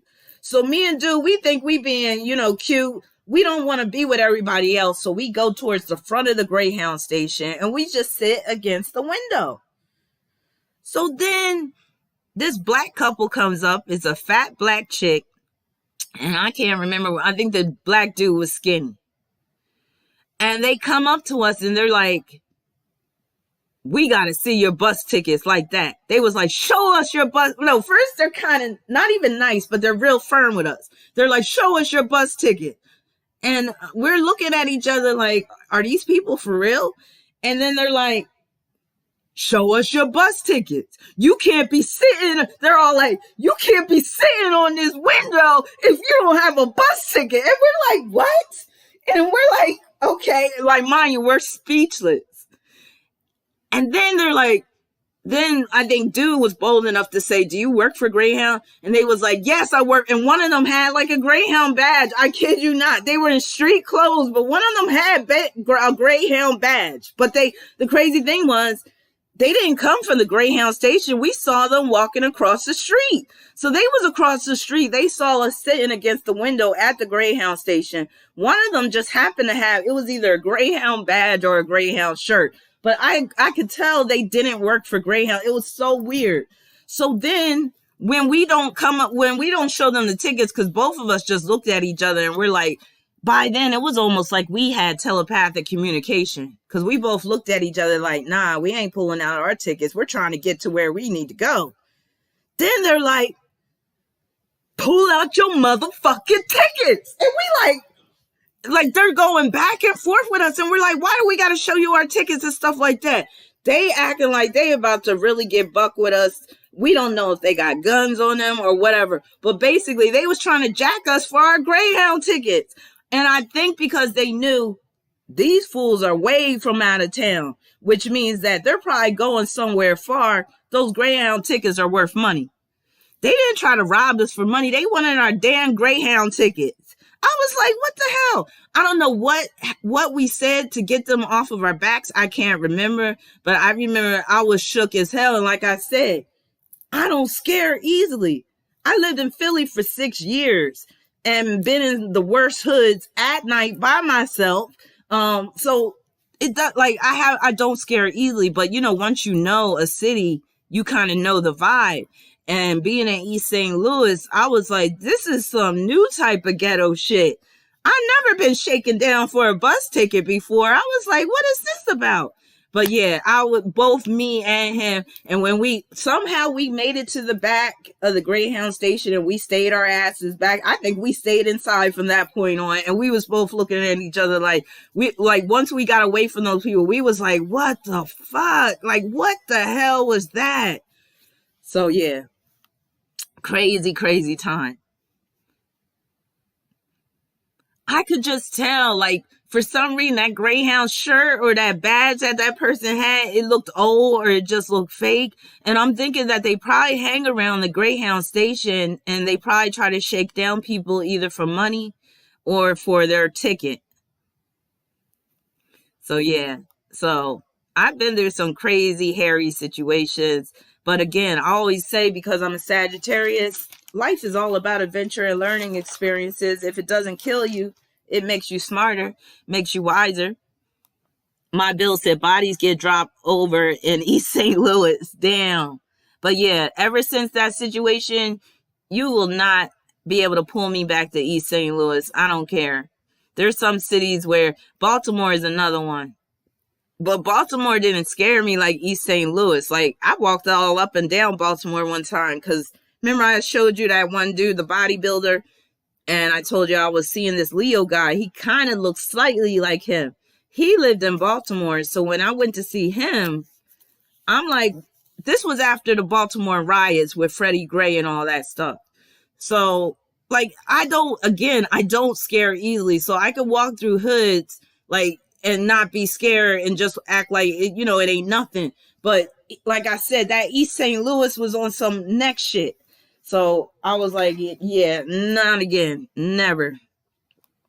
And when I tell you there's some really rough areas in Philly, like, you don't want to end up going there. You're out of town. You end up getting lost somewhere in North Philly. You might not find your way out. Actually, no. The thing with Philly is it's scarier than it looks. I would be more on edge in a city like Baltimore or DC or Detroit or Chicago more so than Philly. Like, Philly looks worse than what it is. When you hear the term brotherly love talking about Philly, a lot of times it is kind of like that, where a lot of these dudes, if you got into some trouble, they might help you out before robbing you. Now, I don't know if you unconscious, they might pick your pocket. They do got a lot of thieves in Philly, I will say that.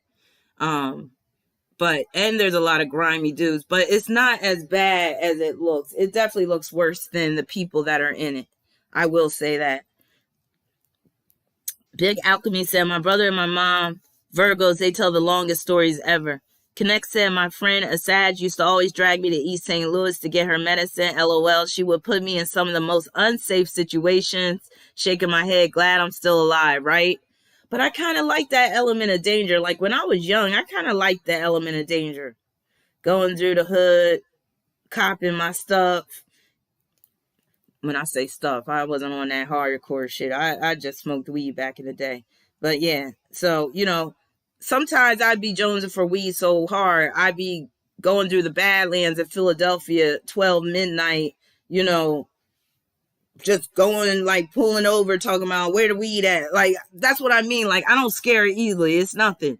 But East St. Louis, nah, you're not going to catch me there, especially at night. And thank God when that shit happened, it wasn't nighttime. It was during the day. So they was trying to, shake us down in broad daylight.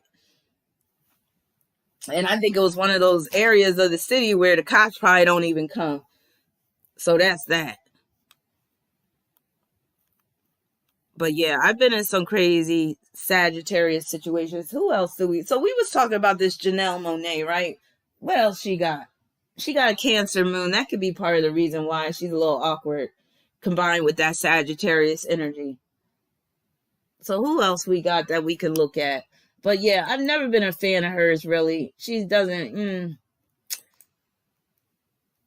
Okay.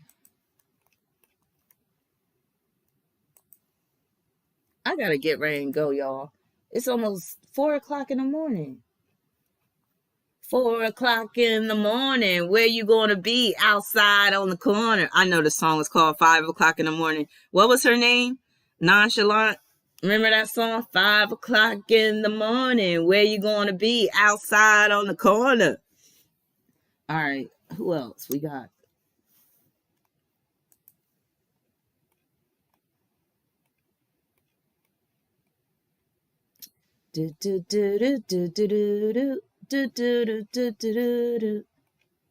Daddy's little girl. I know there was some other ones. Nikki Sixx, I mentioned him. He came up. Marissa Tomei, remember her? She was on A Different World. She was also in that movie, My Cousin Vinny, that I never seen. She's in this other movie, Slums of Beverly Hills. She does pretty good in that. Ed Harris, he's a Sag. He's that actor. I always thought Ed Harris was kind of cute. Daryl Hannah, remember her? She was in Splash, Steel Magnolias. What's another one? Sometimes I be wondering if she's a man too.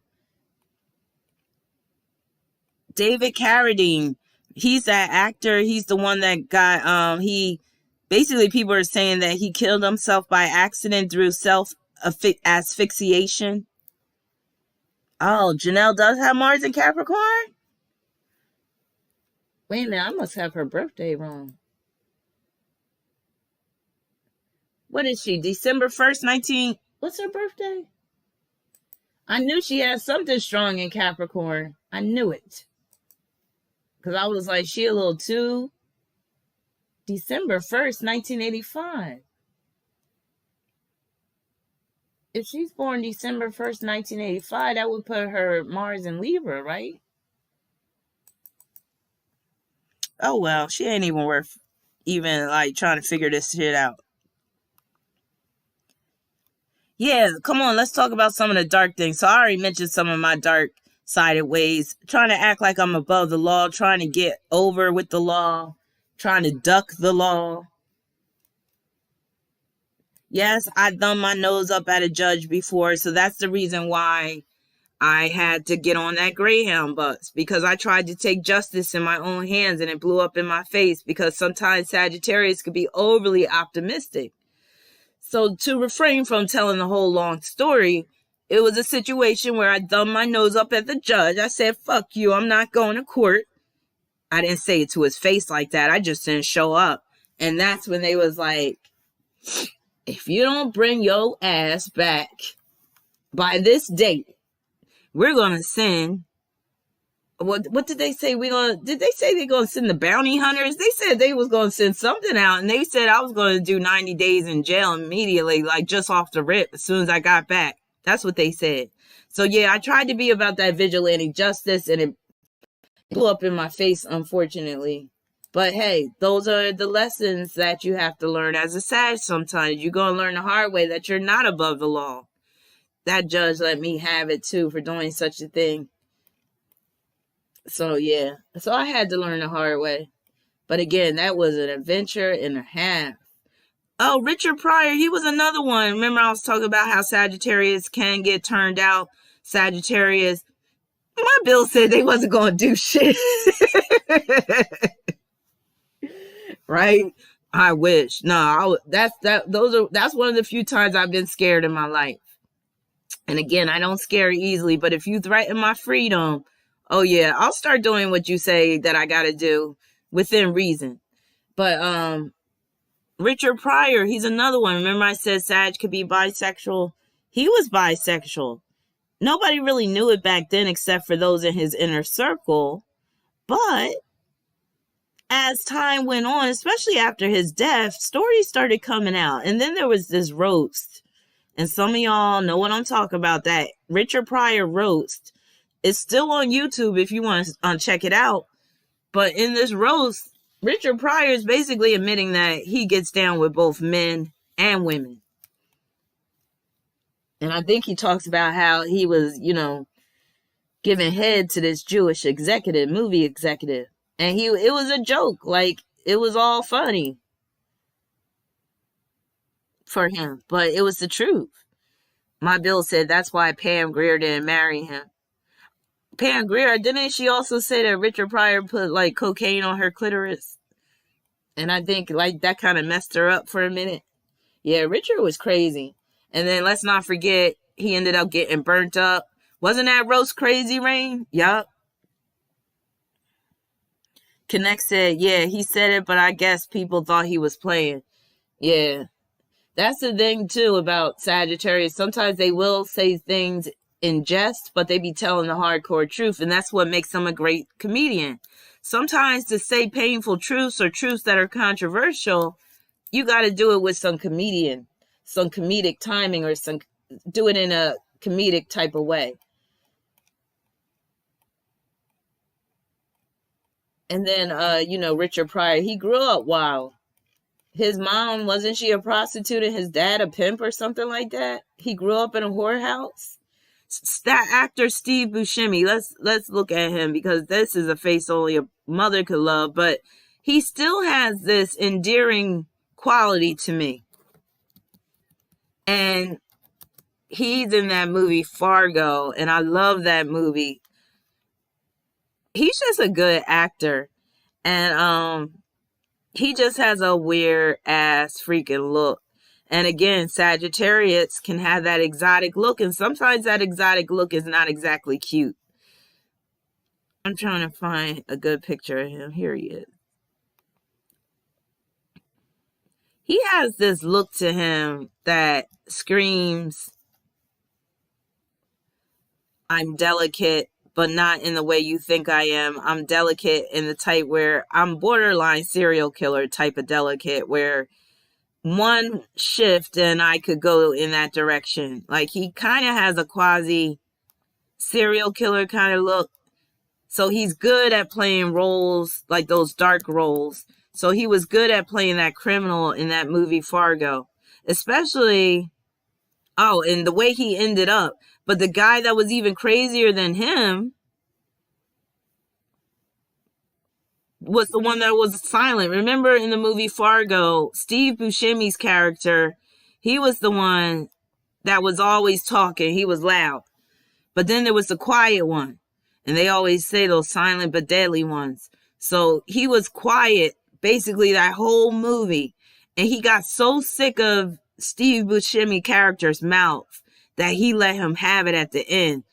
If you haven't seen the movie Fargo and you like good crime movies, and it's based off of a true story.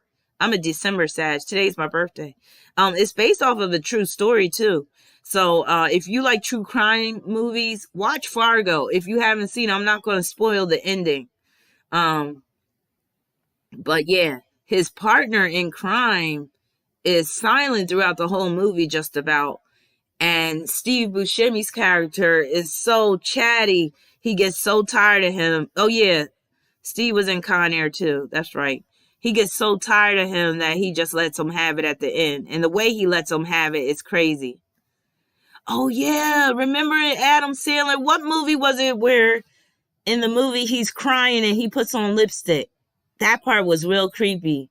Latasha, you remember what movie that was? Was it Billy Madison? Like, he starts crying in a mirror and then he slowly puts on red lipstick. That part creeped me out. But that's what I'm talking about. He's like that borderline serial killer look. I never saw The Island. So Steve Buscemi, Undercover Astrology says Steve Buscemi was in 2006 The Island, about clones made for the wealthy.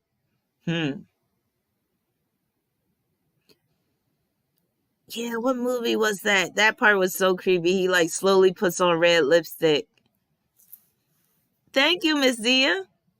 But yeah, so Steve Buscemi, he's one of them weird looking Sagittarians. Some of them will come out looking kind of weird, but you could still say that's exotic. Jeff Green, he's an astrologer. He's a Sagittarius. He wrote Pluto, a book on Pluto. I be clowning that book on Pluto.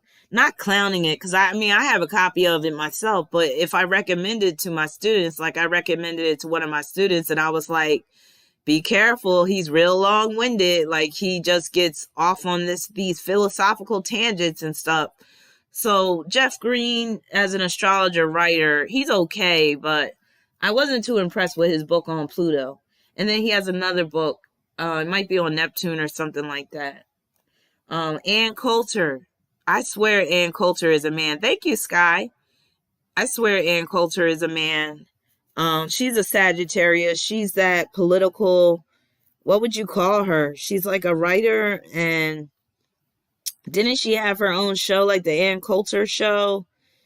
And she's like Republican. Let me see who else.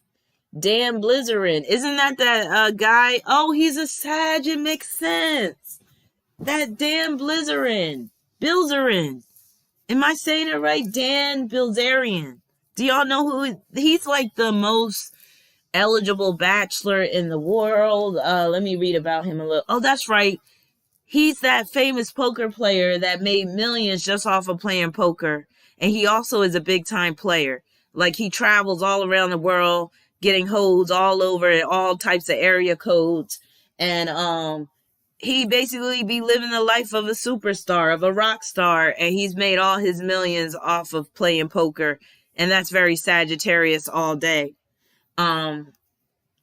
So it says Dan Bilzerian, born December 7th, 1987. Him being up in the casinos, lucky sevens. Isn't that interesting? He's an American poker player. Early life, Dan Bilzerian was born in Tampa, Florida, to Paul Bilzerian, who was of Armenian descent. Family had 2 sons, blah, blah, blah. I don't got time to be reading all about that. But his son is in Sagittarius, moon in Sagittarius. No wonder why he's such a great poker player. Okay. Yes, gambling is very sad. Judi Dench. I've heard of her. What has she been in? She's an English actor.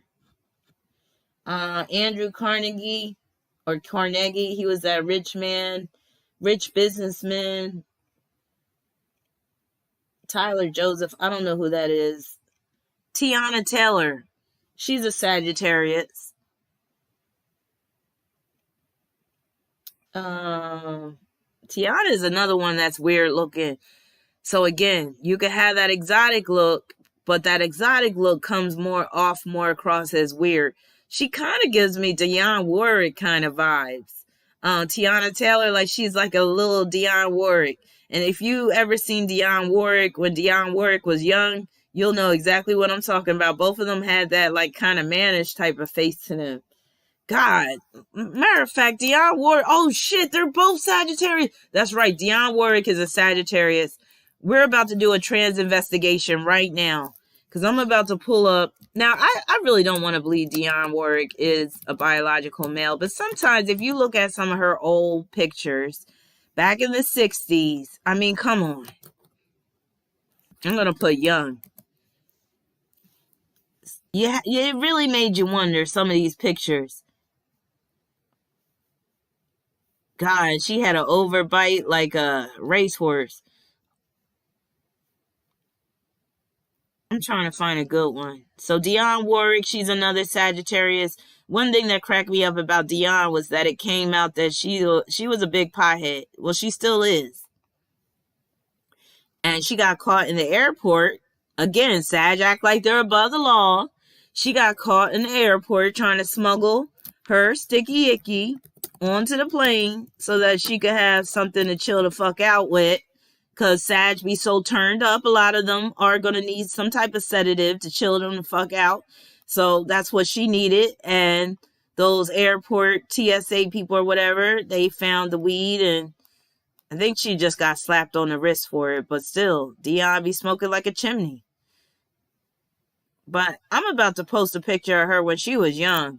And I don't know, it's kind of questionable. Now, some women, they just automatically look masculine. I mean, it's just a given. But I don't know, Dionne, and this ain't even one of the ones that really look masculine, but y'all tell me what y'all think.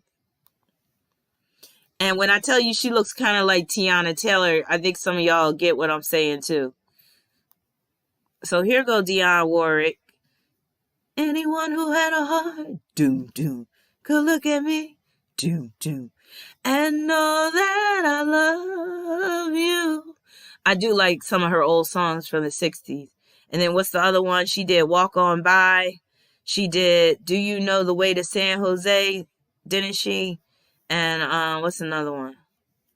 So what y'all think? You think she's an old school tranny? So Deja said Tiana looks androgynous. Undercover Astrology said Tiana Taylor's second pregnancy, she looked like a fat ass pregnant man. Ooh. My Bill said the way her nose is masculine. But doesn't she kind of favor Tiana, like Tiana Taylor kind of favor an old ass Dionne Warwick? Yeah, Dion is a Sag. Let me just make sure. I'm almost certain. Because I remember finding out years ago that she was a Sag, and I was like, oh, why? No, it's like, let me stop. No, I was actually quite proud that she was Team Sag, because she's a very accomplished singer. Yep, December 12th. That's why she liked to be smoking on that weed. Excess. December 12th, 1940. So yeah, she a bona fide Sagittarius. And if you think about Dion, think about it. Dionne Warwick was always cool as shit. Think about it. Like, I remember one time she did Sisters in the Name. I wish I could get the way she'd be like, Gladys, you know that we was girls back in the day. Like, she is so smooth with it. Dionne Warwick, that's how you know she be high all the time. Ain't nothing phased Dionne. Dionne done seen it all, and she still stay cool. That's how you do it as a Sagittarius. So, you know, you could talk to Dionne right now. She gonna spark one up. Y'all gonna have a good conversation. She gonna offer you some root beer and shit. You know how Sag do it. She's been like a chain smoker too, like cigarettes too. That's why she got that voice like this. And, you know, Dionne Warwick, wasn't she Whitney Houston's aunt or something like that? Isn't that Whitney Houston's aunt? She was on The Masked Singer. What's that? Now we're going to pull up Tiana Taylor because, again, they look very similar. Maybe they got some type of family. No, but that's that Sag look again. I'm going to say Dionne Warwick wasn't the best looking thing, but she still had a different look. She still had an exotic look. And again, exotic doesn't always equate to beautiful. So Tiana Taylor is another one. Has an exotic look that doesn't necessarily equate to beautiful. It's still very exotic. It's very different. I actually love her hair right here. That is so dope. And she dresses like a Sagittarius too. Now, I'm not feeling that six pack she got though. Ew, what the hell is going on there? I really don't like women with six packs unless they're bodybuilders. But Sag can be athletic, so she's one of those athletic Sages. But I'm about to pull up her picture.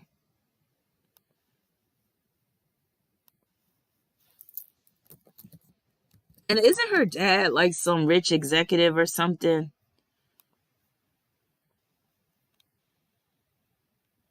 This really isn't a good picture of her, but you could still kind of see the resemblance with her and Dionne. But she definitely has those Sagittarius eyes. A lot of Sagittarius have those almond-shaped eyes. Dionne Warwick did have that horsey look, if that's what you're talking about. Okay, she was Whitney's aunt. Now, do you kind of see the resemblance that I'm talking about? But that's that Sagittarius influence again. Almost like they got a little Asian in them. And I got those almond-shaped eyes too, so.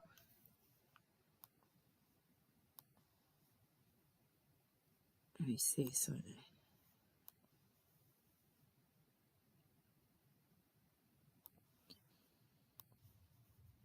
We're going to show. Here go another Sag.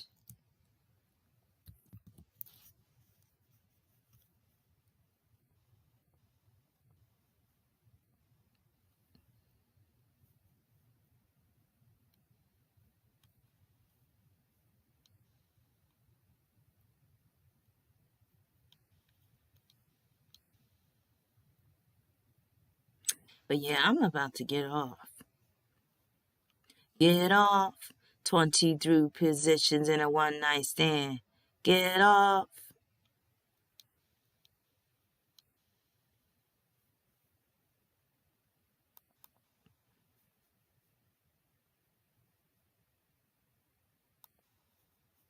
That's too big. But just to show you how a lot of us have that look. Here's me recently at a restaurant called Twin Peaks. So a lot of Sag will have like those almond-shaped eyes.